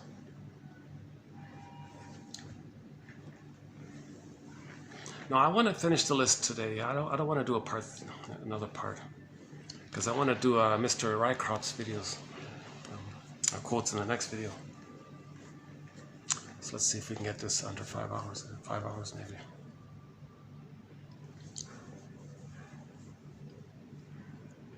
Okay, that's not okay. Greed is okay. Play YouTube. Joy Harjo. Rabbit is up to tricks. This gobbling voracious. Now, one of the slogans of greed is, well, look, if I'm not going to be greedy, then my mother's going to eat me. I don't want my mother to eat me, so I'm going to be greedy. That's that perverse thinking, psychotic thinking that's driving this. Really? People are being greedy. They're doing this because they're afraid their mother's going to eat them. Nonsense.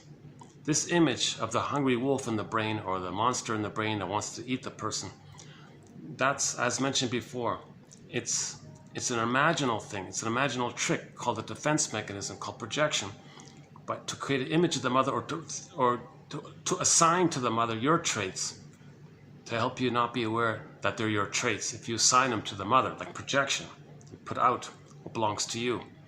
By the way, sidebar here, projection in the healing journey, owning your projections is the healing journey. Because projection is the means of bringing this repressed material to consciousness.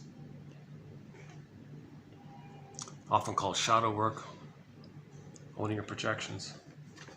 So the baby projects, creates the image of the mother as a monster, identifies with her. Well, I got to be like her. If I'm not going to be her, if I'm going to be myself, my mother's a monster, wants to eat me. I don't want to be eaten by my mother, so I'm going to be greedy.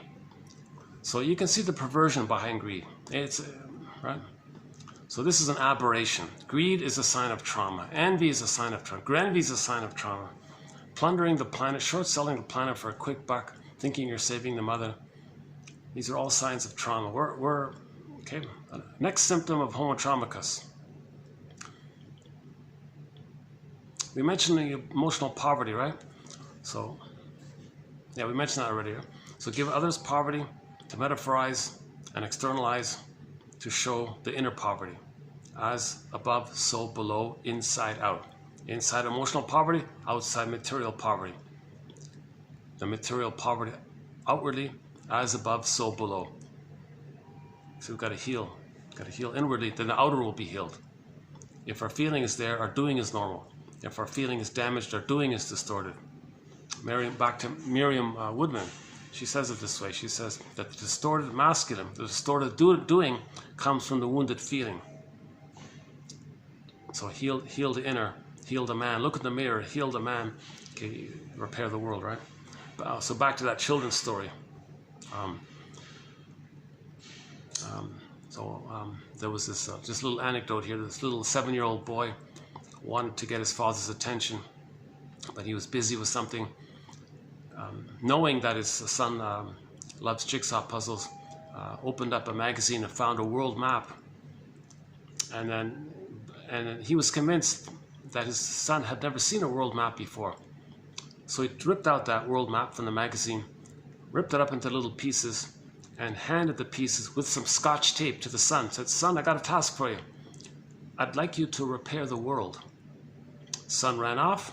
Short time later, came running back, all excited. "Hey, Dad, look, I repaired the world." "How did you do that?" "You had never seen a world map before." "Oh, that's right, I never saw a picture of the world before. But when you ripped that page out, I saw that on the back, there was a picture of a man. So I turned the pieces over and discovered that when I repaired the man, I repaired the world. Inside out." Okay, next symptom of homotraumicus. Oh yeah, poverty. Does that, right? 80% poverty, 20%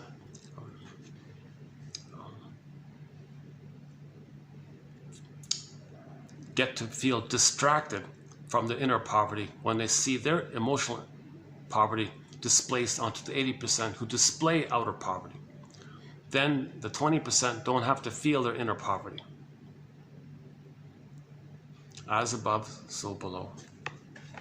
I don't know why it's 80-20 like that. Maybe it corresponds to the way babies were raised in different places around the world, while at the same time we transfer and displace and attribute as a convenience the trivial biological variation as a shorthand for the deeper issue.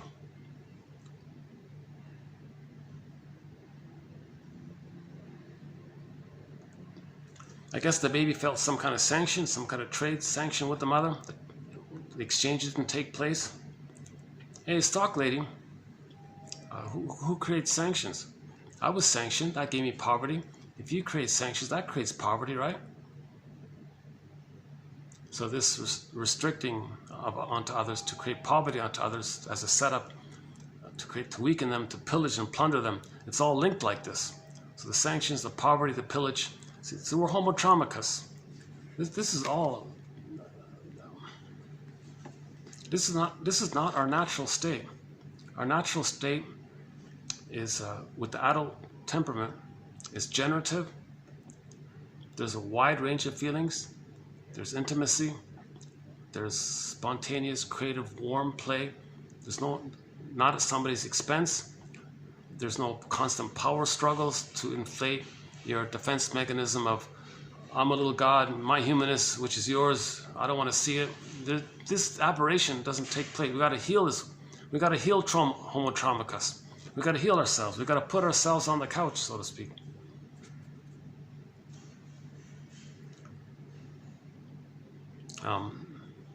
So the one about sanctions, yeah, so the indigenous people know a lot about this.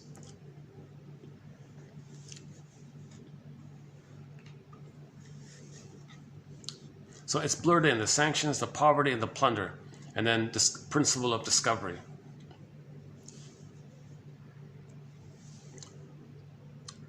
I guess this boundaries one is undeveloped, it's still undeveloped. So the mother somehow violated the child's psychic boundaries, identifies with the aggressor, and that's all obviously a part of the plunder and the pillage. Neutral side, the baby had certain needs for maternal nutrients. A stock lady who destroys the nutrients in the soil. Okay, remember Carl Sagan? We project our nature onto nature. So, oh sure, oh we can destroy the nutrients in the soil. That's a way to create poverty as well, you know. So it's all linked up like that, right? So the mother took away, didn't provide the powders. Maybe the baby was given the powdered stuff. If the mother's distressed, it affects the quality of her milk. So the nutrients might not be there. The powdered stuff will do it, the sugared stuff. A lot of sugar in that, did you know that? Yuck, poor kid. So they destroy the nutrients in the soil outwardly to be loyal to the mother who robbed them of nutrients. They want to rob others, the world, of nutrients, because they were robbed of nutrients. This is sort of related to the idea about low quality food. Yeah, it's sort of similar topic here, the bad breast milk. Yeah, so Teresa Benedek said that when the mother's distressed, it affects the quality of her milk. So the baby got bad food, let's say. Hey, stock lady, give others junk food, because I got junk food. I got bad food. Give others bad food. Then you're loyal to the mother who gave you bad food. And we can see the quality of food diminishing. That's a sign of trauma. Why are we destroying our own food supply? That's a sign of Homo traumicus. Now, the people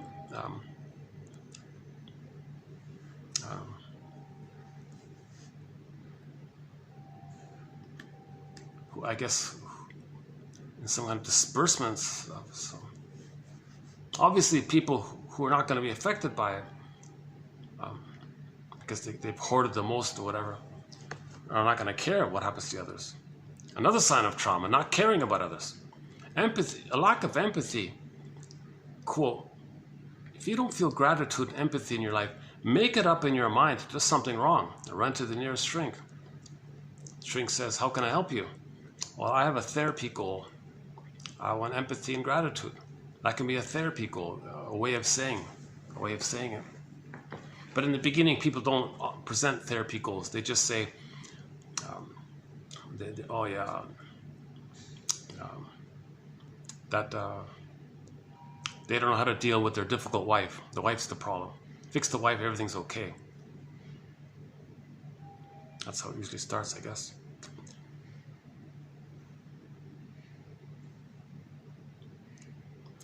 Yeah, and I have another issue. I have another difficulty with this issue of the white term.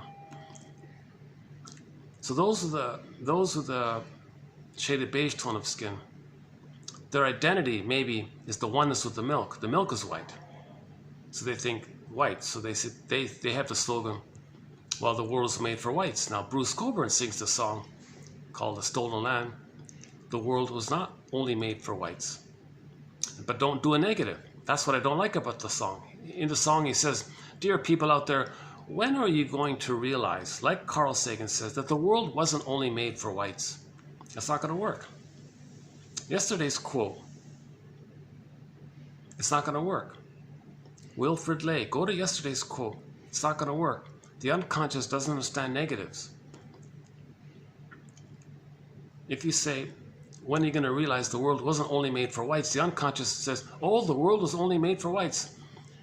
They've merged their identity with the milk, which is the mother. So they associate mother with the color of milk. The world is made for whites. So now you see that push of the slogan, principle of discovery. If we, quote unquote white, shade of beige tone of skin, find something that belongs to us, that maintains the fusion of the oneness with the mother milk, white milk. But no. And you transfer your shade of beige tone of skin to your identity with the color of milk. What a mess, eh? What an infantile trauma. We don't want babies to be infantile, traumatized. Babies shouldn't be traumatized. It leads to this crazy Alice in Wonderland mind, which drives their behavior, but we don't notice it directly because it's cloaked over with excuses that sound reasonable, that confuses people. It baffles people because the baby was baffled others. When the baby was baffled, he takes his mother's mind as his mind. Baffle others, say this, say what you want, they believe what you say. It's called trance logic. So look up trance logic. We did 4 videos on that. Another important theory, trance logic. In the hypnosis, okay, the person wants to please the hypnotizer. The baby wants to please the mother. It's just transferred over. Mother a sociopath. The baby may believe his mother's a sociopath. She exploited him, objectified him, didn't care about him. Hey, stock lady, I saw this documentary that the pillage and plunder system refer to themselves as a separate, invisible psychopath, and it's legal. Buy me shares in that, because my mother was that. So this idea of the corporation being a psychopath and all, that's as above, so below. The memory is the baby thought his mother was a psychopath. It's a misinterpretation. No, the mother wasn't a psychopath, but the baby misperceives the misattunement as mother's not caring. Mother cared, but she's in a compulsion in her cry for love. She would have if she could have, but she couldn't. She did care, but she couldn't. So you gotta see things in a 3-dimensional way, not in some linear good or bad, or good witch, bad witch. It's a 3-dimensional issue. The mother's crying for love. The mother's in pain. She's crying for love. The baby can't interpret that. Oh, mother's crying for love. Well, sorry, the baby sees the mother's crying for love and wants to save her. At the same time, the baby thinks, oh my God, mother didn't care about me or something.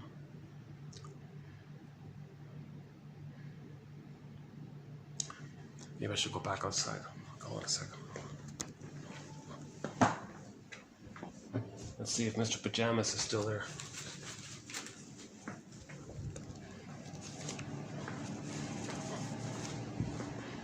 I don't want to be here just in case the happy couple.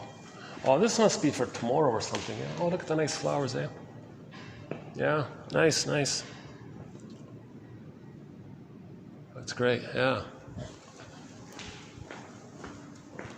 I wish them a happy relationship. Good feeling together, warm feeling together, safe feeling together, a feeling that they can talk to each other, a feeling that they have a home, that they're creating a new home. Oh, and Mr. Pajamas is...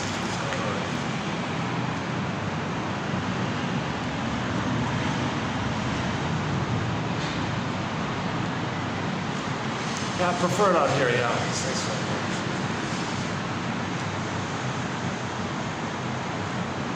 That better? Yeah, I guess I'm having a...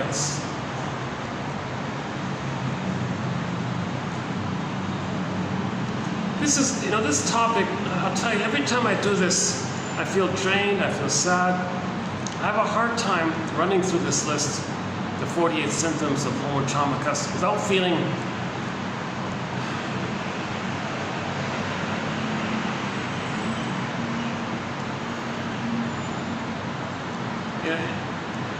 But it's got to be, we got to tackle this concept. We got to tackle the concept of not just how individuals have PTSD and they're repeating their trauma.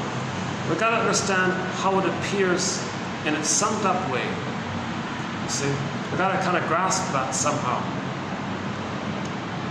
because the group behavior, or whatever, is affecting the individuals, which feeds the group, and it loops around like this, right? So the sociological becomes psychological, which fuels the sociological, which creates the psychological, which fuels the sociological. You see, and it goes around like this, right? So the discovery of farming as sort of like a sociological kind of thing, like an outer thing, that it created the inner trauma, the intrapsychic, and that creates the sociological, which just perpetuates the trauma, which fuels the thing that perpetuates the trauma.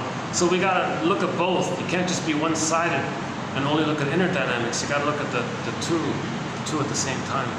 It says Tiemann and Altman in TQ 1203. Is that right? No, 1203. That's the original one, 1203. It's near that 1203 one.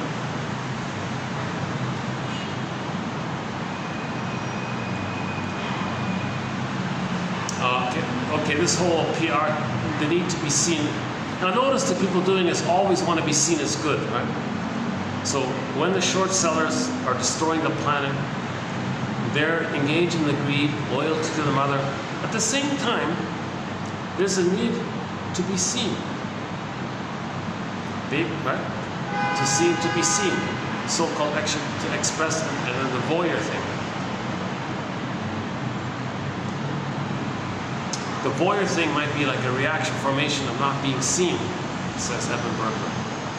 So, the short seller will plunder the planet and hire advertising specialists to convince the world that they're good, make them look good. So they want their cake and eat it too, right? They want to destroy the planet and want others to admire them. Oh, how wonderful you look! Because that's what the baby wanted. The baby wanted mother to say you're great, you're unique, you're awesome, you're special, what a mystery you are, how wonderful you are. The baby needed that. People who are engaged in short selling didn't get that. So they plunder and pillage, call the PR company, make me look good. Oh, sure. Just, take a photo with a little kitten, with a puppy. That'll make you look good. Everybody loves kittens and puppies. Really? People will like me? Oh, sure. It works all the time. Or better yet, hold a little baby. Oh, wow, awesome. Right? So this need is not only for the maternal milk, but for maternal's loving gaze.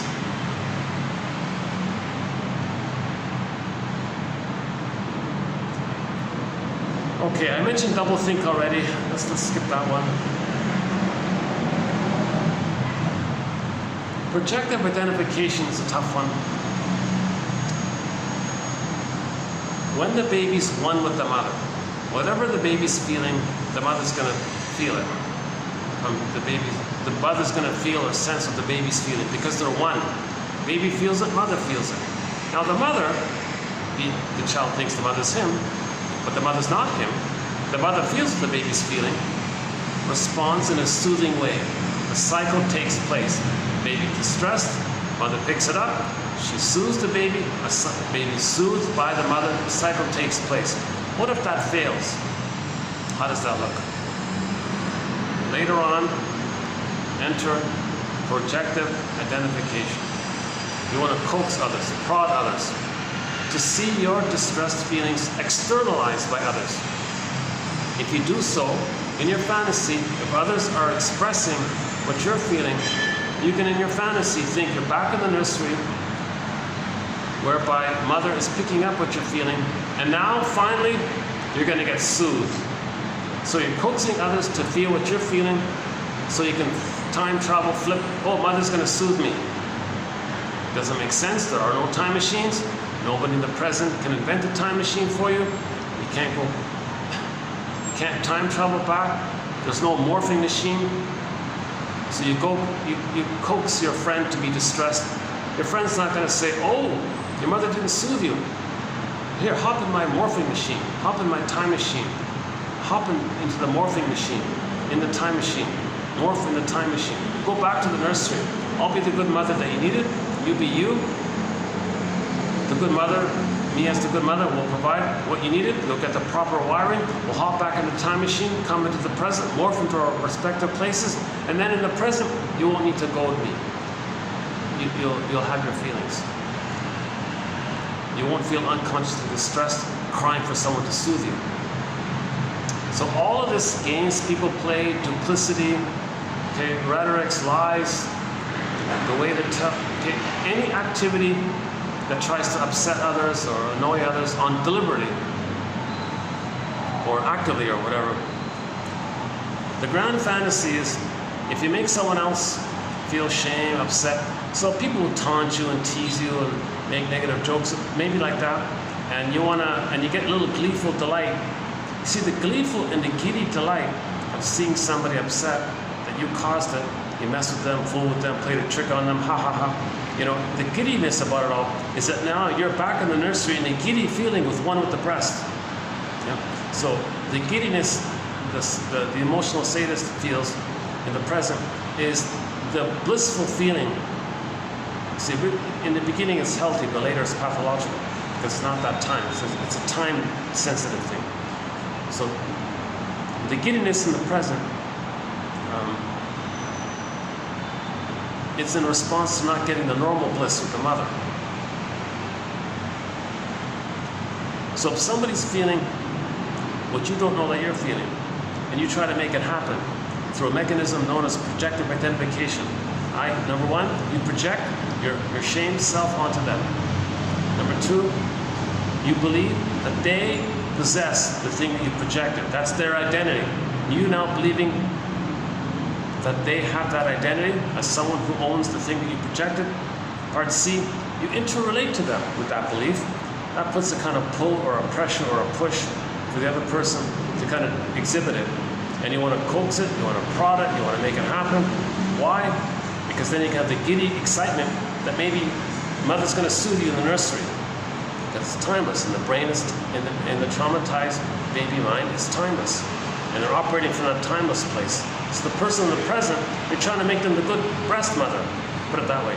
So all these games people play, gotcha game, all these games, Eric Burns' list of obnoxious, annoying, all these infantile, petty, all these things, duplicity analysis. So Helmut Kaiser says, has a thing called duplicity analysis. He says, all this duplicity you see, let's analyze it. Because if you don't analyze it, what's going on is they want you to be the good mother in the past that'll soothe you. We're not making it. That's psychosis. Okay, there's a major thread in our collection on that topic. There's a lot more material about it. Okay, there's a book called How the Fill in the Blank Creates SH, fill in the blank, fill in the blank, fill in the blank, fill in the blank, LE countries. I haven't read it, but the title of the book is pretty catchy. So let's just change it a bit. How the pillaging creates pain, poverty, and misery. The baby experienced pain, poverty, and misery. So creating outwardly pain, poverty, and misery, nicknamed the title of that book. That's how the person felt. They felt shamed, in other words. If the mother gives the baby shame, they want to give others shame. That's the SH, da da da da.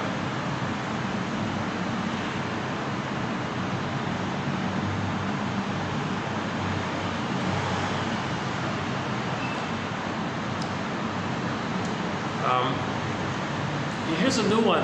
Here's the number 40. I'm going to jump to 48 here. Here's a new one. A very disturbing. I'm very troubled by this one, but before I forget. So one of the slogans is principle of discovery. Everything belongs to those who think they're white. Okay? Meaning the color of their mother's milk is white. And that's the only goodness of mother they had. And they transfer their shade of beige. They don't want to say shade of beige because milk isn't a shade of beige. Milk is not a shade of beige. Milk is white. So they want to say that. They think they're that. No.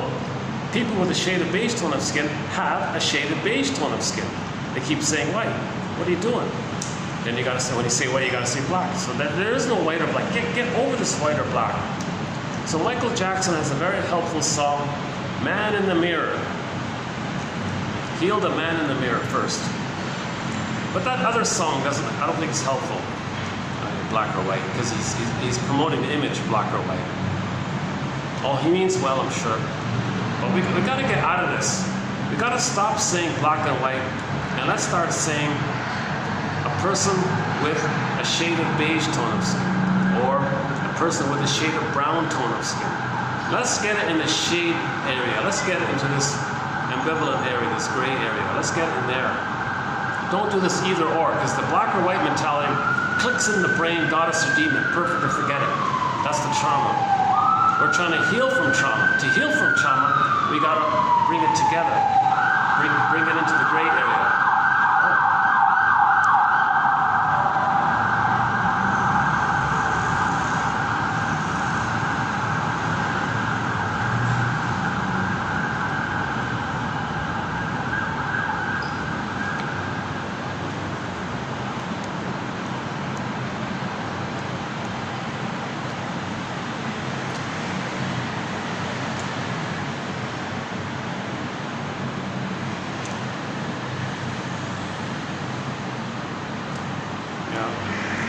I was just having a feeling of gratitude to the nice manager who said, well, if there's no meeting here, you want to come out here a bit, should be okay, kind of thing.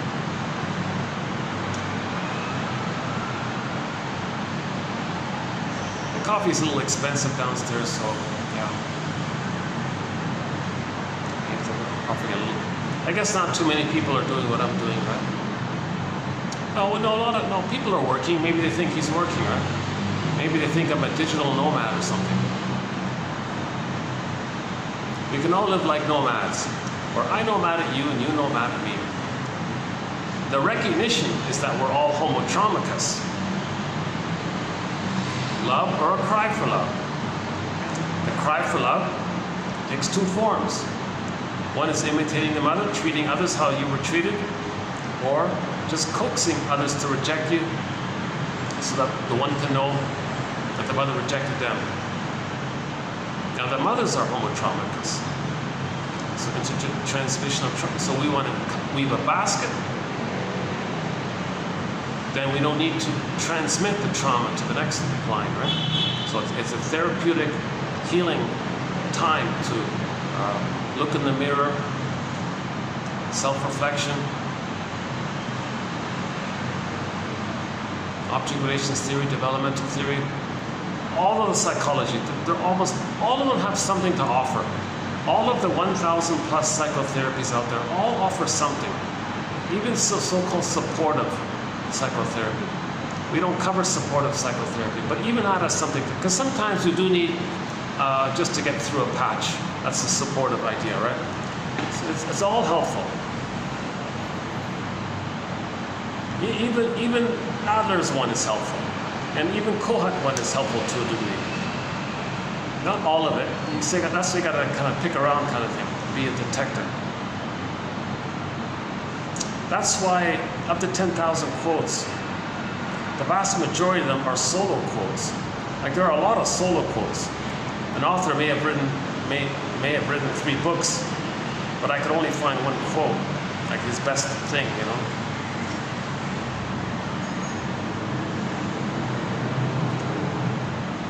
But we have a lot of excellent authors that give us dozens of quotes.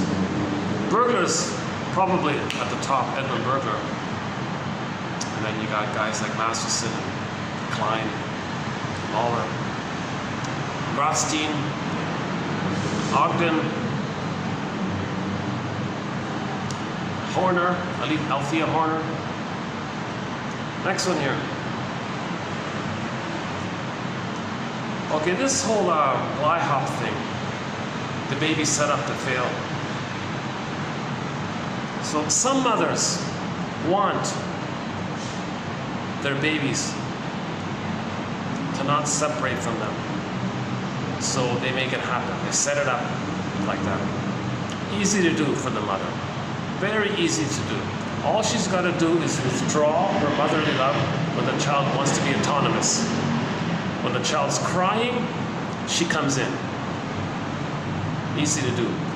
The child will be clingingly dependent on her and even identify with her. So she creates the conditions by her behavior and sits back, and from that soil, of the traumatic soil, let that painful personality develop. She lets it happen on purpose. So in the pillage and plunder, that dynamic might be seen. A stock lady who creates conditions onto others, sits back, lets the bad thing happen, because that's what happened to me. My mother created conditions in me. Now I got a painful, dysfunctional personality. I want to be loyal to her. I want to save her. I want to imitate her. Stock lady, who does that to others? And lots of examples about this. Indigenous people, what are you doing to us here? You're creating all these conditions for us to fail here. And they're right. Their protests are 100% legitimate.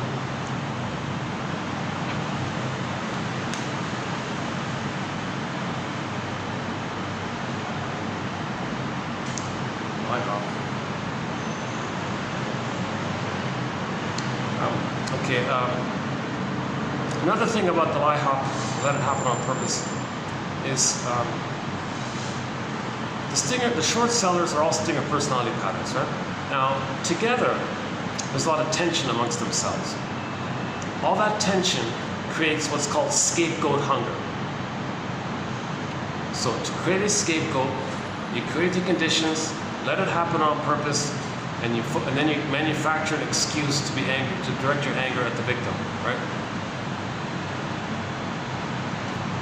So the prototype for this is, if two stingers get married, they don't want to direct their hate at each other.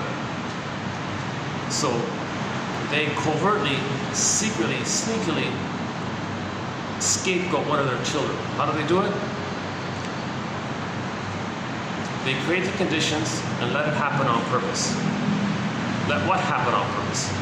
Let one of the children be distressed, upset, angry, naughty, etc. Then the parents can, in their fantasy, regard the child as a proxy character who expresses their anger and shame for them. Then they don't see within. Projective identification, evocation of a proxy. They want the child to be the proxy. So they're scapegoating the child. So create the conditions, i.e. withdraw love. Make the child upset.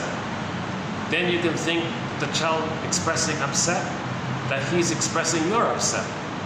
Father thinks the child, oh, way to go, child, you're expressing my upset for me, all right. Mother says, mother does the same thing, then the father and mother don't express their anger at each other. Remember, the father and the mother don't have tenderness or affection. They only have grandiosity, taking turns playing big shot. It's a utilitarian, more utilitarian kind of thing. Affection is not really going to be there. You won't see spontaneous, warm, trusting, loving caresses and tender moments like that. You won't really see that with stinger personality patterns. They're cynical and they bond over shaming the child. So that's part A. Create the conditions, let it happen on purpose, child becomes a proxy, child is naughty, then you think the child is expressing your anger, the parents, Murray Bowen describes this in what he calls the emotional triangle system. There's too much emotions between the parents, so create the third that disperses onto the child. So the child is expressing the parents' anger, hate, shame, and all this. And they delight in it, they're happy for it. They secretly delight in their child being a naughty boy and all this. That's just part A. Part B is the parents team up and say, hey, we got a chance to express our anger. I don't have to express my anger at you, and you don't have to express your anger at me. We'll be united to express our anger at the child. we'll label him as a naughty boy, a juvenile delinquent or something. That gives us an excuse to counter, because he might hurt us, so we'll hurt him. So we'll criticize him and badger him and be angry at him and shout at him. We'll get our anger out at him. Double insult to the poor kid. That poor kid is deeply scapegoated. Right? Okay, so imagine this dynamic with a billion people. The billion people, okay, shade of beige, who think they're white. Too much tension there, right? Affection. They don't make I statements. They don't talk feelings. You gotta be kidding. Usually when stingers get together, the first thing you do is, who are we gonna hate? Pick a third. Make it up. Hallucinate it. They don't care. They gotta believe it. They gotta invent it. They gotta make it up and believe it. And they covertly agree to believe the delusion. It's for their psychological needs. So imagine a billion people doing this, or whatever. 20%. So imagine the 20% doing this, who think they're white or whatever. But no, they're a human being, member of Homo economicus with a shade of beige tone of skin. But saying you're white maybe thinks, well, my mother's milk was white. I don't care about the mother, but the milk was white. The milk was good. That's the only thing I have. And we're one, my identity. So the baby and the mother are fused, but if the mother's hurting him, the only thing that's keeping him alive is the milk, which is white, color milk. Maybe the milk was bad, but the color, even if it wasn't perfect, it's what kept him alive. And he's one with the milk, the white, so he's white, because he's one with the white.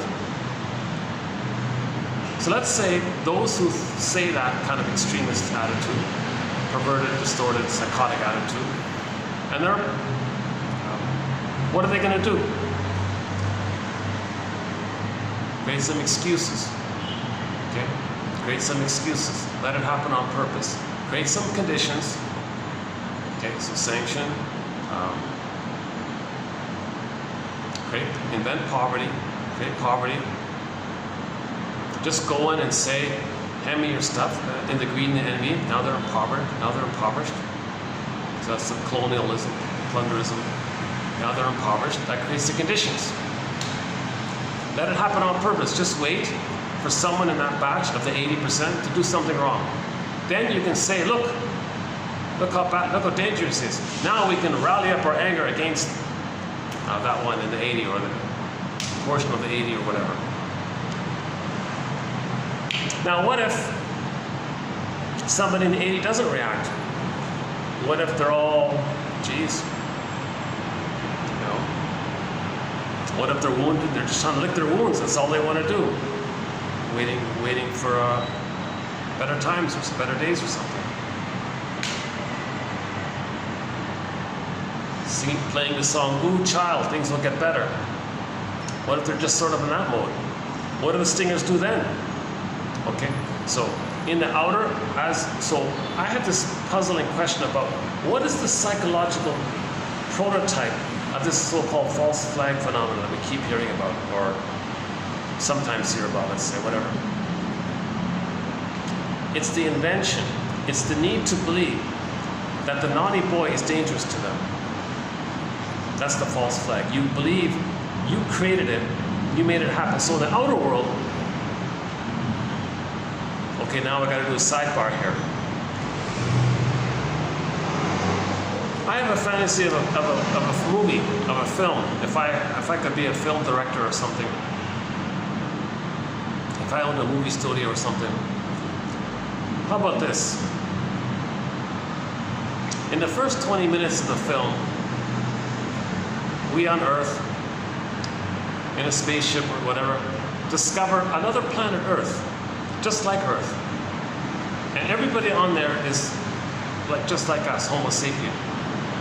But everybody on that Earth are indigenous people, like indigenous people, like fill in the blank, like I don't know, the Navajo, like the Iroquois, like the Mi'kmaq, pick one, doesn't matter, the Inuit, pick indigenous people, Aborigine, Maori.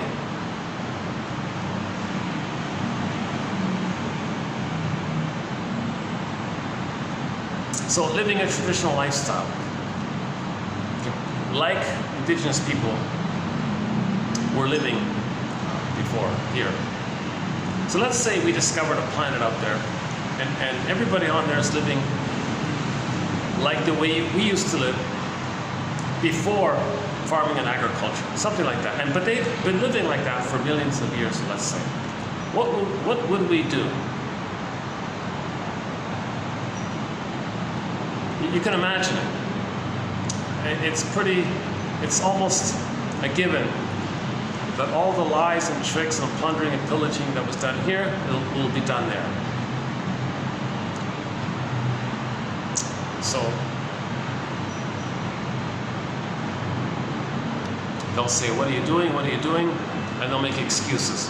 Oh, principle of discovery. We found it, it's ours. So it's just a continuation. What was done here, maybe they'll just continue it over there. Stolen land, I guess. Okay, that's the first 20 minutes. In the remaining hour and 40 minutes, visitors from another planet, just like us, discover us. So in this third planet, they're just like us, but slightly more advanced, a little more technology, but they're just like us. And they discover us. So let's call it, and let's say the people on that planet eat a certain vegetable that gives them a little silvery hint in their tone of skin. Maybe there's a certain mineral, people have been eating it over there for a while, and everybody got like a little, they're just like us, but they got a little silver tint in the hue of their tone or whatever. So they discover us, the silver, the shade of beige with the silver in it. They discover us and say, principle of discovery. You don't have a hint of silver in your skin. So everything belongs to us. So they're going to do to us the very thing that we just did to the first planet in the first part of the film. They're going to do exactly everything to us what we just did to the first one. And we're going to freak out. And we're going to have an intense reaction. Wait a minute, we're all family here. Principle of discovery. We with the shade of beige, tone of skin with a little silver tint in it, when we find something that belongs to those without a hint of silver in their skin tone, well, it belongs to us. Okay, now we on planet Silver, we were given emotional poverty. So you will be given emotional poverty. Our emotional land was stolen, so we will steal your land.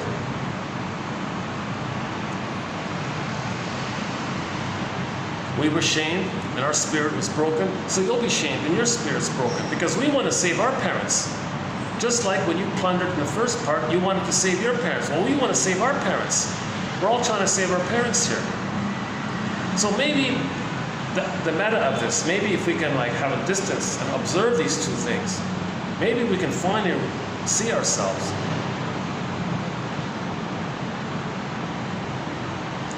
So, and what if the people with the silver, so what I'm trying to get around to is, I discovered a new slogan of the short sellers. They say the most efficient, dramatic, easiest way to plunder and pillage is revenge, the emotion of revenge. Now, stinger personality patterns are filled with vindictiveness. Now, I've never really used the word revenge, but I've just been using Karen Horney's description of vindictiveness. So one of the slogans of the pillage and the plunder is create an excuse, believe something so you can act out your revenge or something. So let's say the people on the other planet with the silver skin, silver tint to their shade of beige tone of skin, see us, they will say and make it up, oh, you're the bad mother who hurt me. I want revenge on my bad mother. Now we on this planet will say, what are you doing? We didn't hurt you. We're not even on your planet. What do you? Well, they're not going to care. My mother didn't care. She didn't care when she plundered me. We've identified with her, just like you identified with your mother when you pillaged that first planet. So we can see ourselves in the absurdity and the psychosis and the mental, and yeah, paging Dr. Bowlby, paging Dr. Freud, paging all shrinks, paging Dr. Masterson, please, you're urgently wanted. Karen Horney, please, stop. Let's bring in all the shrink. Ogden, Grotstein, Horner, all you guys, everybody in the psychotherapy department, calling, paging all shrinks. So maybe we can kind of move into this therapy self-reflection mode. Paging Dr. Bowlby, attachment theory. We need to understand attachment trauma. The issue is attachment trauma. And then when the second planet, the one that finds us, the ones with the silver tint in their shade of beige tone of skin, we can see them do something. What do? They take some cosmetic blush to cover up the silver tint. And then they film themselves, hurting themselves, and then they tell the population, look what we on Earth did to them. And we're saying, no, we didn't do it. But if you say that, you're punished. How dare you, blasphemy. So now, I notice, in the past, people would talk about the false flag phenomenon. Now, no one's saying it. So what is the template behind this? The template behind the fear the template is the baby's fear to say, mother's hurting me. We can't admit it. We can't know it. There's no way the baby can admit the truth. This inner psychic template is the prototype for the later on phenomena of these awful things happening, and everyone's afraid to say it. Just as the baby was afraid to say, mother, you're hurting me. The baby can't admit that. He can't know it. He can't experience it. He can't believe it. He can't believe it. Just like nowadays, you say, oh, it was a false flag. Oh, I can't believe it. How dare you say it earlier on? It's bombastic, over the top, or hysterical, aggressive reaction, obsessive, controlling reaction. Okay? That's because of the pain around. The difficulty and the pain around, and the wanting to obsessively control it around the baby's difficulty to admit. What if the baby were to experience truly and fully that the mother's hurting him, without psychosis, without splitting, without imagining a goddess, without fantasy? What would he couldn't do it. So this deeply burned in our neural pathways, in our circuitry. So later on, if someone said, gee, look at that, look what they just did. They just did this fake, terrible thing. Oh my God, you get this bombastic, because that goes to the bombastic, know it that no baby can admit it. We can't know it. So all of this is utilized, okay, to the back agenda to plunder and pillage. So creating poverty, okay, conditions, sanctions, poverty, plundering and pillage, okay, thinking that others have feelings, the mother took away your feelings, the envy around feelings. All of these little things, okay, these are all little elements of the plundering and pillaging system. So let's say we watch this movie, and on the other planet the spaceships come. They're just like us, exactly like us. The only difference is they got a little more technology, and the food there had some mineral that gave people a little tint of silver in their skin. So quickly and aggressively plunder Earth. A few of them will put some rouge, whatever, over the silver tint, do some terrible thing to their own people, let's say. In other words, the false flag phenomenon, and then create illusionary deep fake videos, illusion tricks, all these Photoshop, illusionary AI, deep fake. Just create some kind of image thing. It doesn't matter. It doesn't matter. They'll tell it to the population, look, you see the people on Earth? Look what they did to us. Now we can muster up all of our vindictiveness against our mothers and fly the boogeyman image onto them, and now finally we can get back at the mother, control the mother, possess the mother. make the mother stop. It's psychotic. Just like it was psychotic in the first part of the film, when people on Earth did that to the indigenous, to planet, the first planet mentioned, where everybody's indigenous. And we're doing the same they're doing the same psychotic thing that we were doing on them in the first part of the film. Maybe we can see this. Maybe that'd be a healing experience. A lot of people would be crying in that film to see ourselves. The people with the shade of beige with a little tint in it, they're us. So in other words, they're us. We're seeing ourselves finally. Maybe that is persuasive enough to recognize ourselves, to look in the mirror.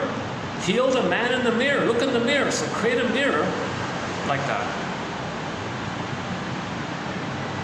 So why did I go out? Hold on a second. Something triggered that. The revenge one. So provoke and then direct your... And that's one of the slogans of the plunder system. Channel all of your revenge fantasies onto your mother to the ones you want to plunder. So create a film of that being done to us. And then realize the psychosis of it all. And have the support. Have the shrink, calling all shrinks, and have the shrinks interpret it for us. In particular, this thing to please the parent, save the parent, be loyal to the parent, attachment to the parent, calling Dr. Bowlby, paging Dr. Bowlby. Whenever we do this thing about attachment, we got to read volume 1 of Bowlby's book on attachment, or all of the literature on attachment. If there's attachment trauma, which is the source point of all this, the task of Homo Traumacus is to heal attachment trauma. We do it by consciousness and the mourning process. Consciousness and the mourning process. Seeing the third side of the coin, healing the splits that was created, owning our projections, forgiving our parents, and identifying the record, and so on. And we have a whole thread on this. See our parents as people.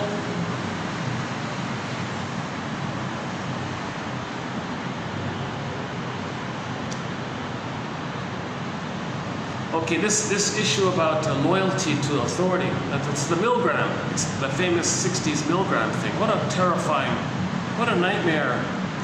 What a nightmarish thing. And those were sadistic, they were gleeful, pleasing the parent, pleasing the experimenter. And plus they got sadistic, gleeful delight, feeling narcissistically important. And then, what if a friend said, don't do that? But I'm doing it, I feel important. I'm loyal to my mother who gave me that pain. I give others pain, my mother gave me pain.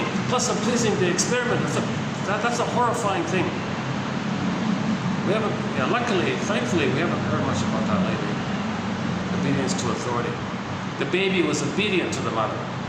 He had to be obedient to the mother. There's no way the baby could have fled from the mother.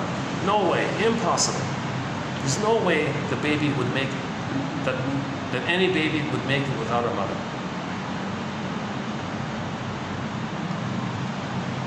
Given the choice between an abusive mother and no mother, of course all babies will choose the abusive mother. The power of attachment. All of our life force. When the baby's coming out, all of his life force, all of her life force is to find the breast, the nipple, suckle, latch, nerve lines. Okay, paradise, safety, rhythm of safety. Get that safety of attachment. If that's broken, that's attachment trauma, distinct personality patterns, plunder, pillage, etc. Okay, and again, when joint silence got zooped away, angers at the console.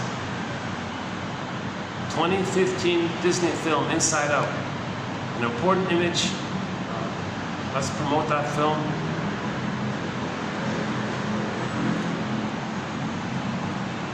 What's the next one here? In the German language, guilt and debt are synonymous. Schuld, S-C-H-U-L-D, I think. So the baby felt guilty that he couldn't save his mother. He felt guilty to lie to himself and trick himself to think that his mother's a goddess. He feels so guilty. Okay? So he feels indebted to his mother. He's got to save his mother. He feels debt guilt to his mother. Stock lady, who puts others in debt? Putting others in debt is part of the tactic the mother engaged in when she plundered her soul. Give others debt, that's how you plunder outwardly. Mother stole the baby's soul castle, baby felt guilty, debt, guilt, mother stole, outwardly, create debt, guilt, then you steal, plunder, pillage. I think they call it neoliberalism. I don't know what the current term is called. Plunderism, villagism. Oh, rabbitization. Okay, I'm not interested in the outer details too much. Okay, back to the children's story. Okay, you turn the piece of the puzzle over. Heal the man, turn the page over, you heal the world. Man in the mirror. So now we'll play Michael Jackson, Man in the Mirror.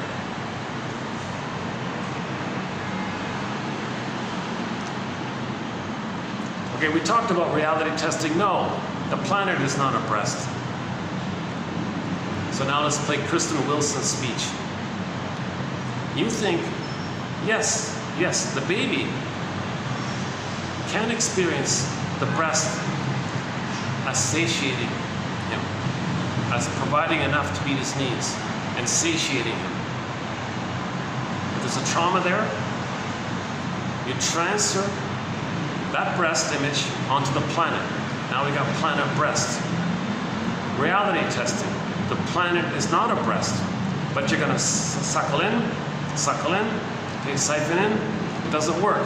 No matter how many times you extract the goodness of the earth, plunder and pillage the earth, it never takes you back in a time machine to the nursery where mother provides the love and nurturance that you needed. So repetition compulsion. You're going to gobble up the earth, thinking emotionally that you're a baby at the nipple, biting the nipple, mother, give me the milk, mother, give me the milk, and you're stuck in this loop. Okay, so that's part of the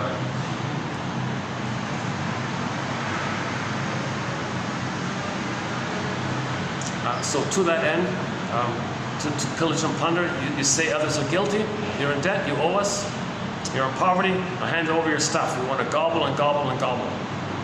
Okay, back to Joy Harjo's clip called Rabbit is Up to Tricks. The power of nature, it's trying to make us see that our greed in the present means we weren't satiated by the breastfeeding experience. We weren't satisfied in the nursing time. Something went wrong. Mother didn't position herself, hold the baby safely. Some mothers press, some mothers want to control the baby, so they force feed the baby or withdraw, follow the schedule. That'll do it. The schedule will do it. Force feeding, oh my God, what an awful thought. That'll do it. Something goes wrong, they want to get it right. Gobble on the planet. How do you gobble on the planet? Well, you feel guilty, you didn't save her. Others, you're guilty. Mother gave me poverty, you're given poverty. Hand over stuff, gobble, gobble, gobble, right? So in the film that we're watching, we can see those with the silver tint, us with the silver tint, gobble planet Earth, and making us impovered, handing all our stuff to them, including those with the shaded beige tone of skin. On Earth, we both have a shaded beige tone of skin. What's wrong here? No, you don't have silver tint in your shaded beige. So they're just going to transfer their pathology on from. They're going to do the same thing the way we treated those with the shade of brown tone of skin. What I'm trying to say.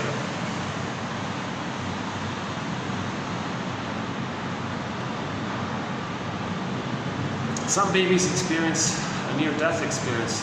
If the cord is twisted, they can't breathe, not getting oxygen. Hey, stock lady, who creates bad air? Because I got bad air. Next one. Non-verbal. The baby doesn't have vocabulary. So a lot of the stuff that we're doing, it's not verbally, it's not really, we're not saying directly what we're doing. What we're saying is the excuse to mask the underlying issue. We don't have words for it.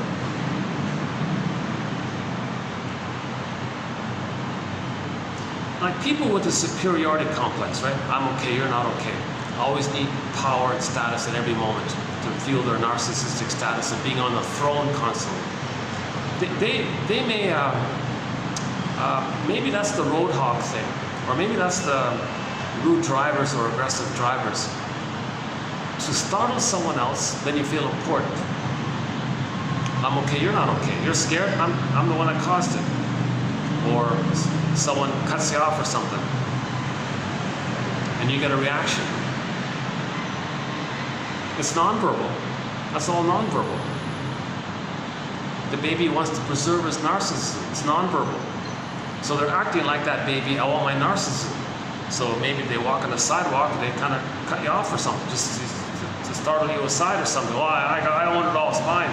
I gotta be one up and you down. I can't have anything other than I'm okay, you're not okay. Stinger personality patterns are triggered at the idea of I'm okay, you're okay. But that's the healthy direction to go.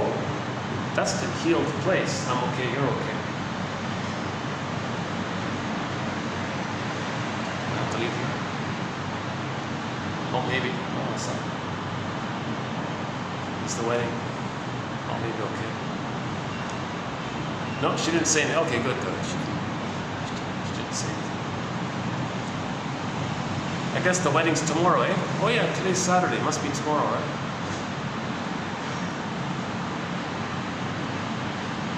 Oh sure, this is a really pretty hotel. This is a really nice hotel. Like this room up here is really nice. Yeah, this area here.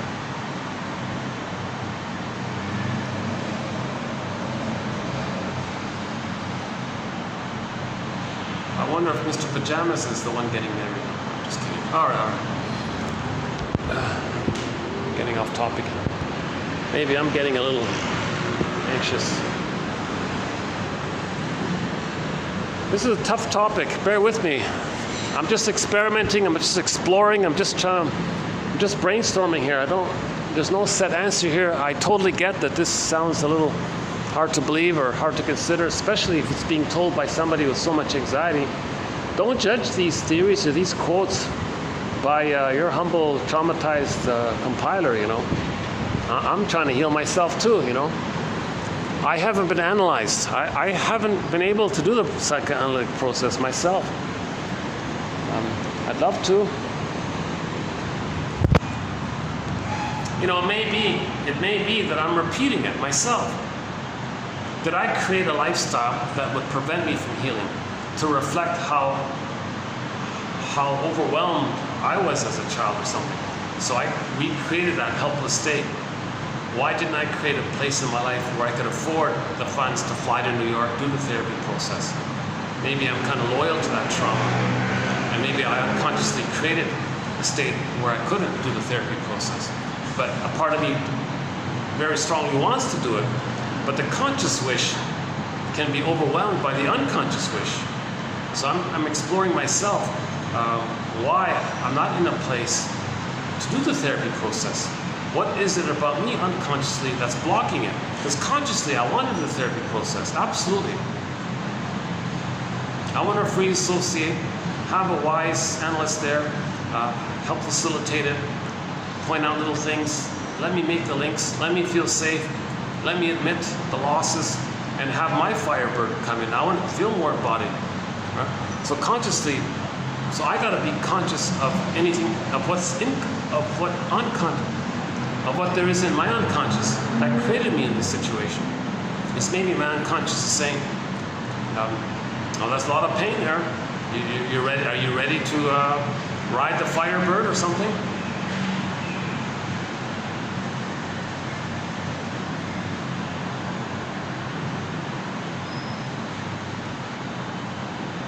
I mean, part of it's realistic. I mean, you need $1 million to do this kind of thing, right?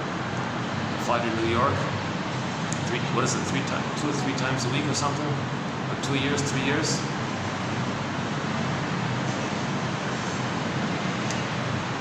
So we're doing what's called self-help. Just helping ourselves in the self-help capacity. So I'm sharing the quotes.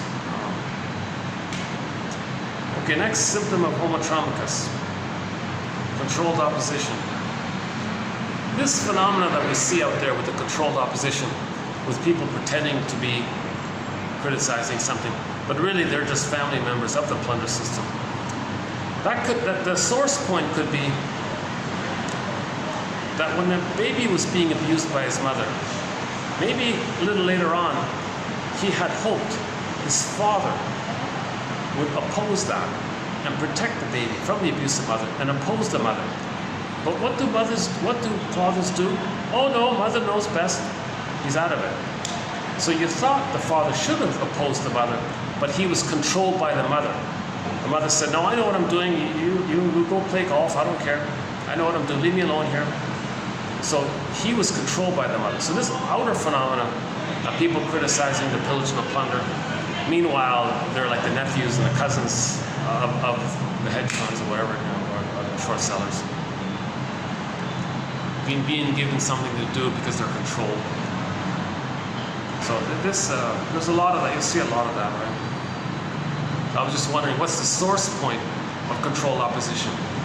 My guess is maybe the passivity of the father being controlled by the mother, where the mother does legitimately have the power, where it should be just the mother and the baby. The father shouldn't interrupt. The mother should have that sacred trust with the mother and the baby. But what if the mother exploits it? What's the father going to do? He doesn't recognize it. He doesn't know what to do about it. So the mother has all this power over the baby. What if she exploits it? What's the poor father going to do? He'll probably, I think I read one quote where he was heartbroken. He was heartbroken to see how his wife treated his child, and that was the end of the marriage, right? Because he couldn't stand aside of her how she would abuse him like that. And in the custody battle, he lost. He couldn't win. So the courts sided with the abusive mother because there was no concrete way to prove that the mother was dangerous to the baby.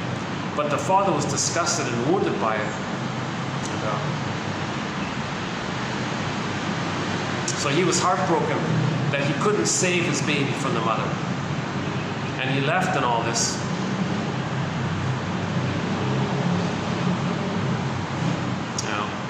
That was a long time ago. That was maybe 3 years ago we did that quote. That's an emotionally charged quote, isn't it? Yeah. Okay, all this passivity and helplessness and hopelessness and powerlessness and futility, emotional surrender, the baby's passive and helpless. Okay? The mother caused that. Identification with the aggressor. Hey, stock lady, who makes others passive and helpless? Because I was passive and helpless, and that was the condition by which the mother plundered my soul. Well, identification with the aggressor. Who creates poverty? Who puts people in debt? Who makes others passive? Who breaks their spirit? All the things that's being done outwardly is loyalty to the mother who did that to them emotionally. As above, so below, inside out.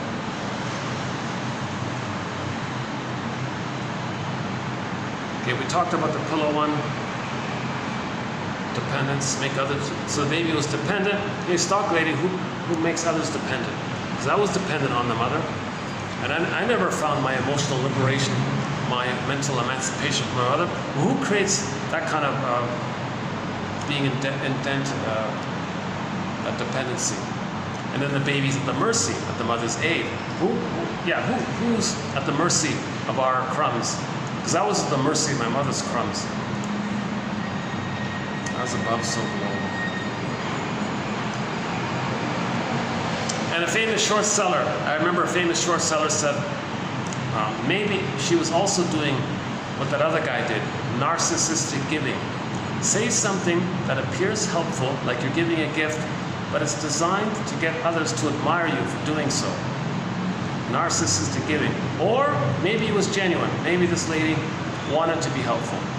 She said, I think this is what the innuendo was. This plundering and pillaging that we're doing, we can't help it. So this can't help it. That's the compulsion, the never-ending fiery compulsion, okay, to get out of the pain and get mother's love. This is driven by the compulsion part. Is all of the baby's energy is to find the nipple. It's the compulsion. It's this drive. All this drive and energy is to latch on and to get a secure attachment. The trauma, repeat doesn't work. Repeat. That's the compulsion. So she said, we're plundering and pillaging. We can't help ourselves. So is she saying it to try to make us conscious, or just to knowing no one's going to know what she means? But People will admire her for saying something that sounds intelligent. I don't know. Okay, we often hear outwardly this phrase about the secret government, shadow government, invisible government. Well, our unconscious is like that. This id, all of the energy in our repressed self, is the shadow government, shadow self, secret self, double self, unknown self, repressed self, denied self. The id, all the energy, it's invisible to us. So is shadow, secret, invisible, and it's driving us, the iceberg. Okay, so outwardly, we may say, oh, the committee of 200, the committee of 300, whoever you quote, oh, they decide everything. But we don't know who they are. So that's like the shadow government. So where did that prototype come from? It came from each person has a puppet master getting us to make choices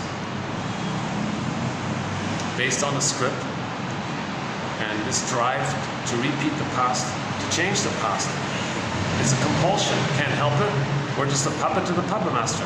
Just like outwardly, maybe people on the planet are controlled by the committee of 200 or something. Now the committee of 200, they're just the leaders of the 20%. Is that right? So the 20%. Part of this envy is not to see goodness. So a professor from California, Sonoma, is that right? Sonoma State University. Peter Phillips. I'm talking. That's a common name. You got to type in the name Giants. His book is called Giants. He says that there are 200 giants or something.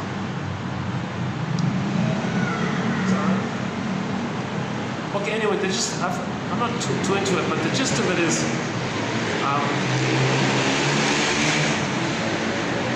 Well, there's a bird.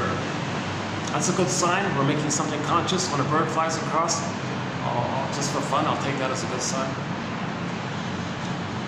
He says that, well, he doesn't say it, but every member of the 20% owns shares in each other.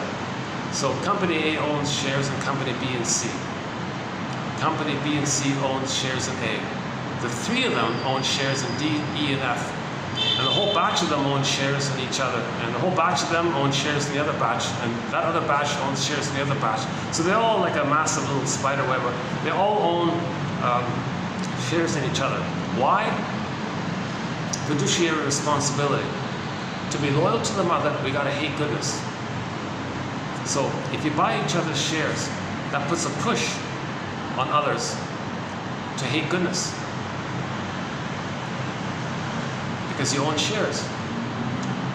The whole system puts a push to hate goodness. Then you make it legal and call it fiduciary responsibility to plunder and pillage to make maximum profit. That's part of the greed. So 200 of that batch are nominated or selected or whatever to watch over that or something. Because the idea would be if somebody didn't want to plunder and pillage and destroy goodness, they'd be out of that. Right? They'd be kicked out or something. Or there'd be a change in ownership or something. They'd kick them out, put another one in, put their cousin in or something. So they want to maintain this web of greed and envy.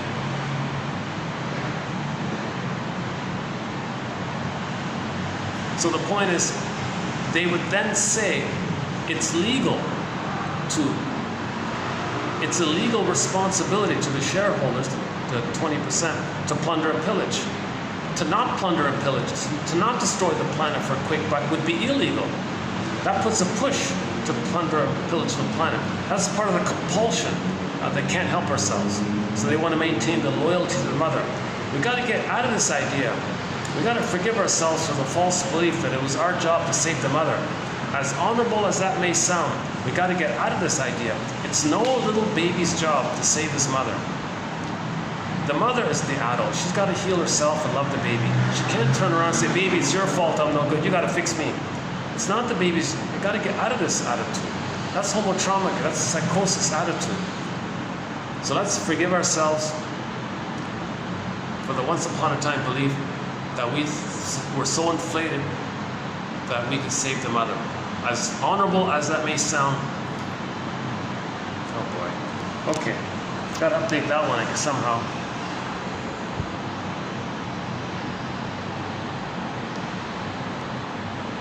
What's the next one here?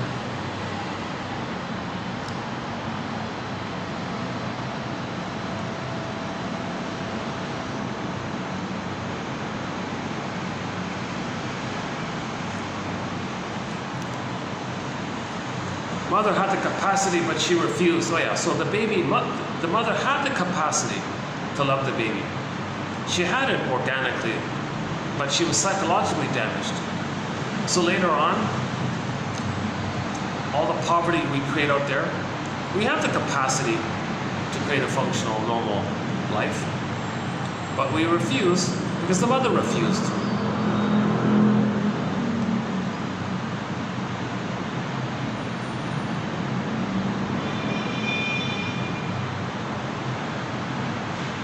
What's the next one here? I don't really like this phrase by Leonard Shengold, soul murder, but the baby may have felt that his mother did that to them. Let's just say the mother shamed the baby. Identify with the shamer. Shame. Let's just keep that. Yeah, let's forget that. I don't like that phrase. It's too over the top for me.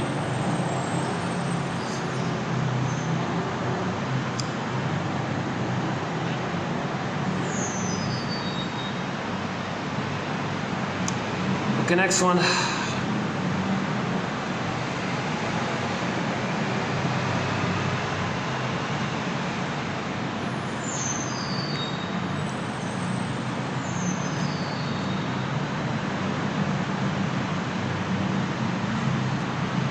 Once in a while, when somebody is plundering and pillaging, somebody might say, enough, you're hurting too many people like this. What's the knee-jerk response? Never enough. Insatiable, infinite, timeless. It's never enough because there's no time. There's no time. It's like it skips in this vacuous, like a crack in the like a crack in the time-space continuum. It's like a hole, like a black hole or something. They're always saying never enough. It can never fill in. It can never take you back in a time machine. So when someone's plundering and pillaging, and someone says to you, enough is enough, the knee-jerk reaction, never enough, it's never enough, got more and more. The vindictiveness and the rage and the revenge, it's never enough. They're never satiated, they're never satisfied, it never works. It never works. You cannot control the breast in the present, seeing others as the breast, thinking you're still in the past, able to control the breast. It never works. So the never enough relates to this, I think.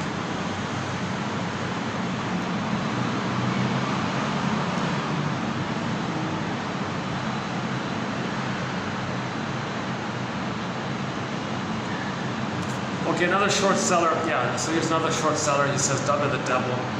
So the baby creates an image of the mother as a devil. He feels shame, hell. Mother's hate is the dung of the devil. That hate, he hates himself. Mother hates him. Why is it? Hates himself. That's the dung of the devil. No, the mother's not a devil. But the baby creates an image of his mother as something like a devilish character. That devilish character can take any kind of form. It doesn't matter. Even a hungry wolf can be a devil, whatever. So he's treating himself the way his mother treated him. Okay? So mother hated him, he hates himself. So short selling and plundering is the dung of the devil. Hating others, doing these terrible things. The mother did terrible things. So a famous short seller said, short selling, he literally said it. His exact words, short selling is the dung of the devil. That also might be called narcissistic giving.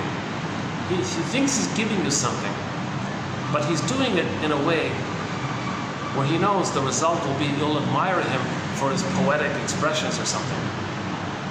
But covertly, he's revealing something.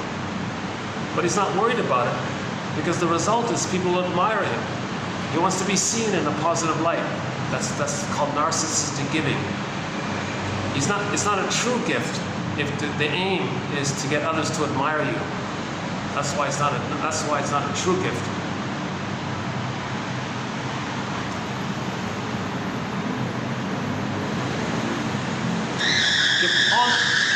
That inner hate is also called the inner critic. So you want to do something good for yourself, but you're hating yourself. So you want to correct this. The memory is, did you save the mother? No, you didn't. So you're still criticizing yourself.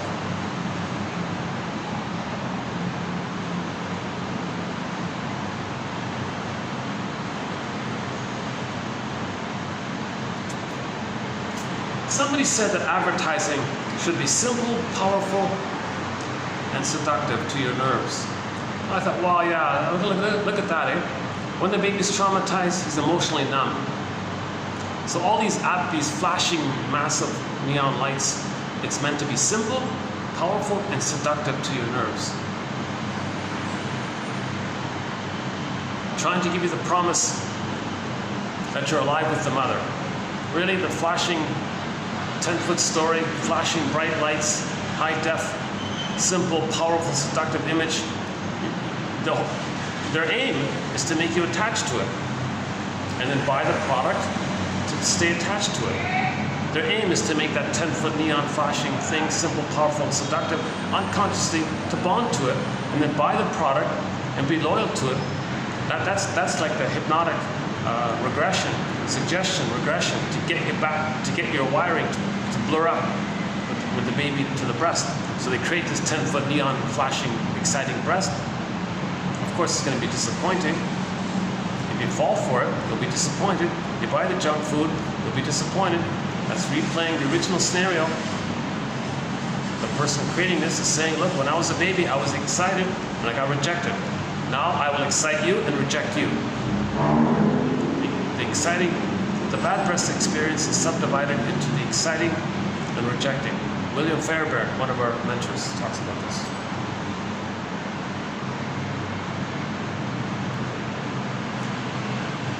Oh yeah, related to this is the whole bait and switch. So we see a lot of bait and switch types of things. Oh, little smoking here. Hold on a second. Let me let these guys have their piece here.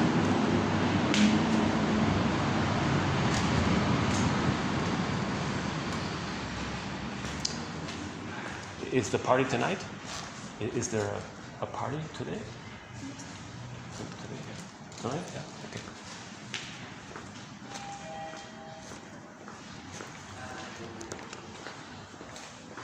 Or maybe that was confusing. Why did I say party? I should have said wedding or something. Well, they're setting up for something, so let's go down. Yeah.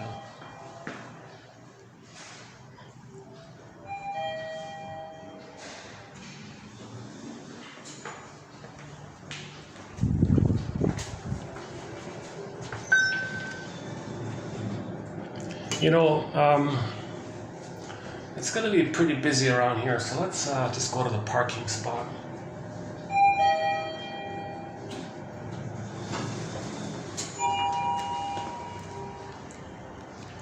Okay, maybe I can start to wind down around here.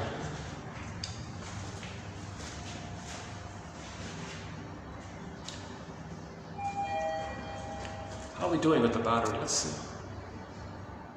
Oh, the battery's charged up. That's great. Yeah, it worked. Yeah, that's great. Okay, I want to get this under 6 hours because anytime there's music that's copyrighted, YouTube blocks the whole video. Now you can trim it out if the video is under 6 hours, but you can't if it's over. So, although I don't think we heard too much music this time, right? Okay, let's just zip through the remaining ones. We're only about halfway through the list, can you believe it? 48, so I think we did about 30, is that right? Baby had no choice, then they gave others no choice. Baby had no choice in the matter. Hey, stock lady, who puts this no choice onto others? That's the replay that the baby had no choice. Passive, helpless, surrender, emotional surrender, no choice. Stock lady, who creates that into others? Then, when the baby was in that place, it was easy for the mother to plunder and pillage their soul castle. Okay, this expression, mother's rights, in the film Now Voyager, I'm not recommending the film, but watch it for that scene where the shrink confronts the abusive mother. So this abusive mother used one of her daughters as a servant, and so she parentified her. Played by Betty Davis, Charlotte. So she was crying all the time. How do we get out of this? So finally the shrink was brought in somehow. And the mother said, I have a right for my daughter to take care of me, serve me, comfort me, do what I say, attend to me. He said, nonsense. Your daughter's a person. She has a right to know herself, to grow in her own selfhood, her own soil. What are you talking about? Mother's rights? Nonsense. She has her child rights. You don't have the right to do this to her. And squabble about it. And finally she said, okay. And then the shrink handed her Walt Whitman's famous sentence, now Voyager, seek thou forth and find yourself. What did she do? She just got sucked into some Playboy thing or something. Yeah, so she has a ways to go, right? But it's got to start somehow, right?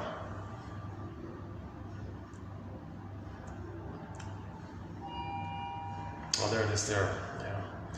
That one about that, I don't even want to repeat it. I don't want to repeat it. There's a slogan by some of the short sellers, something, something revenge. Channel your revenge to your mother. Channel all your hate to your mother. Okay? Onto what you're plundering and pillaging. And that's the technique to plunder and pillage, to create hate. So babies were traumatized 10,000 years ago to create the psychology necessary that underpins the driving, the hate, the revenge, the gobbling, the greeting, envy, and all this. Okay, hold on a second. What's the next one here?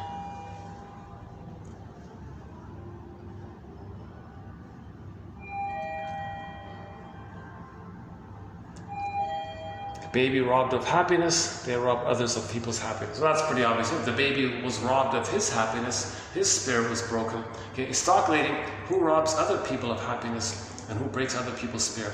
And another short seller, he actually said it. He said, we short sellers, we get nervous if anybody's happy. He said, if anybody's having a good time, we get nervous. Because the mother was nervous if the child was happy. Then he'd know himself.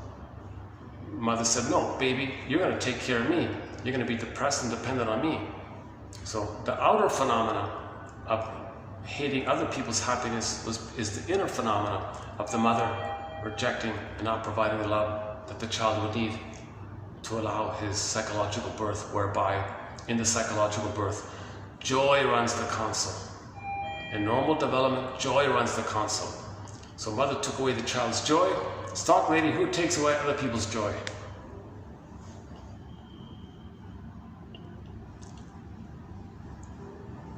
Okay, Kristen Wilson's one. Okay, the egocentricity, okay.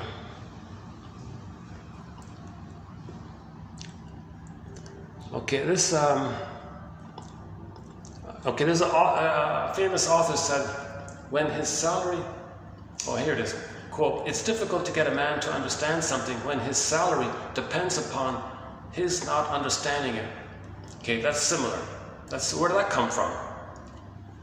The baby cannot understand what's going on to him. He's got a hallucinated goddess. He can't know it. So in the pillage and plunder, a lot of people don't know anything. And that's how they get their salary.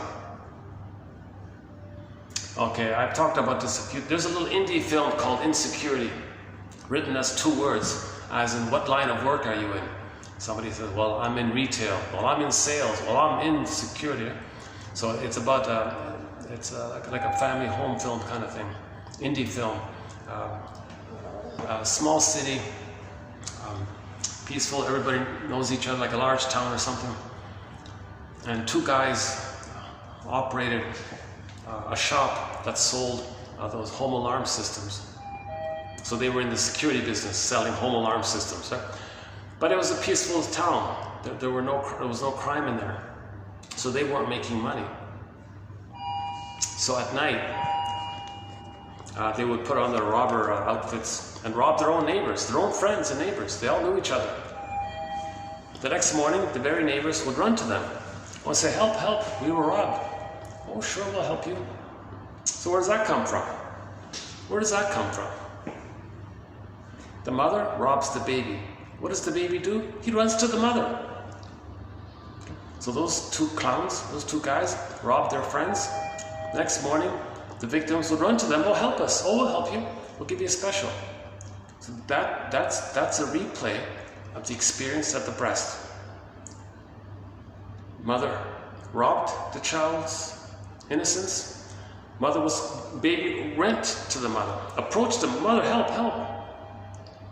The baby can't say, "Oh, you robbed me, mother, I'm going to go away find another mother."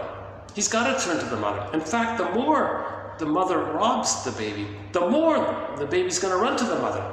Like a Stockholm thing. It's called identification with the aggressor. So this current phenomenon in the film, Insecurity, the two guys would rob their neighbors again and again, and more people would run to them. "Oh, help, please help, please help." They loved it. Because now they're the aggressor. They're not the victim. In trauma, the person identifies with the aggressor. The mother did that to them. Later on, they do that to others. See others as the innocent victim, rob them, and get them to run to them. Just like when they were a baby, they had to run to the mother after she had robbed them. So, as above, so below, inside out. The original intrapsychic sets out a blueprint. A blueprint. If it's problematic, we're going to keep on replaying what created it, thinking we're still in the past, hoping to change it or get a different one. It doesn't work because there is time, but the baby doesn't understand time. And this baby mind is filled with all of the person's life force. That becomes like the id, infusing into the traumatic script. And the positive intention is that within all this, there is the trickster character, wanting you to be conscious of it all. So while it is dysfunctional, there's a part of the innate drive for healing to make you conscious. So we want to cooperate with this trickster character, so to speak, and try our best consciously to add to our consciousness. That's why I think every iPhone, everybody over 40, can contribute to healing homotraumacus if they have maybe the comic psychoanalysis. That might be a good place to start. The Enneagram might be a good place to start. James F. Masterson's book, The Search for the Real Self. Karen Horney's book, Our Inner Conflicts. And so on down the list. And maybe I'd like to say 1001 Windmills of the Mind can be added to that list, because we have 10,000 advanced quotes from the shrinks, mainly from the shrinks, that are not too jargony, that are... Now this is what I'm doing here today. This is not really like within like 1001 Windmills of the Mind proper. This is sort of like a side thing that I'm doing once in a while. I just for my own curiosity to put ourselves on the couch kind of thing. Like in a summed up way, not like an individual way, right? Like how do we shrink ourselves? Like you can shrink, one person can analyze themselves, a shrink can analyze the person, a family therapist can analyze the family or something, and maybe a group therapist can analyze the group. Well, go on, let's broaden that kind of thing. We got to analyze ourselves, collectively, like overall, right? Because overall, the behavior of the overall is that we're short-selling the planet. Because our mother, so why did our mothers short-sell us? Okay, understand her, understand why. Because something sociological happened 10,000 years ago. We've got to make ourselves aware of this whole thing. You know, euphemisms, that's another one. Euphemisms, oh boy, there's 1 hour right there with the euphemisms. These nice sounding things oh my God, it's Alice in Wonderland. It's doing the most horrible things underneath, like principle of discovery. Right?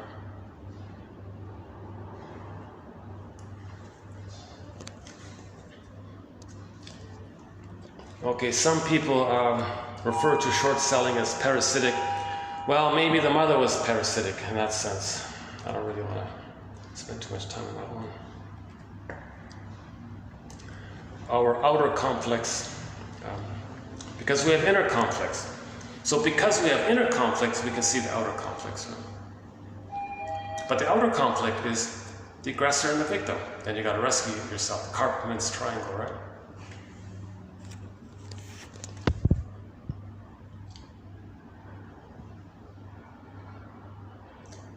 Okay, let's not do the ugly one this time here. So the ugly fill in the blank, and a lot of places where there are many short sellers or something, their behavior abroad is considered that. Well, the baby felt that by the mother. Act like that. That's called showing her up. So one theory is the negative behavior is yes, loyal to the mother, yes, trying to save the mother, yes, trying to please the mother, at the same time sneaking in your anger at the mother, thinking you're showing her up, thinking that if other people can see how negative you are, maybe other people will ask themselves, gee, where did they learn that? Oh, well, we learned it from the nursery. The mother did that to them? Are they saying that's what their mother did to them? Are they saying, hey everyone, look what my mother did to me. What I'm doing, that's what she did to me. I'm embarrassing her. I'm showing her up. I'm angry at her. So that's part of it, according to Berger, one of our mentors.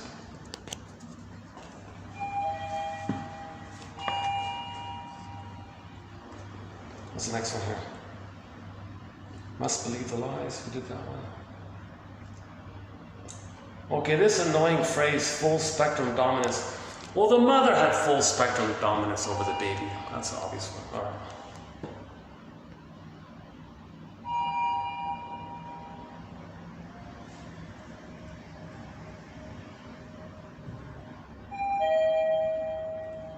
Well,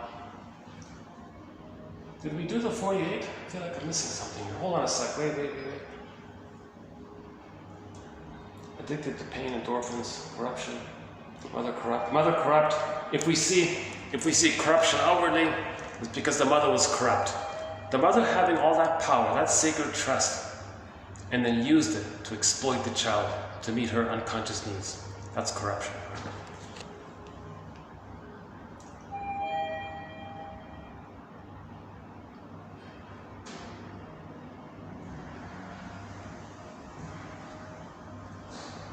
The bluebird of happiness. Oh, that's the next time, another time here.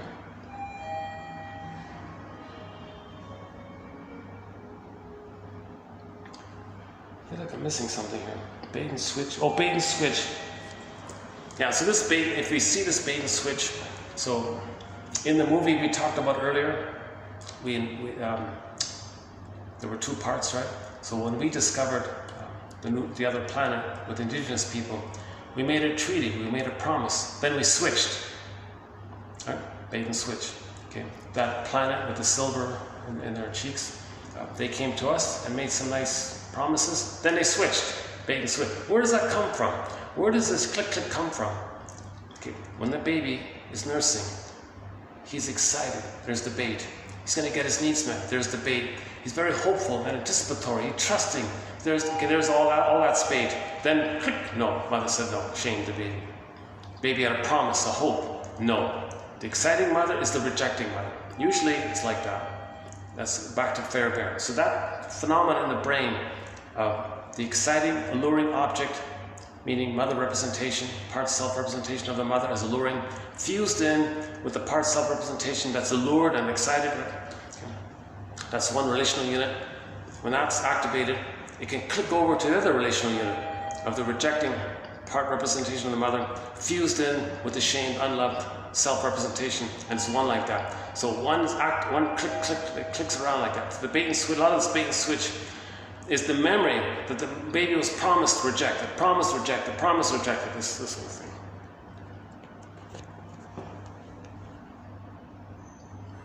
I guess that caffeine was a little stronger. Yeah.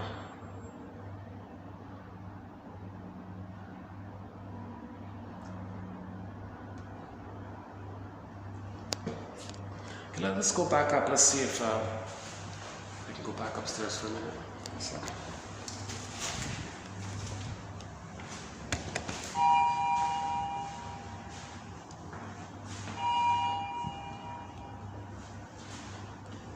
Yeah, that was a very strong caffeine.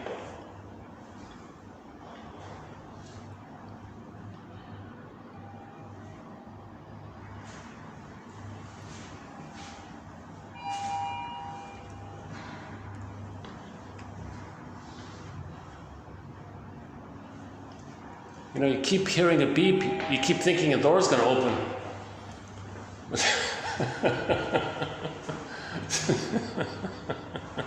And then you rush for it, but then there's no door. Like that. Is that one? Make up your mind. This elevator system is a little neurotic. It keeps beeping on you. So talk about bait and switch, right? The beeping. See, there's a beep. Oh, this one I think is going to work. Let's see. Over here. All right, I'll take it.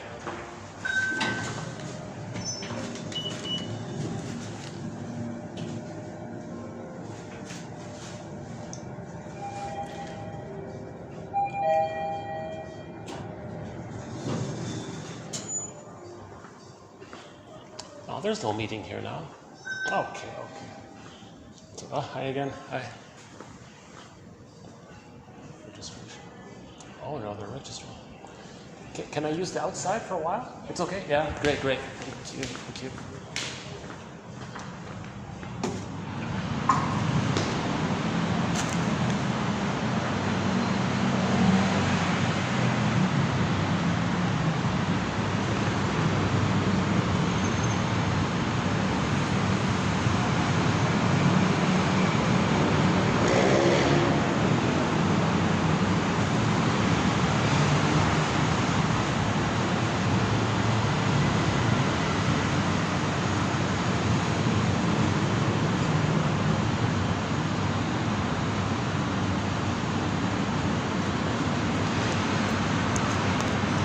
I've only got 5 minutes left. I want to keep this under 6 hours. So let's close this within 3 or 4 minutes here. Once again, this is just speculation. I'm just brainstorming here. I'm fishing around. Sometimes it might lead to something better. So sometimes the mistakes are like little prompts to find something better. So this is not a set answer here. This thing here is not like officially in our collection, really. It's sort of a side thing I do once in a while. So anyways, back to 1001, Windmills of the Mind, Psychoanalytic Psychotherapy's Greatest Hits. We now have 2,725 quotes. So this is the conclusion of 2725, part 3 of 3. So parts 1 and 2, I covered the quotes. This time I didn't do it here. So in the next video, we'll go back to our quotes in the next video with 2726 by Charles Rycroft. I'm going to grapple with this thing about obsessive, phobic, hysteric, schizoid, those four. And he links them somehow to the stress response. Like the flea is the phobic. And the schizoid is like a phobic, that's the schizoid. And then you got the aggressive, but the obsessive aggressive and the schizoid, they don't seek therapy because of the egocentricity. But the phobic and the hysteric, they're in the codependent place of I'm not okay, you're okay. But the schizoid and the bully one, in other words, the bully one and the Iago one have the egocentricity, so they don't ask for help. They think they're little gods and they're addicted to that. But the phobic one and the hysteric one, the more emotional one, are overly, they want help. Like they're in that place of admitting that they're wounded. The others have denied that they're wounded, see their woundedness onto others, and entrench it by hurting others as a defense to not feel that they're hurt. So they don't seek therapy because there's more work involved. You got to withdraw doing that. Then the feeling's going to come up. So you need a lot of work in that area. What do we got here? 2 minutes. Okay, 2 minutes.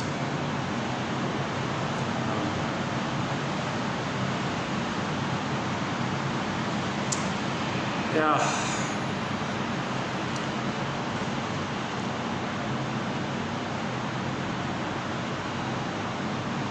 Oh, yeah. I started talking about the comedy routine about PTSD. Yeah, here's another point. There's a comedy routine from the 1920s that Lucille Ball and Danny Thomas, the Abbott and Costello, and the Three Stooges. A lot of famous comedy shows covered it. It's a routine. Kind of like Who's On First, one of those things. It's a routine called Slowly I Turn. That's a very serious topic. It's about PTSD. One message of it is that no matter how many times you act out your rage, it doesn't heal you. So you're triggered, you act out. It doesn't work. Triggered, act out. Triggered, act. It doesn't work. So beating the pillow doesn't work. You got to be conscious of the trauma and face that area. Just acting out. So that's what the routine was partially about. Another part of it is flipping it around. So if somebody, what they wanted to say was the aggressor can be traumatized. I don't think that's the real message. I don't think being the aggressor traumatizes you. I don't think that's the message. Maybe it is. I don't think that's the real issue. The aggressor was traumatized. That's the issue. So when you're triggered, you relive the trauma. So this is an over-the-top, very intense. It's about psychosis, disassociation, criminalics, mental institution. The guy was in a jail and a mental hospital and all this stuff. The Abbott and Costello version, at least. Actually, it isn't Abbott and Costello. It's Costello with some other guy. What's his name again? Fields or Shields or something? Like a guest actor. I forgot his name. He's the guy that played the hobo and all that. Lucille Ball, yeah, I guess she was the funniest one. I'm not really a big fan of Lucille Ball, but she loves the act, but she has that violent side to her. Some of her humor is dark, so that kind of fits in with her negative humor, I think.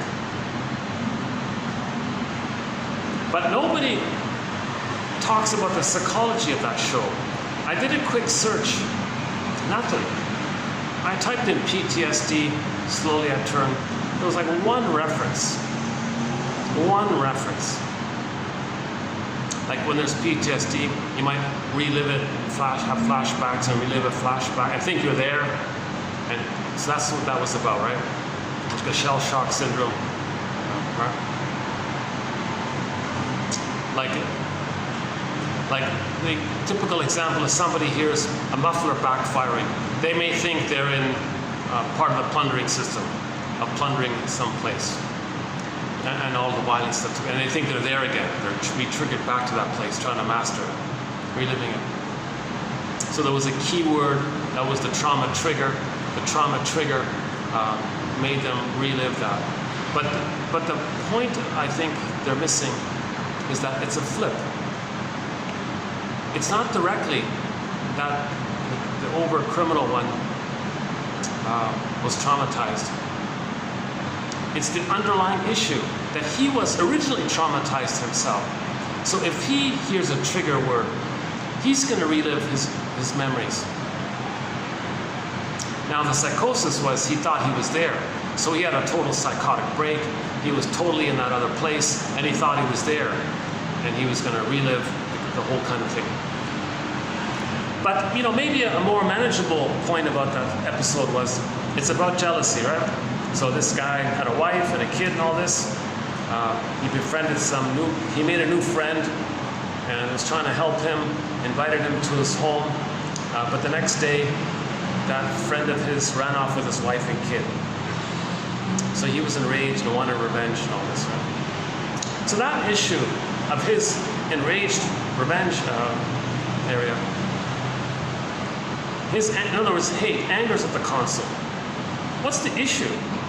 He lost, his wife ran away with his friend, right? So the story is, a man's wife ran away with his friend. So of course, a person's going to be angry on this. But his issue is exaggerated over the top. But the general gist, or the general message is, anger. He was angry because his attachment, his security, his home, his wife, his kid, his family, his setup, that whole thing that he created in his life, that was his attachment. That was his secure attachment, right? And it was taken away from him. So he lost his secure attachment by somebody who took it away from him. That friend was a symbolic stand-in for his mother. So the rage he had at that guy and his ex-wife or wife stood in for the rage he had at his mother at the nursery. So deep in that guy's brain, he was very abused by the mother, very betrayed, and so on. So that led to a template. He recreated it. His revenge against his mother, one meaning the devouring hunger to control the breast, damage the breast to control that whole area. He recreated it. He created a family and then invited some stranger into his home. Made some excuse to do so, trying to help somebody or something. But he recreated it because the situation was, why did he invite that person into his home? Because that person was like a handsome, charming guy or something. He just charmed his wife and took off with her, and she went along with it. So he recreated the interplay that originally took place, where he was supposed to have a security with the breast mother. It was taken away sharply. Maybe he was like pulled away from his mother or something. Maybe he was nursing and the mother yanked him away or something like that. Maybe the mother did some abusive thing like that. So he recreated an attachment, the family, brought in someone else to stand in for the yanking mother. So that guy, his friend, was the yanking mother. I think some mothers might do that. I got a feeling some mothers do that. The baby's nursing, the mother's triggered, she's filled with envy. You're getting love? I didn't get that love. No, you can't. And she yanks the baby, rips the baby from the breast away. That would be a shock trauma. Huh? So he created it. He recreated it. He set it up, found someone to marry, had a home, had a job, had a family, had a kid, created a safe attachment. Now, who's going to do the yanking? He invites some stranger in, and he yanked it away because he ran off with her and the kid. So he came home from work, and there was a message that said, sorry, we're gone, bye-bye, whatever. So he was yanked. Now the rage, so that rage he felt, that rage that he expressed in that show was to express the rage that he felt at the mother. So in other words, yes, babies can feel rage. That screaming and that colicky, that's rage and terrified feelings and so on. Uh-oh, I think I went over 6 today. I don't think there was too much music in the background, so that's okay. Okay, if by chance you can't see this video, it's because some music blocked it and I can't take it out.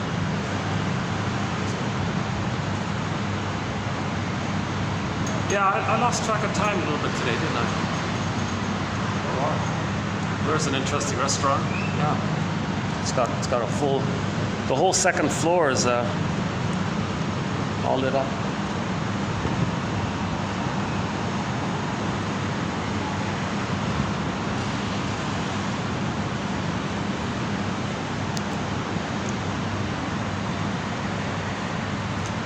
I hope this doesn't take a month to upload. Longer videos are taking over a month to upload. Can you believe it?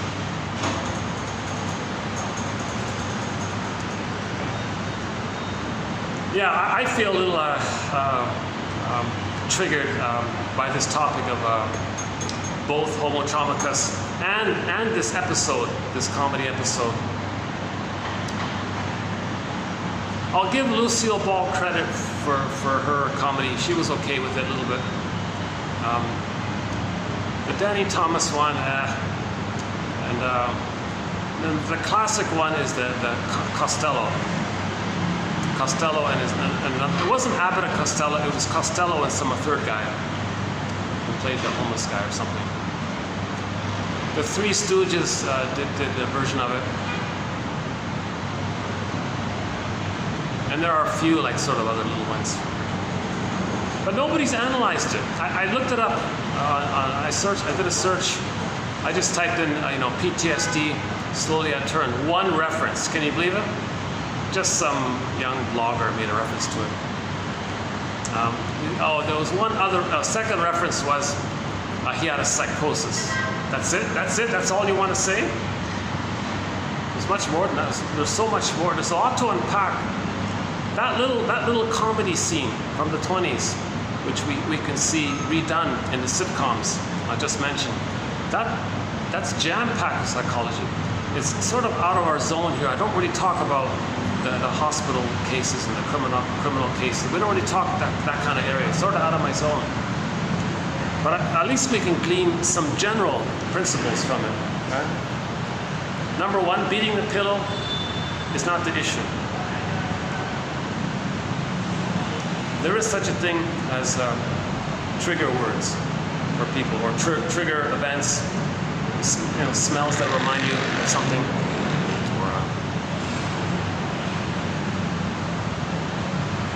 Trigger places would be one. Yeah, let's say at a certain place a trauma took place. You may never want to go there again because the place was the trigger for the trauma. So don't look for traumatic memories. Like, that's another message by Masterson. Don't ever look for traumatic memories, PTSD, those memories. First, weave a basket to make it safe to accept developmental relationship problem memories. First, like a layered thing. Do the easier stuff first. It's easier to face developmental trauma than it is to face like a shock trauma. But that episode blurs in both. I think that episode fuses both. That man's developmental trauma of not being breastfed, of being yanked away from the breast like that, and it blurs in with, and they're doing a condensation. They're condensing two traumas. I think what they're doing is they're condensing two traumas in one scene. The developmental trauma of the mother yanking the baby from the breast when he needed it, and the whole area of PTSD when there's a shell shock trauma. I think they blurred it in like that. They blurred in the delayed onset of PTSD, the shock trauma, giving the developmental trauma the same symptoms as the shock trauma. And of course, it's exaggerated a gajillion times, right? Because many babies are being traumatized, but they don't behave with that great sense of jealousy and envy, revenge fantasies. And we don't have a thread on that topic actually. I guess I should go down here. They seem to be setting up something for registration. Yeah. This is a common area.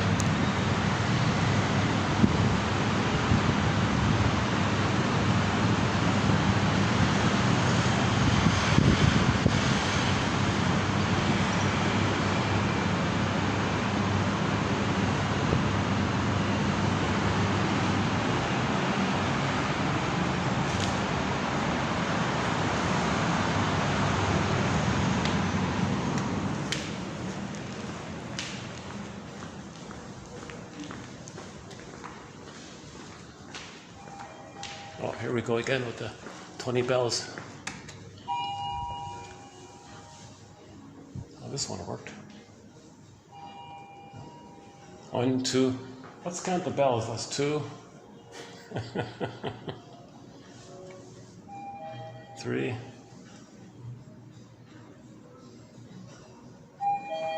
4. Ah, the fourth one. All right.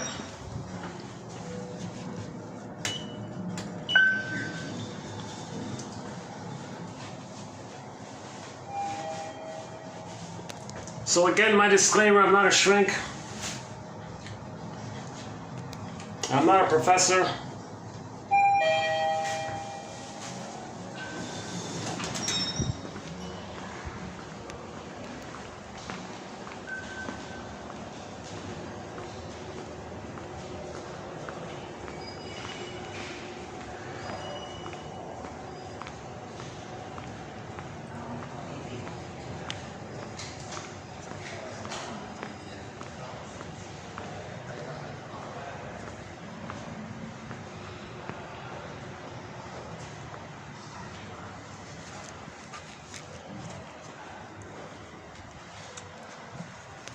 Able to sit here for 2 minutes, 2 or 3 minutes to wind down here. Any final thoughts here? In the last video we did the pigeon joke.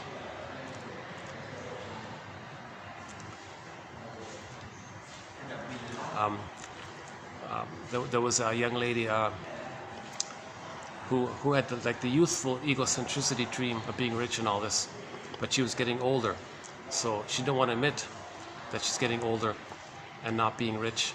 So she had the grandiosity, like the youthful dream of being rich and successful and all this, but she was getting older and all this. And then she heard about reincarnation. She thought, well, wait a minute. If she can live again and again, she can continue with the youthful thing and not have to admit mortality, not have to admit the loss of egocentricity, not have to admit getting older and all this. So she asked the comedian Steve Behrman. Yeah, he calls himself a New Age comic. Yeah, you know, Mr. Behrman, you know a lot about this New Age stuff. What's this about reincarnation? And sensing her where she's coming from. Oh, it's funny how things work out. I once knew this guy who wanted to be wealthy in his lifetime. He was reincarnated as a pigeon and made a deposit on a BMW. So the joke is, she had a little tension. He recognized it by putting it to words. That makes you feel safe. When you feel safe, before you were a little tense, you laugh. There's humor. The benign violation of theory of humor. So she was a little tense about mortality, didn't want to say it directly, so he gave the little story about, yes, there can be buying a BMW in later life, but also her genuine feeling of anger of not getting rich, hence the double play on the pigeon joke. And this idea of humor,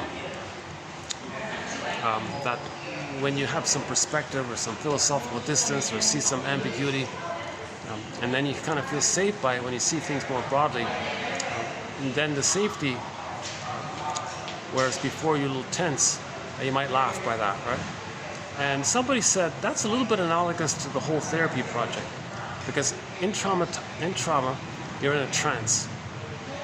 You're in a trauma trance, right? You're sleepwalking through life.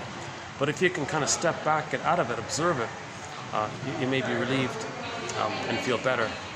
Just like in a joke, you feel better.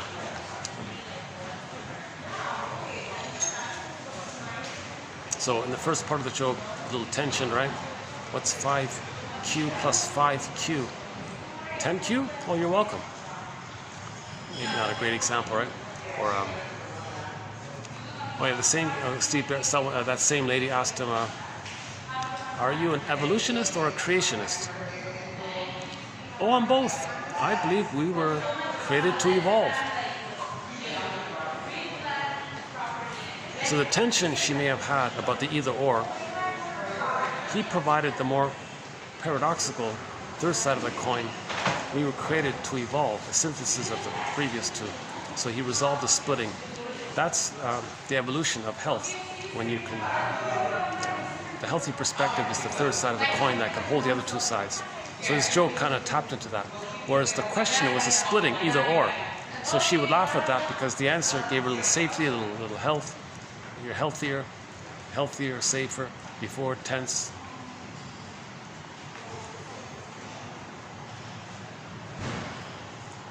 Yeah, I'll just spend a few minutes here. I got that whole front desk right in front of me.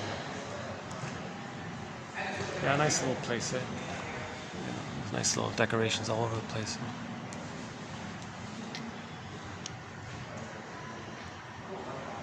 Is that real? Let's see. Oh no, these are deco. Oh, I thought they were real. In some hotels, they're real. Huh?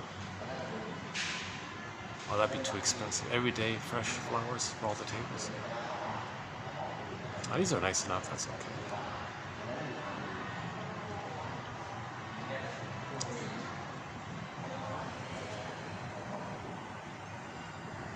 Oh, this is a nice hotel, yeah.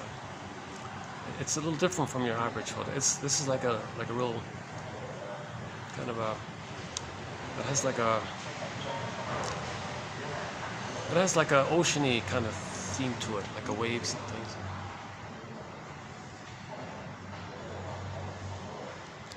Yeah, it makes you feel like you're on the ocean or on an ocean, on a ship or something.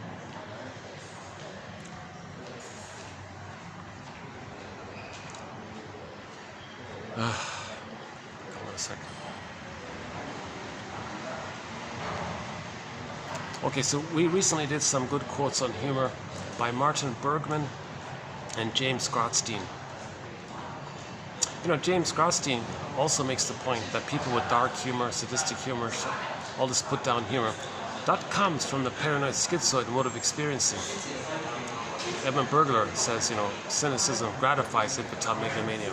So a lot of this negative humor is a sign or a symptom that the person is operating from the paranoid schizoid mode of experiencing. But in the depressive position, or the more advanced place, there's ambiguity. There's like two people can be right. They disagree, but they're both right. They're both right?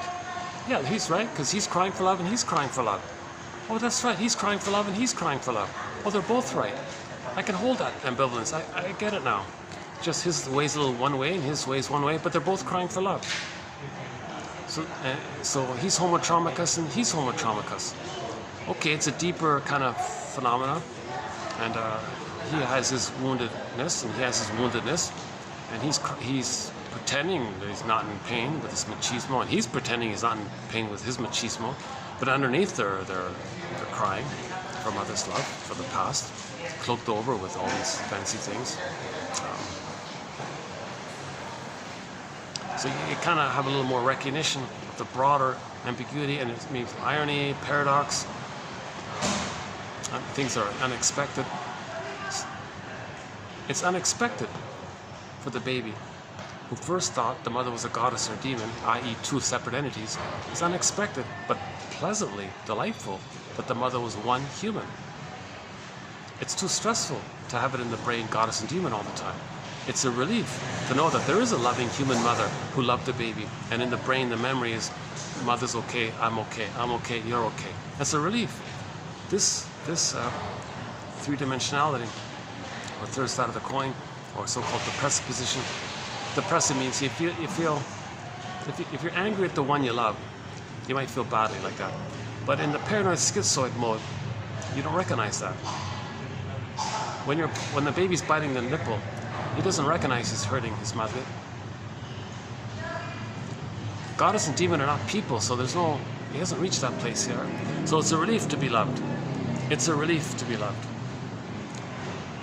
So in humor, the first part is more of a cry for love. In the punchline of the joke, or the answer to the joke, there's a little love that provides some relief from the previous pain. So like, as mentioned before, we can all live like nomads. What? Nomads? A little tension, benign violation of your expectations. You never thought someone would say such a thing like that? You can't live like a nomad. What are you talking about? Who's going to live like a nomad? Everything's advanced here. There are no nomads. Where I nomad at you and you nomad at me. Oh. See, now you got the answer. The tension of the thoughts around the nomadic life is relieved. Because it's not about that. Plus, nobody's mad at anybody, so you're safe.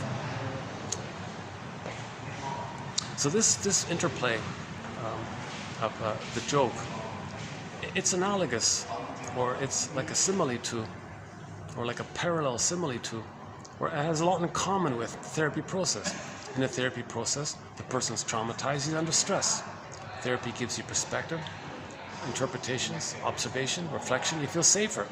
And it's like you might laugh. Now, in therapy, it's not just benign tension, it's a deeper loss, so you're going to cry. So when you feel safe, the pent up, if it's mild, you might laugh. If it's a deeper thing, you'll cry. But the release is the same. The safety allows the release. Mild humor, deeper loss, which you admit, you're going to cry. Natural response.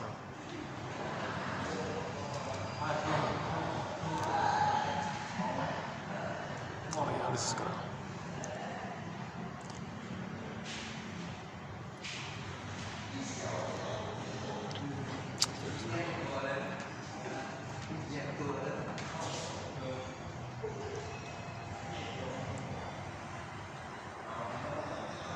over here.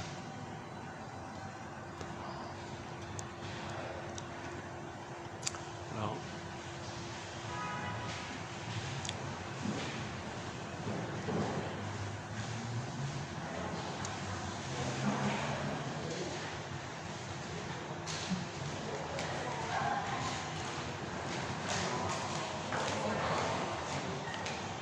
yeah, I was very surprised to discover this clip, this little comedy routine. Slowly I turn. Jesus Christ! It's a nightmare. It's a terrifying thing. It's about a psychotic mental case in a prison and all this, right? So the thing takes place in a mental hospital jail or something, right? And Costello, what's his first name? Bud or something? The fat guy, the other one, the shorter guy. The pudgier guy, right? He had to temporarily share a cell with that mental deranged person who committed the crime. And the mental deranged person was telling him why he's in jail. But in the process of doing so, a word comes up that triggers the reliving of the whole nightmare that he experienced. And he's trying to replay the whole thing, and he's in a psychotic break. He actually thinks he's back at that place, like the soldier on the field and all. He thinks he's back there, right? And he's reliving the whole thing. And poor Costello is going to be possibly a victim of his reenactment. Finally, he comes to his senses and realizes, oh no, oh, I'm not there, oh, I'm here, oh, I'm sorry about that, oh, Jesus. That's why he's in the hospital. The guy's too dangerous, right? So that's the over-the-top psychosis, which we don't cover. We don't have a thread on that kind of thing. Let the shrinks deal with that. That's way out of my zone there. So the roughly 5% of the population that are sort of, whether or not they're in the jail or not, that kind of over-the-top area, psychopath, the criminal, those kinds. So this one, so let's just, so 1001 Windmills of the Mind is mainly for your average neurotic person. The worst I might get for somebody is if they're iago, very envious and cynical. Maybe it can still be helpful, but beyond that, like the psychopathic and the brain damaged one and the chemistry issue and addiction, that whole area, that's out of. I'm not a medical doctor once again, so let's let the medical doctors deal with that 5%, 2%, or 1%, or 5%, or whatever it is. Behrman thinks it's closer to 10%. I think that's too much. I don't think 1 in 10 are like that.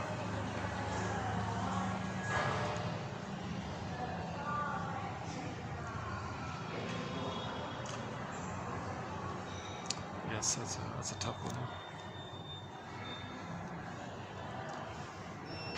What was it? Oh yeah, there was a case. There was a case about some violent criminal type of person. And similar to like this, I didn't watch The Sopranos, I just read the thing about it. So he was like a violent, abusive. The shrink couldn't, and I read the conclusion that the shrink couldn't help him. So analytic therapy is not going to help that 3-4% or whatever it is. the precondition to do analytic work is not to play games or something, or not to try to succeed in replaying the past, to try to master the past and hook people. It's your genuine willingness to heal. The person has to be psychologically minded, has to show some self-reflection, some ability to connect and care for others. There has to be some kind of basics in there, right? But there was a case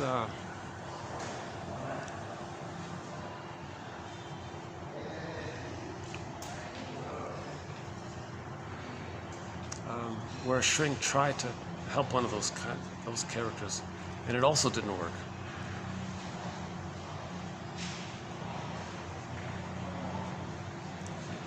Now, when money's involved, see, that's a different issue, because if the shrink just wants money, he's corrupt, I'll just do it for the money. That's not going to work.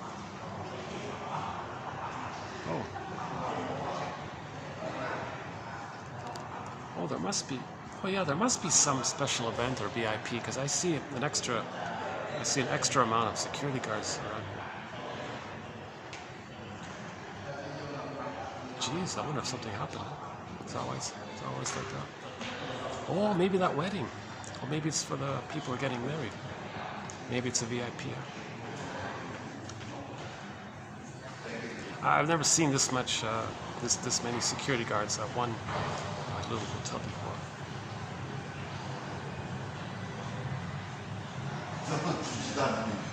Those are tough guys, these guards I've seen here, the two of them I saw so far. Tough looking guys.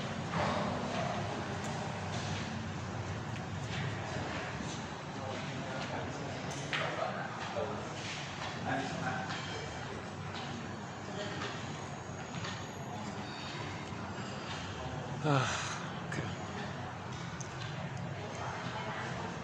I'm a little too distracted right now.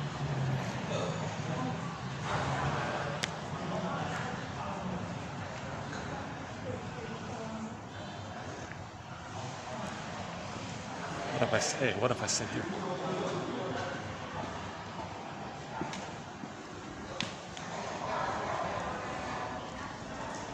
Let's try this for a bit.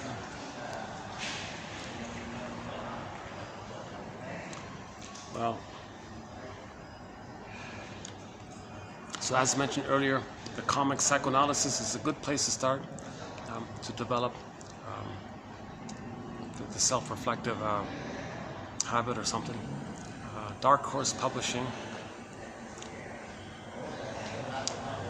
It's a comic that was originally done in 1955, 4 issues.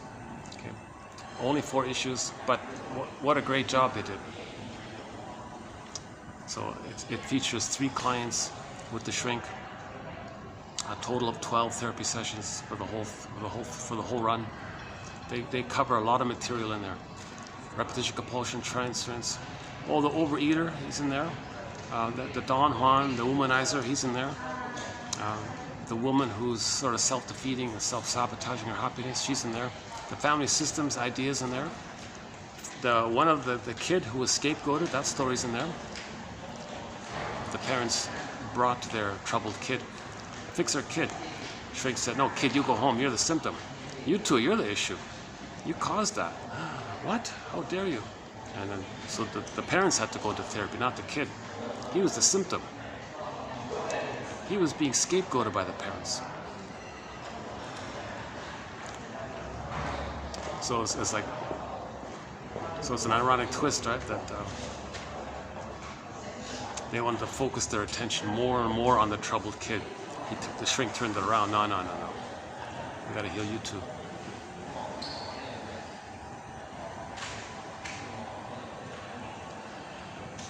Yeah.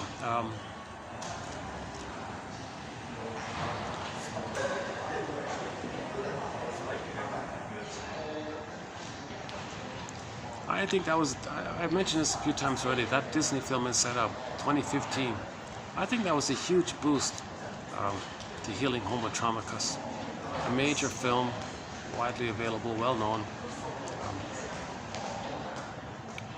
It makes it clear. It makes it clear. When the needs aren't met, Joy, sadness gets zooped away. Anger's at the console. No use beating the pillow. The issue is, shall I compare thee to an onion? Feelings and needs. What's under the feeling? The unmet need. The unmet need for a secure attachment style, for his developmental needs were unmet. That's why anger's there. So it's not about acting out your anger, expressing your anger, being aggressive, saying how angry you are, and just being stuck in this cocktail of brain chemistry or something. It's just, you're almost like, I think what you might be like re-traumatizing yourself in a way. You might be making it worse. It's better to understand why the person's angry.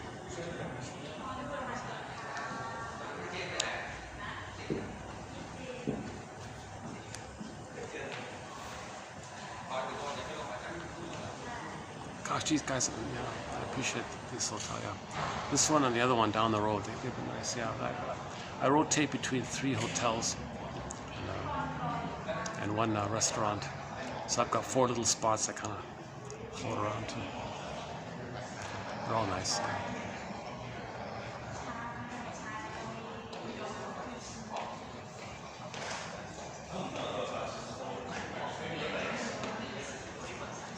So Sanford said this, it's in the evolutionary process that if we're wounded, if we're traumatized, we're wounded, there's some kind of process going on. Okay, nature, the natural forces and all this. It's trying to get us to heal. It's trying to make us conscious of our trauma. Okay? So one way of saying the healing journey is to upgrade from the paranoid, schizoid, and emotive experiencing to those who are mainly there, get it up to the depressive position. And those in the depressive position to get it up more to the more fully psychological birth of I'm okay, you're okay, to be an elder. Oh, let me update that story, Duration of Life. The Grimm's Tale, Duration of Life. I said it last time, I think I made a mistake. Let me update it here. 18, 12, and 10, sorry. I got the years wrong. So in the Grimm's Tale called Duration of Life, just a little mini story. I first heard it from Chinnen. He said it on a tape. He said,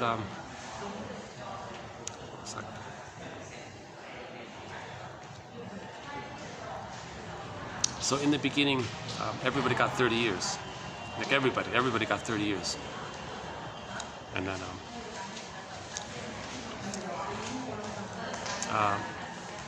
the donkey said, hey, come on, Mr. Great Spirit or whatever. That's too much. I don't want 30 years. You know, I got to do all this work and be a beast of burden and carry things all the time. Well, lighten. Okay, fine. What I'll do is I'll take 18 years off of you. So is that okay? Oh, that's better. Yeah, thanks.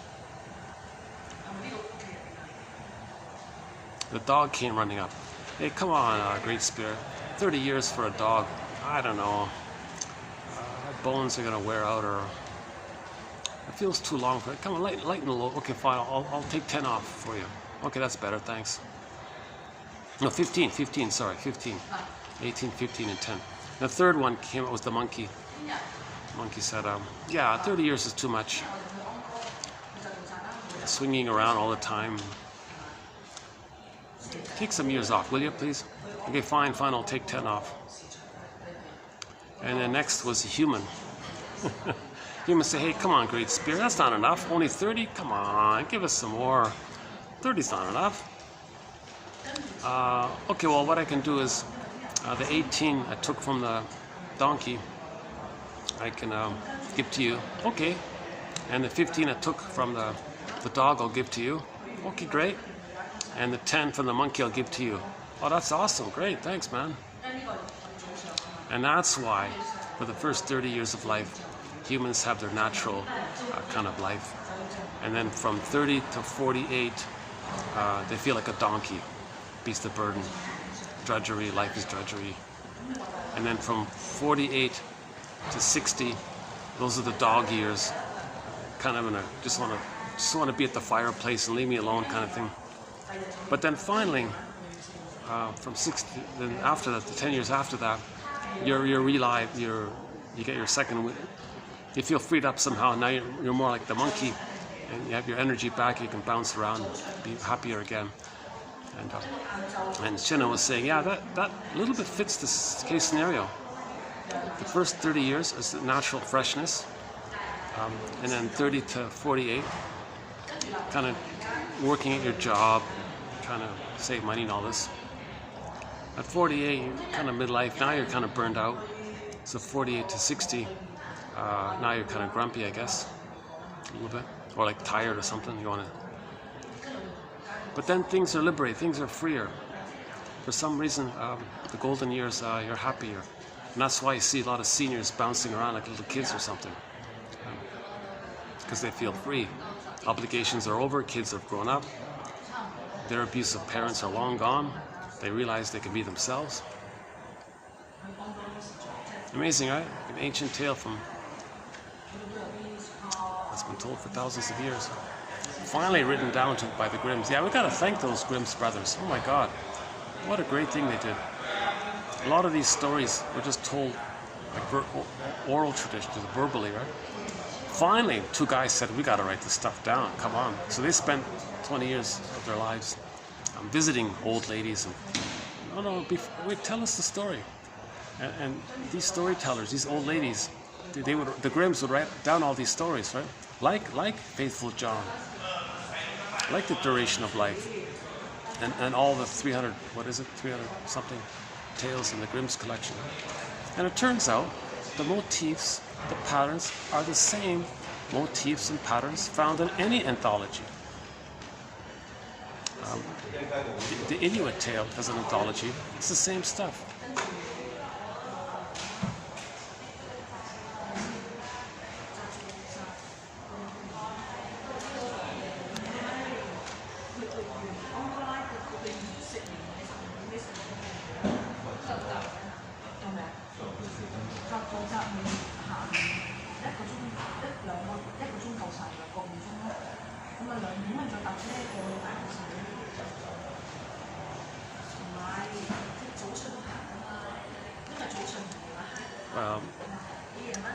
It's too dark outside, so I'll just close it up here.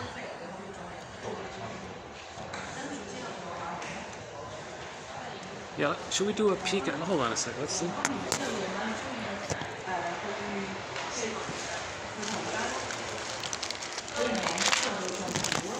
Should we do a sneak peek at the next one here? Okay.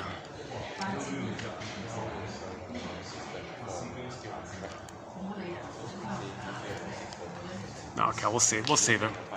We'll save 27. Well, let's save it for next time. So this will be mainly by Rycroft, Charles Rycroft, the author of the dictionary, a little pocket dictionary called the Dictionary of Psychoanalysis.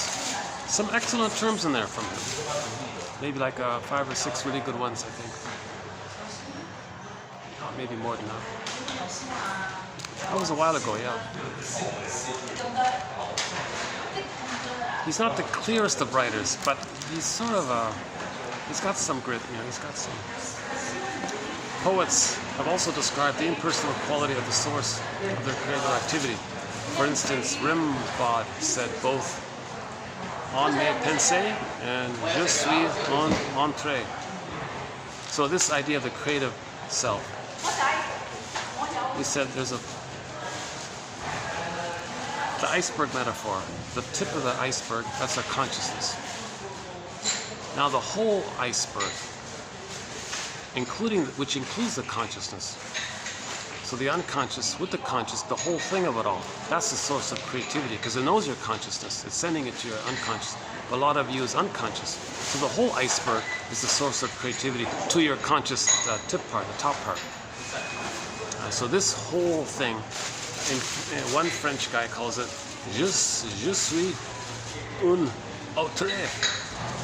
It is the other. It is this mysterious other. On mes pensées. Something other. It's not me. It is not me. Something other. So when people are creative, they go, where'd that come from? Well, you're unconscious, but your unconscious knows about your conscious. It blurs it all up, and gives you something that's a fusion or synthesis of the unconscious to conscious. Yeah, so he calls it the conscious self, the I self with a small s, and the totality of the whole iceberg, the id dash self with a capital S, and the id meaning all of the unconscious, all of the energy in your unconscious, and the self is the totality. So the id dash self is this otherness that communicates to your I small self. So he said when you're dreaming, you should say, I had a dream. The dreamer was the id self, gave me, the conscious I small self, the dream. So when I woke up, the little me got the message from the iceberg, the whole iceberg, right? So he says it this way. Let's see. If one asserts, I dreamt, and means what one says, instead of reporting, I had a dream, if one asserts I dreamt and means what one says, instead of reporting I had a dream, is that I the same person as the I who remembers having dreamt? The assumption that dreams have meaning implies that the agent or agency who composes dreams has more self-knowledge and is more honest than the recipient who registers and remembers them. Oh yeah, so it doesn't lie, right? Like when you're dreaming, there's no lies in there. That's all. There's no lying going on. There's displacement. You're trying to process. You're trying to feel what you couldn't feel.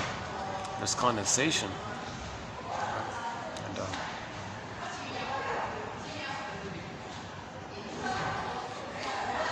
And there's wish fulfillment by fantasy, but there's no like direct lie to you. So when you wake up in the morning, you receive the truth. It's like getting a message from your unconscious. It's like getting a letter from Poseidon or something, from one of the gods. You're getting a letter from. So imagine you wake up and you got little glimpses of your dream. You want to write it down. TTAQ, title, theme, affect, question. Make conscious what you glean from the dream. But the dreamer is the id self, with a capital S, sending a message to you, the conscious I self, with a small s. The dream agent is something that is part of oneself, but also more than oneself, that is personally impersonal and impersonally personal, that sends messages without ever willing or deciding to do so, but only because it cannot not do so. That's when Rykoff caught my attention with this quote here. But I just accidentally saw this quote. Okay, let's read some more of his work. The dream agent, like the whole force that's sending you up your dream, right? Your unconscious and everything. The dream agent is something that is part of you, but also more than you, which is personally impersonal, so subjective, but it's yours, and impersonally personal, that sends messages without ever willing or deciding to do so, but only because it cannot not do so. So there's a greater force, there's even a bigger back force called nature trying to heal you. The bigger back force of the energy of nature, your unconscious as a member of nature is tied in with that, and all of that, your unconscious being pushed by nature, and your unconscious knows you're conscious, and all of that whole totality is the source of your dreams. So when you wake up and you get a little conscious glimpse of it, you should be hungry and write it down. What was that dream? Because it's revealing your conflicts, it's making you aware of what you're not aware, It's giving you the theme of your life, the theme of your problems. And sometimes you get a happy dream. Well, that's wish fulfillment.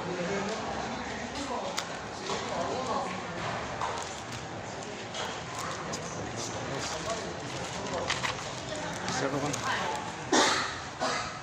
Oh yeah, I mentioned that one about supportive psychotherapy. Yeah. Supportive psychotherapy, that age-old means of helping one another by lending a sympathetic ear, by permitting a temporary emotional dependency, and by offering sympathy and maybe even a modicum of advice. This goes on thousands of times in every neighborhood, in every community.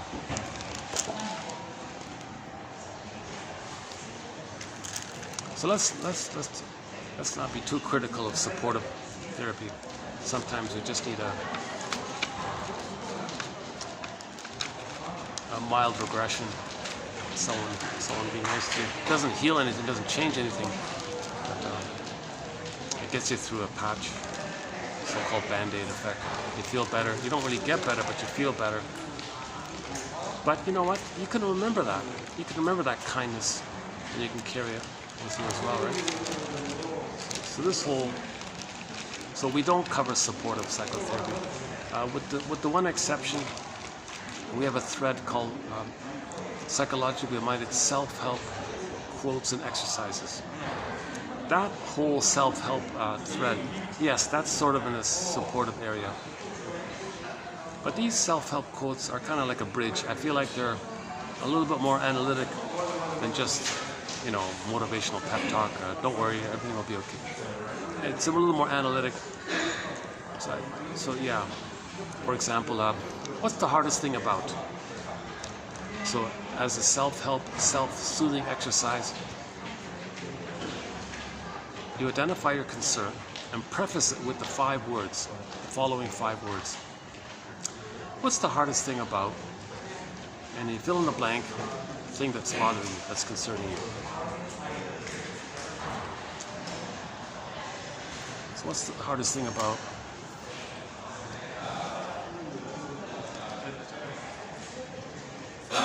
What's the hardest thing about sitting here, possibly thinking that I'm overstaying? I did buy an expensive coffee. They're okay with that. They're all friendly. Why do I still feel a little... Okay, I have a thought that maybe I might be bothering some of the people sitting around me a little bit.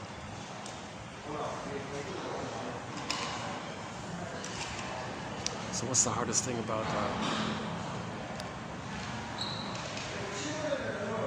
doing a video here?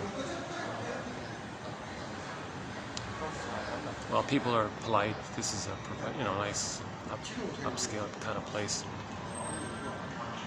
I don't want anyone to be a little uncomfortable or something.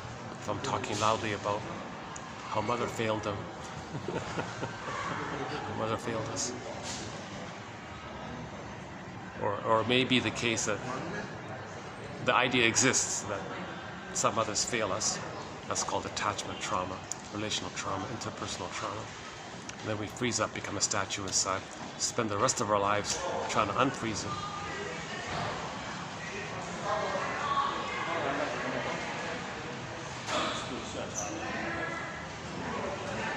Maybe it's a sense of just like being a visitor here, like I'm not really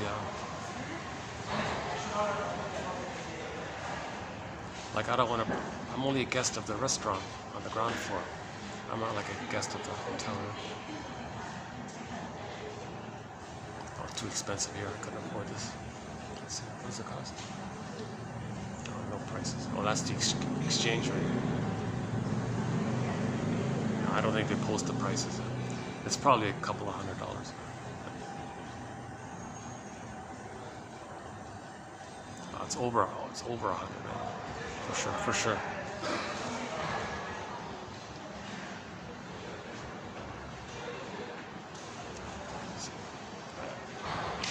Maybe what I was worried about just happened. That guy suddenly picked up his, when I talked about the price of the hotel, he suddenly picked up his... Maybe the word money is a trigger. price.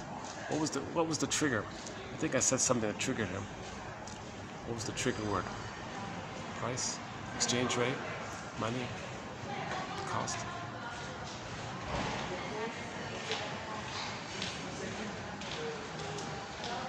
Maybe he feels guilty about how he...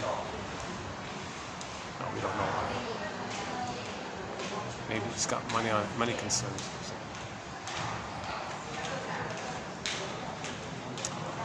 Okay, yeah, I noticed this past half hour I've been kind of a little not fully present here. I'm not sure what kind of ending I'm looking for. My habit is to kind of see if I can end on an upbeat note, some kind of sense of closure or completion somehow. I feel like I'm kind of drifting here. Maybe it's because it's Saturday night. I'm not sure what it is.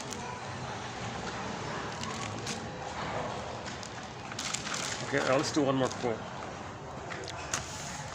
Psychoanalysis, although propounding a complicated hypothetical structure of the mental apparatus or psychic apparatus, the mind, in other words, psyche, in psychological terms, has always recognized that man's emotional experience is rooted in the body and that it is emotion which gives meaning to life. Well, the emotion is the signal that our needs are being met. That's the meaning. The need is to express our real self. When we express our real self, the real self is a part of the self with various capacities, knowing our interests, etc. When we express our real self, that's the meaning. And the emotional response to expressing our real self will be pleasure. And that's the emotion connected to the need to express our real self. That's the meaning and the pleasure in loving life and enjoying the present. So the emotion is important. So we live to the extent that we feel. But if our feelings are frozen, where's the meaning? Well, the meaning is bogged down, frozen, waiting to be found.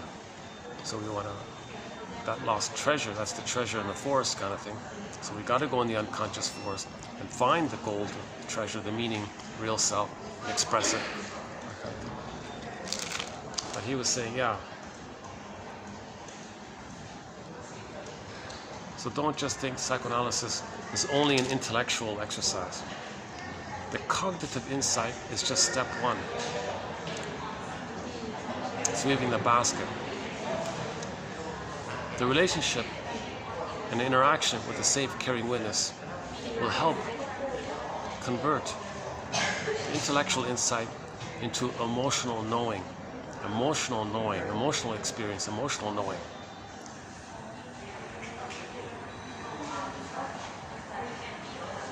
So I'm not sure if it's really going to work too well if you first search for emotional knowing without conscious knowing.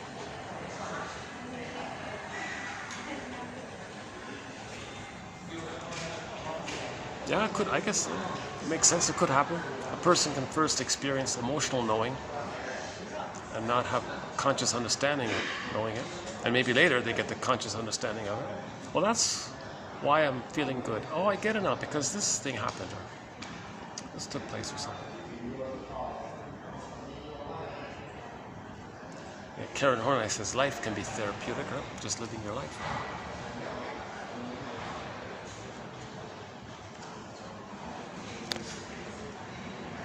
Okay, maybe if I walk outside, maybe that'll do it. Let's pack this up.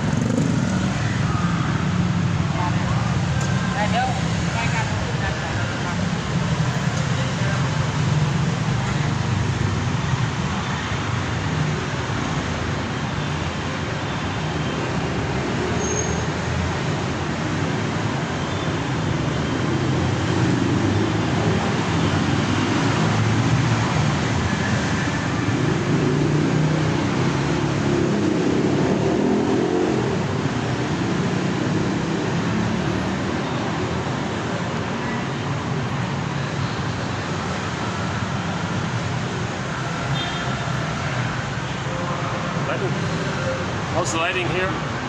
The reflection? Yeah, that's okay. I don't think I'm gonna have any kind of special closing here.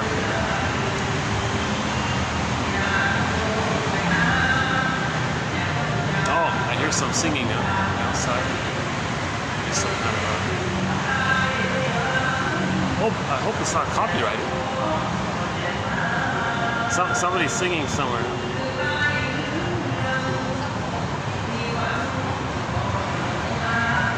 Oh no, that's from a taxi, like a moped taxi, one of those three-wheeler taxis. Oh, that means it's copyrighted. Oh yeah, that's probably copyrighted then.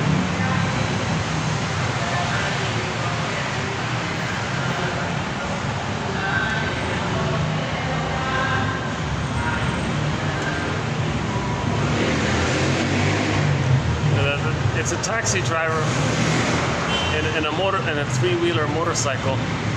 He's lounging back, blaring his favorite music by the looks of it. Oh, he's watching on his phone, his iPhone. So he's got his iPhone hooked up to some speakers. That must be it. No iPhone could create that loud of music. Oh, now we got up.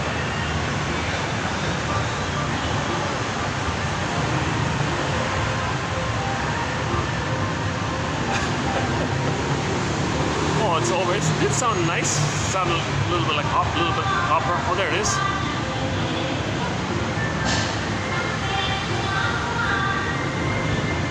It has like a little bit of an opera kind of sound to it.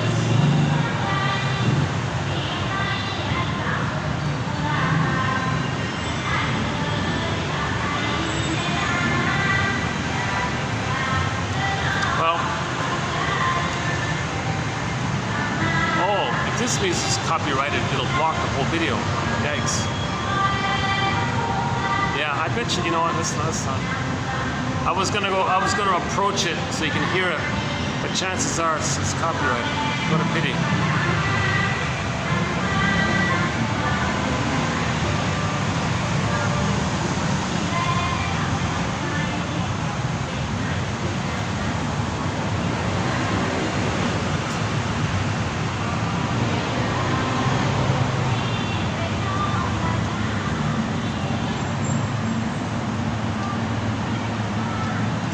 Well, that's where we started the video 6 hours ago. Oh, it's available. Oh, look at that. Oh, look at that. It's available. Oh my God. I could buy another coffee and go back in there and continue. But no. Let's leave it.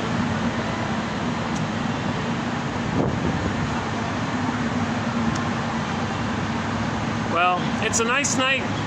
This is the first, oh my God, this is the first pleasant vibe with the weather here. It has like a warm summer breeze kind of feel, yeah.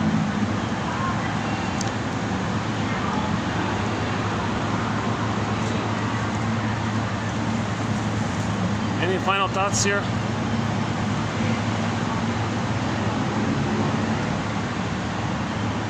Yeah, oh yeah, the self-help exercise. What's the hardest thing about, and you fill in the blank, right? I've given examples in previous videos, so let me give myself a break then. But whatever's on your mind, whatever's concerning you, preface that issue with the 5-word question prompt. What's the hardest thing about that? And then free associate and see what comes up. Very often there's a little self-soothing for the moment. It doesn't change psychic structure, but you can self-soothe in that moment. Yeah, that's a good one. What's the hardest thing about it? Apparently it's very popular, it's very common with the cognitive therapy people. So yeah, I'm very happy to find that quote. It's in our self-help exercises. Yeah, self-help. Yeah, Jeanette Paris, Wisdom of the Psyche. Tina Gilbertson, Constructive Wallowing. That one. And we got a good dozen or so quotes from self-help authors.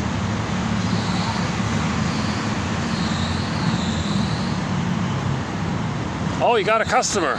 Oh, there he goes. The guy who's blinking there. Yeah, he got a customer with the pink lights there. Yeah. All right. I wonder if the music helped him get a customer.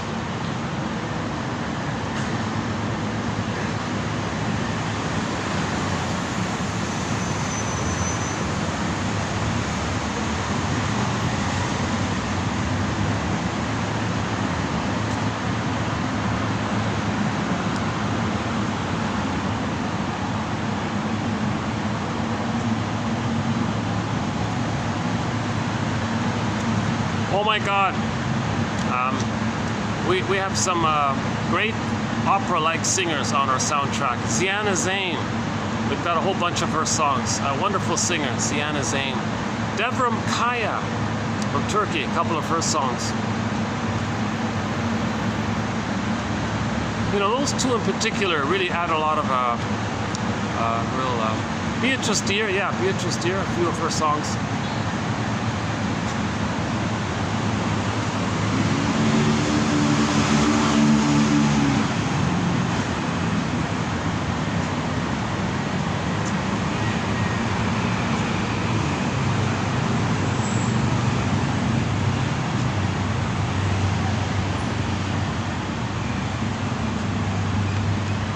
Let's see.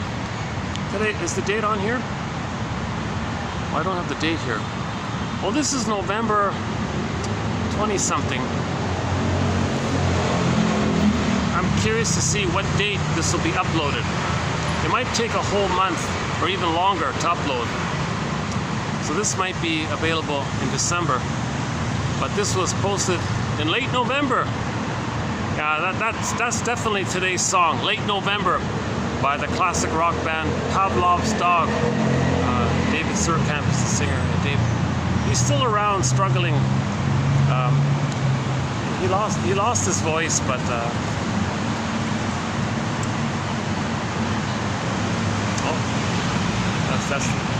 I'm curious.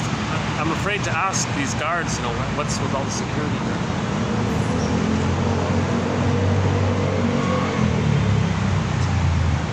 Yeah, they got these three very serious security kind of guards here. Well, three so far. Maybe something happened here, maybe.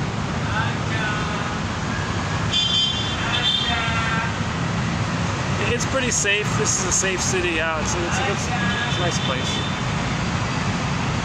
Very popular, busy tourist city. It seems to be sort of like a springboard for touristy places.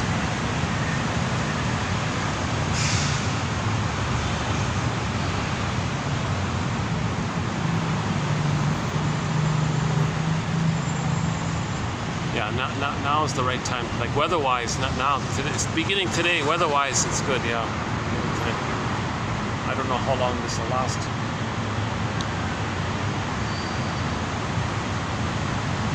Yeah, when he said that on that show, there's a podcast called Radio Eco Shock.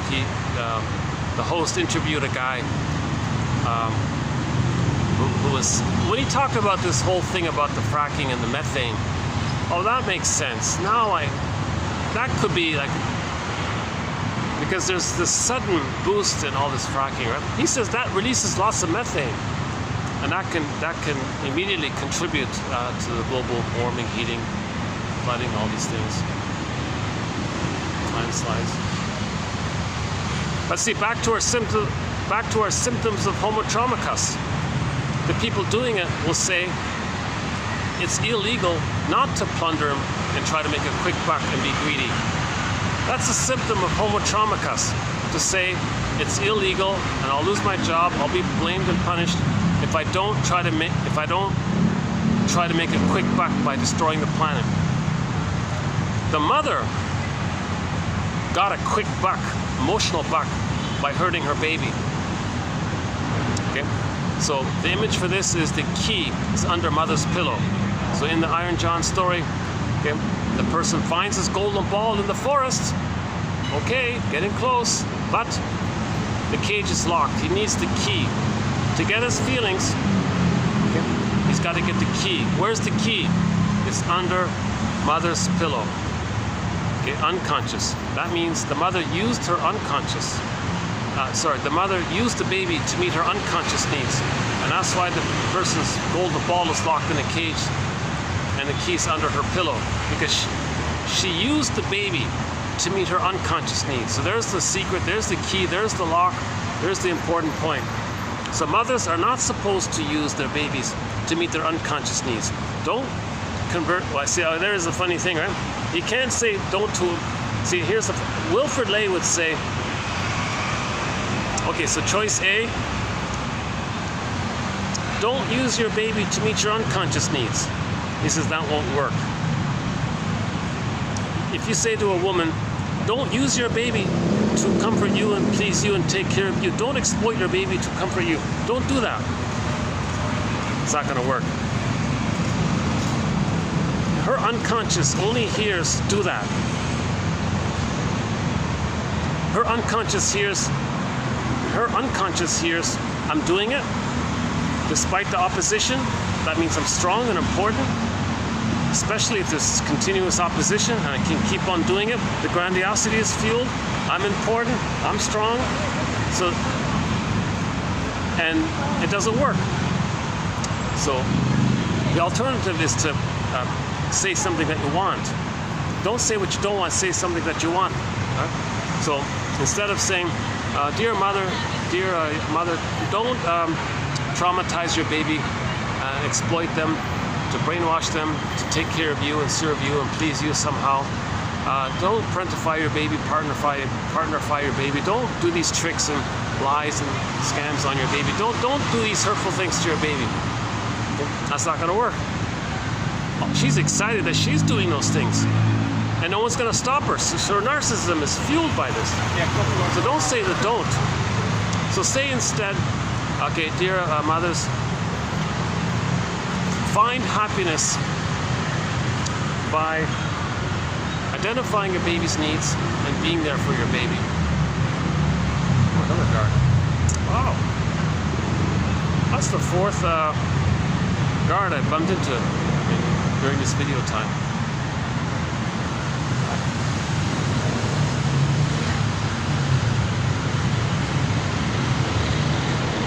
Oh, hang on. Here's a smoking area. Or here's an official area here. Here's a smoking area. More light. Oh, I can stand here, right?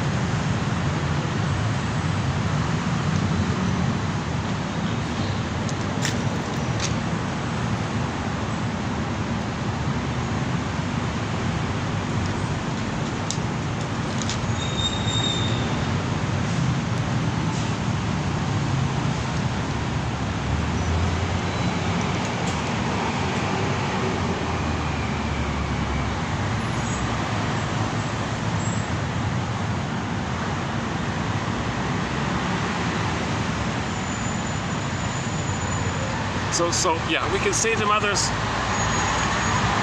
find your fulfillment, discover your happiness by connecting with your baby and being there for them. Find your heart's desires, happiness, by establishing a connection with your baby, being there for your baby, and find happiness. Maybe that's something the unconscious will be more positively attuned to, or you'll fuel something new. If you just say the don't thing, you're just fueling the thing that you don't want, kind of thing.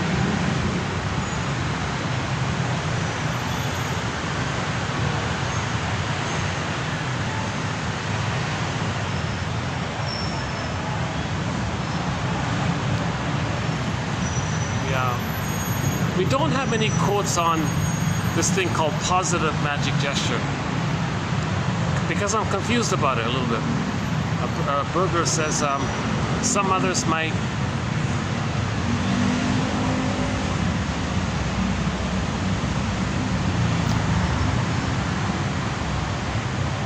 okay, no, let's scratch that one. Let me put that on. Let me shelve that one. Put it aside. You know, all throughout this series, I've sort of put that topic to the side. Negative magic gesture is very, very important. We use a lot of that. But this issue of positive magic gesture. So his example was, let's say you're very nice to people. Sometimes that might mean, Mother, you see how I'm nice to these people? I'm showing you what I wanted from you. I needed what I'm doing with others. I'm trying to show you what I needed from you. So you're helpful towards others, but it's not like a genuine, like love, present help. It's a magic gesture of trying to tell your mother what you wanted from her. So a person might be very nice to people or something. Sometimes that behavior may be an unconscious thing called positive magic gesture, where you hope that in your fantasy, your mother in the mind can witness the message, can witness the gesture, the positive gesture, and the magical thinking that by being nice to somebody in the present, somehow you're going to zoom back to the nursery, be back in mother's arms. Mother got the message. She changes her ways, learned from you, and it's going to give you the love that you demonstrated with others. That's called a positive magic gesture. So yeah, let's just leave it there for that one.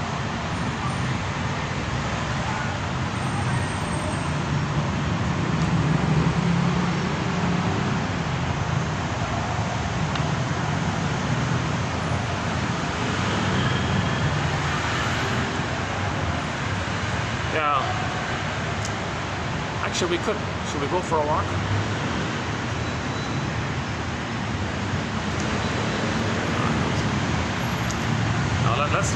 Let's wind this video down here. Yeah, 7 hours now. I think this is the third video.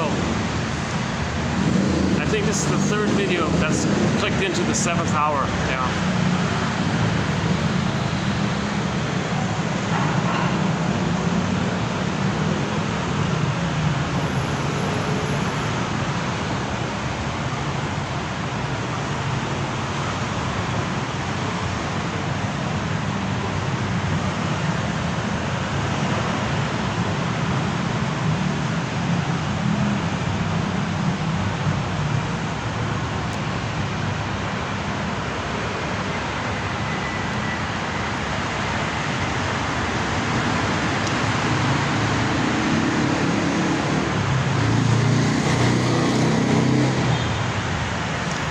I was thinking about cats just now.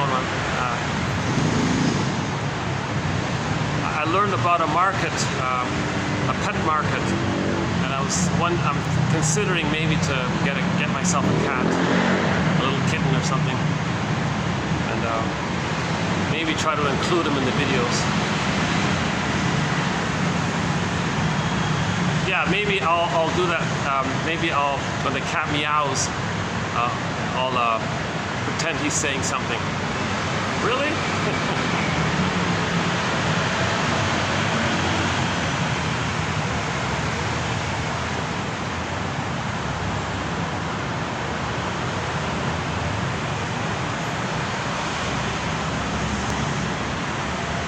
Well, on that note with the cat, I'll just close the video here for today. I would love to play our theme song. I don't have the speaker with me. Our theme song is Katja Epstein's German cover rendition of the song Windmills of the Mind. A wonderful rendition.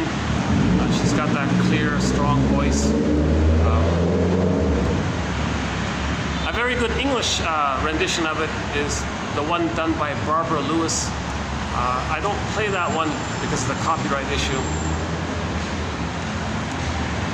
So we'll see you in the next video. we'll talk more about dreams. Yeah, I had a dream.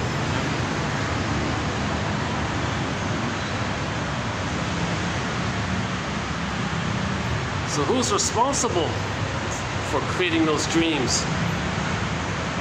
Sending them to you, a little less, sending them to you. Nature, the unconscious, the mystery of nature trying to heal you. Primary process mentation, this other world, this id dash capital S self world, this powerful iceberg. To feel better, you get wish fulfillment by fantasy. It reveals your conflicts. It reveals the themes of your concerns. It reveals what maybe you couldn't feel during the day. It tries to process something that you didn't process, or make you aware of something that you're not aware of. It's trying to heal you, you know. This dream self world is trying to make us conscious. So we want to cooperate. And when the bird flies across with a message in its beak, we want to take that message and read it. Okay? It's like a message from the gods, like Hermes. Same idea with Hermes. When Hermes flies across, he gives us a message. Or when the bird flies across, we want to read the message. It's a letter from the soul, a letter from the self, a letter from within, a letter from nature trying to heal us. This phenomena of making the unconscious conscious is called narrative medicine. And what we're doing in this collection is toward that end. So these 10,000 self-help quotes, advanced self-help quotes, are to facilitate, to help us to make some of these links, make the unconscious conscious.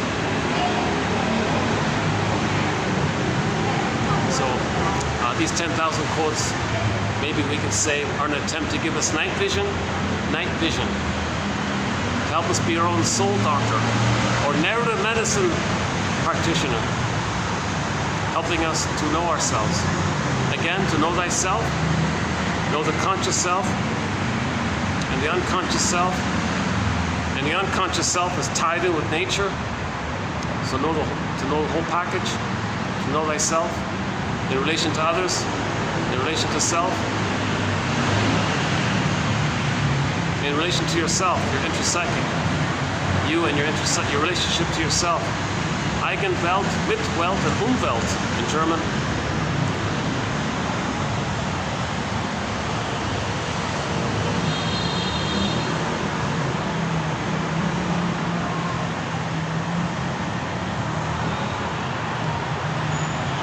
Katja Epstein also sings a German cover of the song Heartbreaker called Fluschwieger.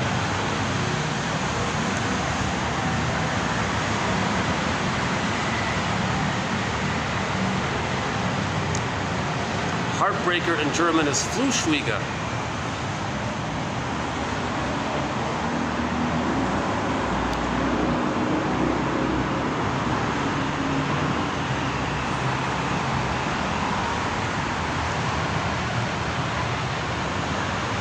So we want to heal our hearts, got to find our hearts. Some people call it adopting yourself. We want to adopt our wounded inner child of the past. When we get feelings, the metaphor is, that's your wounded inner child from the past. You're in the present, adopt your inner child. Adopt yourself. That's called self-reparenting. Treat yourself better than the way you were treated.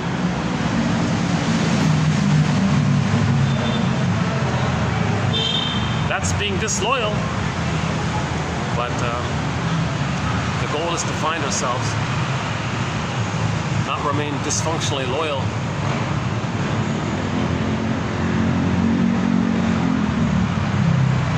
Well,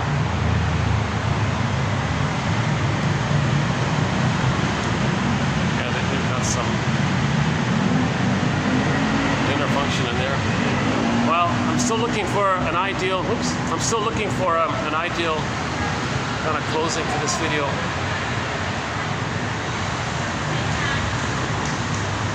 Yeah, 7:20.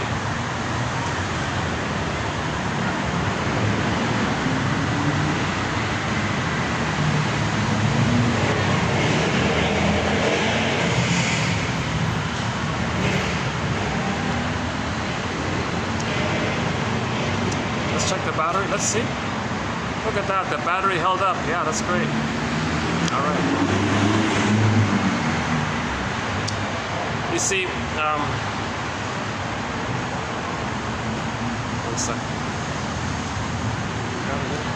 You see, the issue I had recently was my little baby iPhone wasn't receiving nurturance from this battery, the breast, or the cable wasn't there. So my iPhone shut down. That's the metaphor of attachment trauma. The baby emotionally shuts down if he's not fed and has a connection with the mother. This connection is called the extended paradise.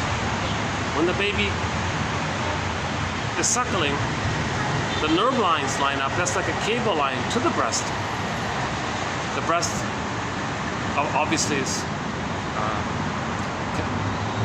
part of the mother, and the mother feels the messages through the cable, child, cable, breast, mother, breast, cable, and that's the paradise. The baby needs this paradise. If he doesn't get this paradise, okay, like the iPhone shutting down, he's stuck inside, in kind of emotional shutdown, off mode or something.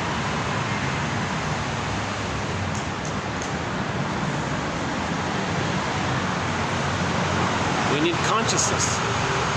We need consciousness of all this. The consciousness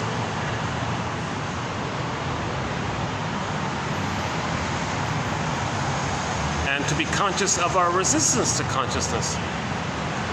There is a resistance to consciousness. So for a period of time, it is okay to write an angry letter to your parents. You don't have to send it, but it's okay to admit the true feelings of the grief work process.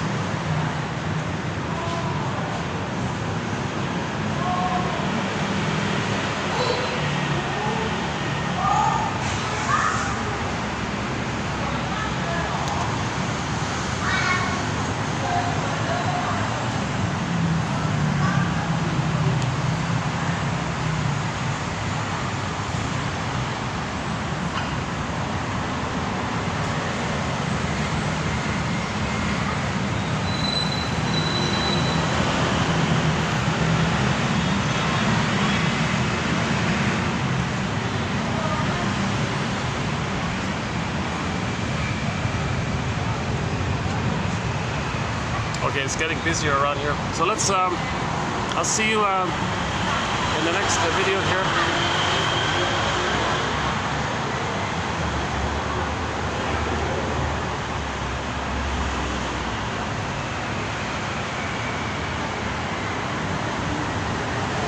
I think it'll be some time before I do an update of the symptoms of homotraumacus.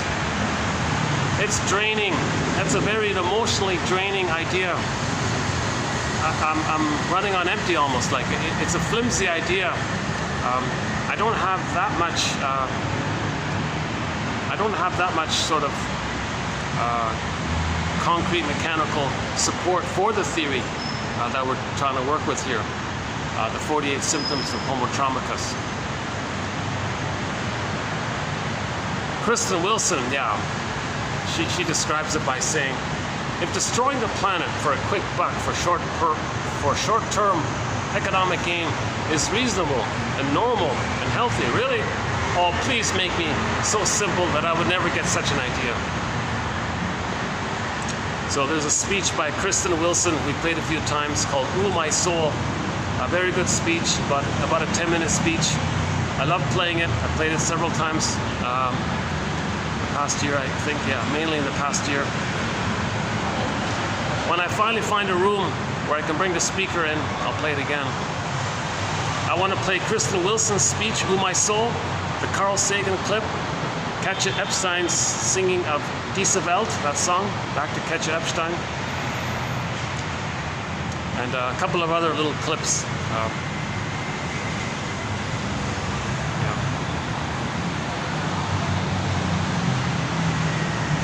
Oh, look at that. That room isn't available.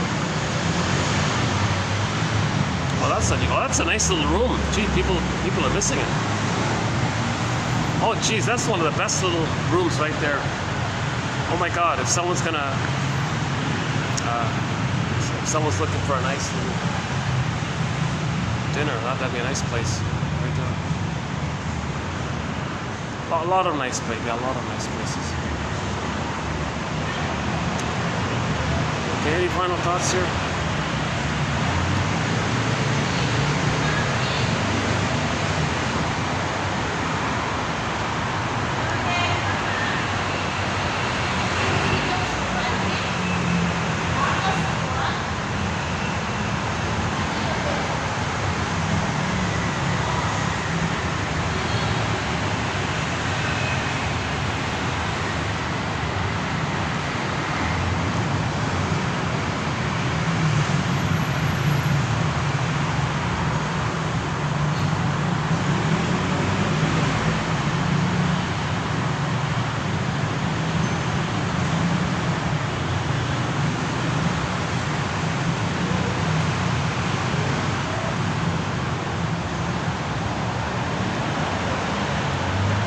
So, the hardest thing about ending this video is separation anxiety.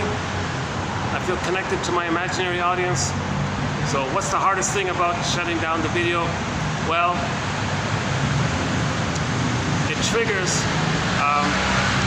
the feeling of disconnection. If I have a connection, I hit the stop button, I feel like a disconnection.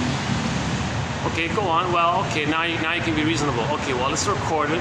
It'll be uploaded on YouTube. You'll make more videos so you can reconnect with your audience. Yeah, but in this moment, I'm connected. Okay, come on, be reasonable. Okay. See ya.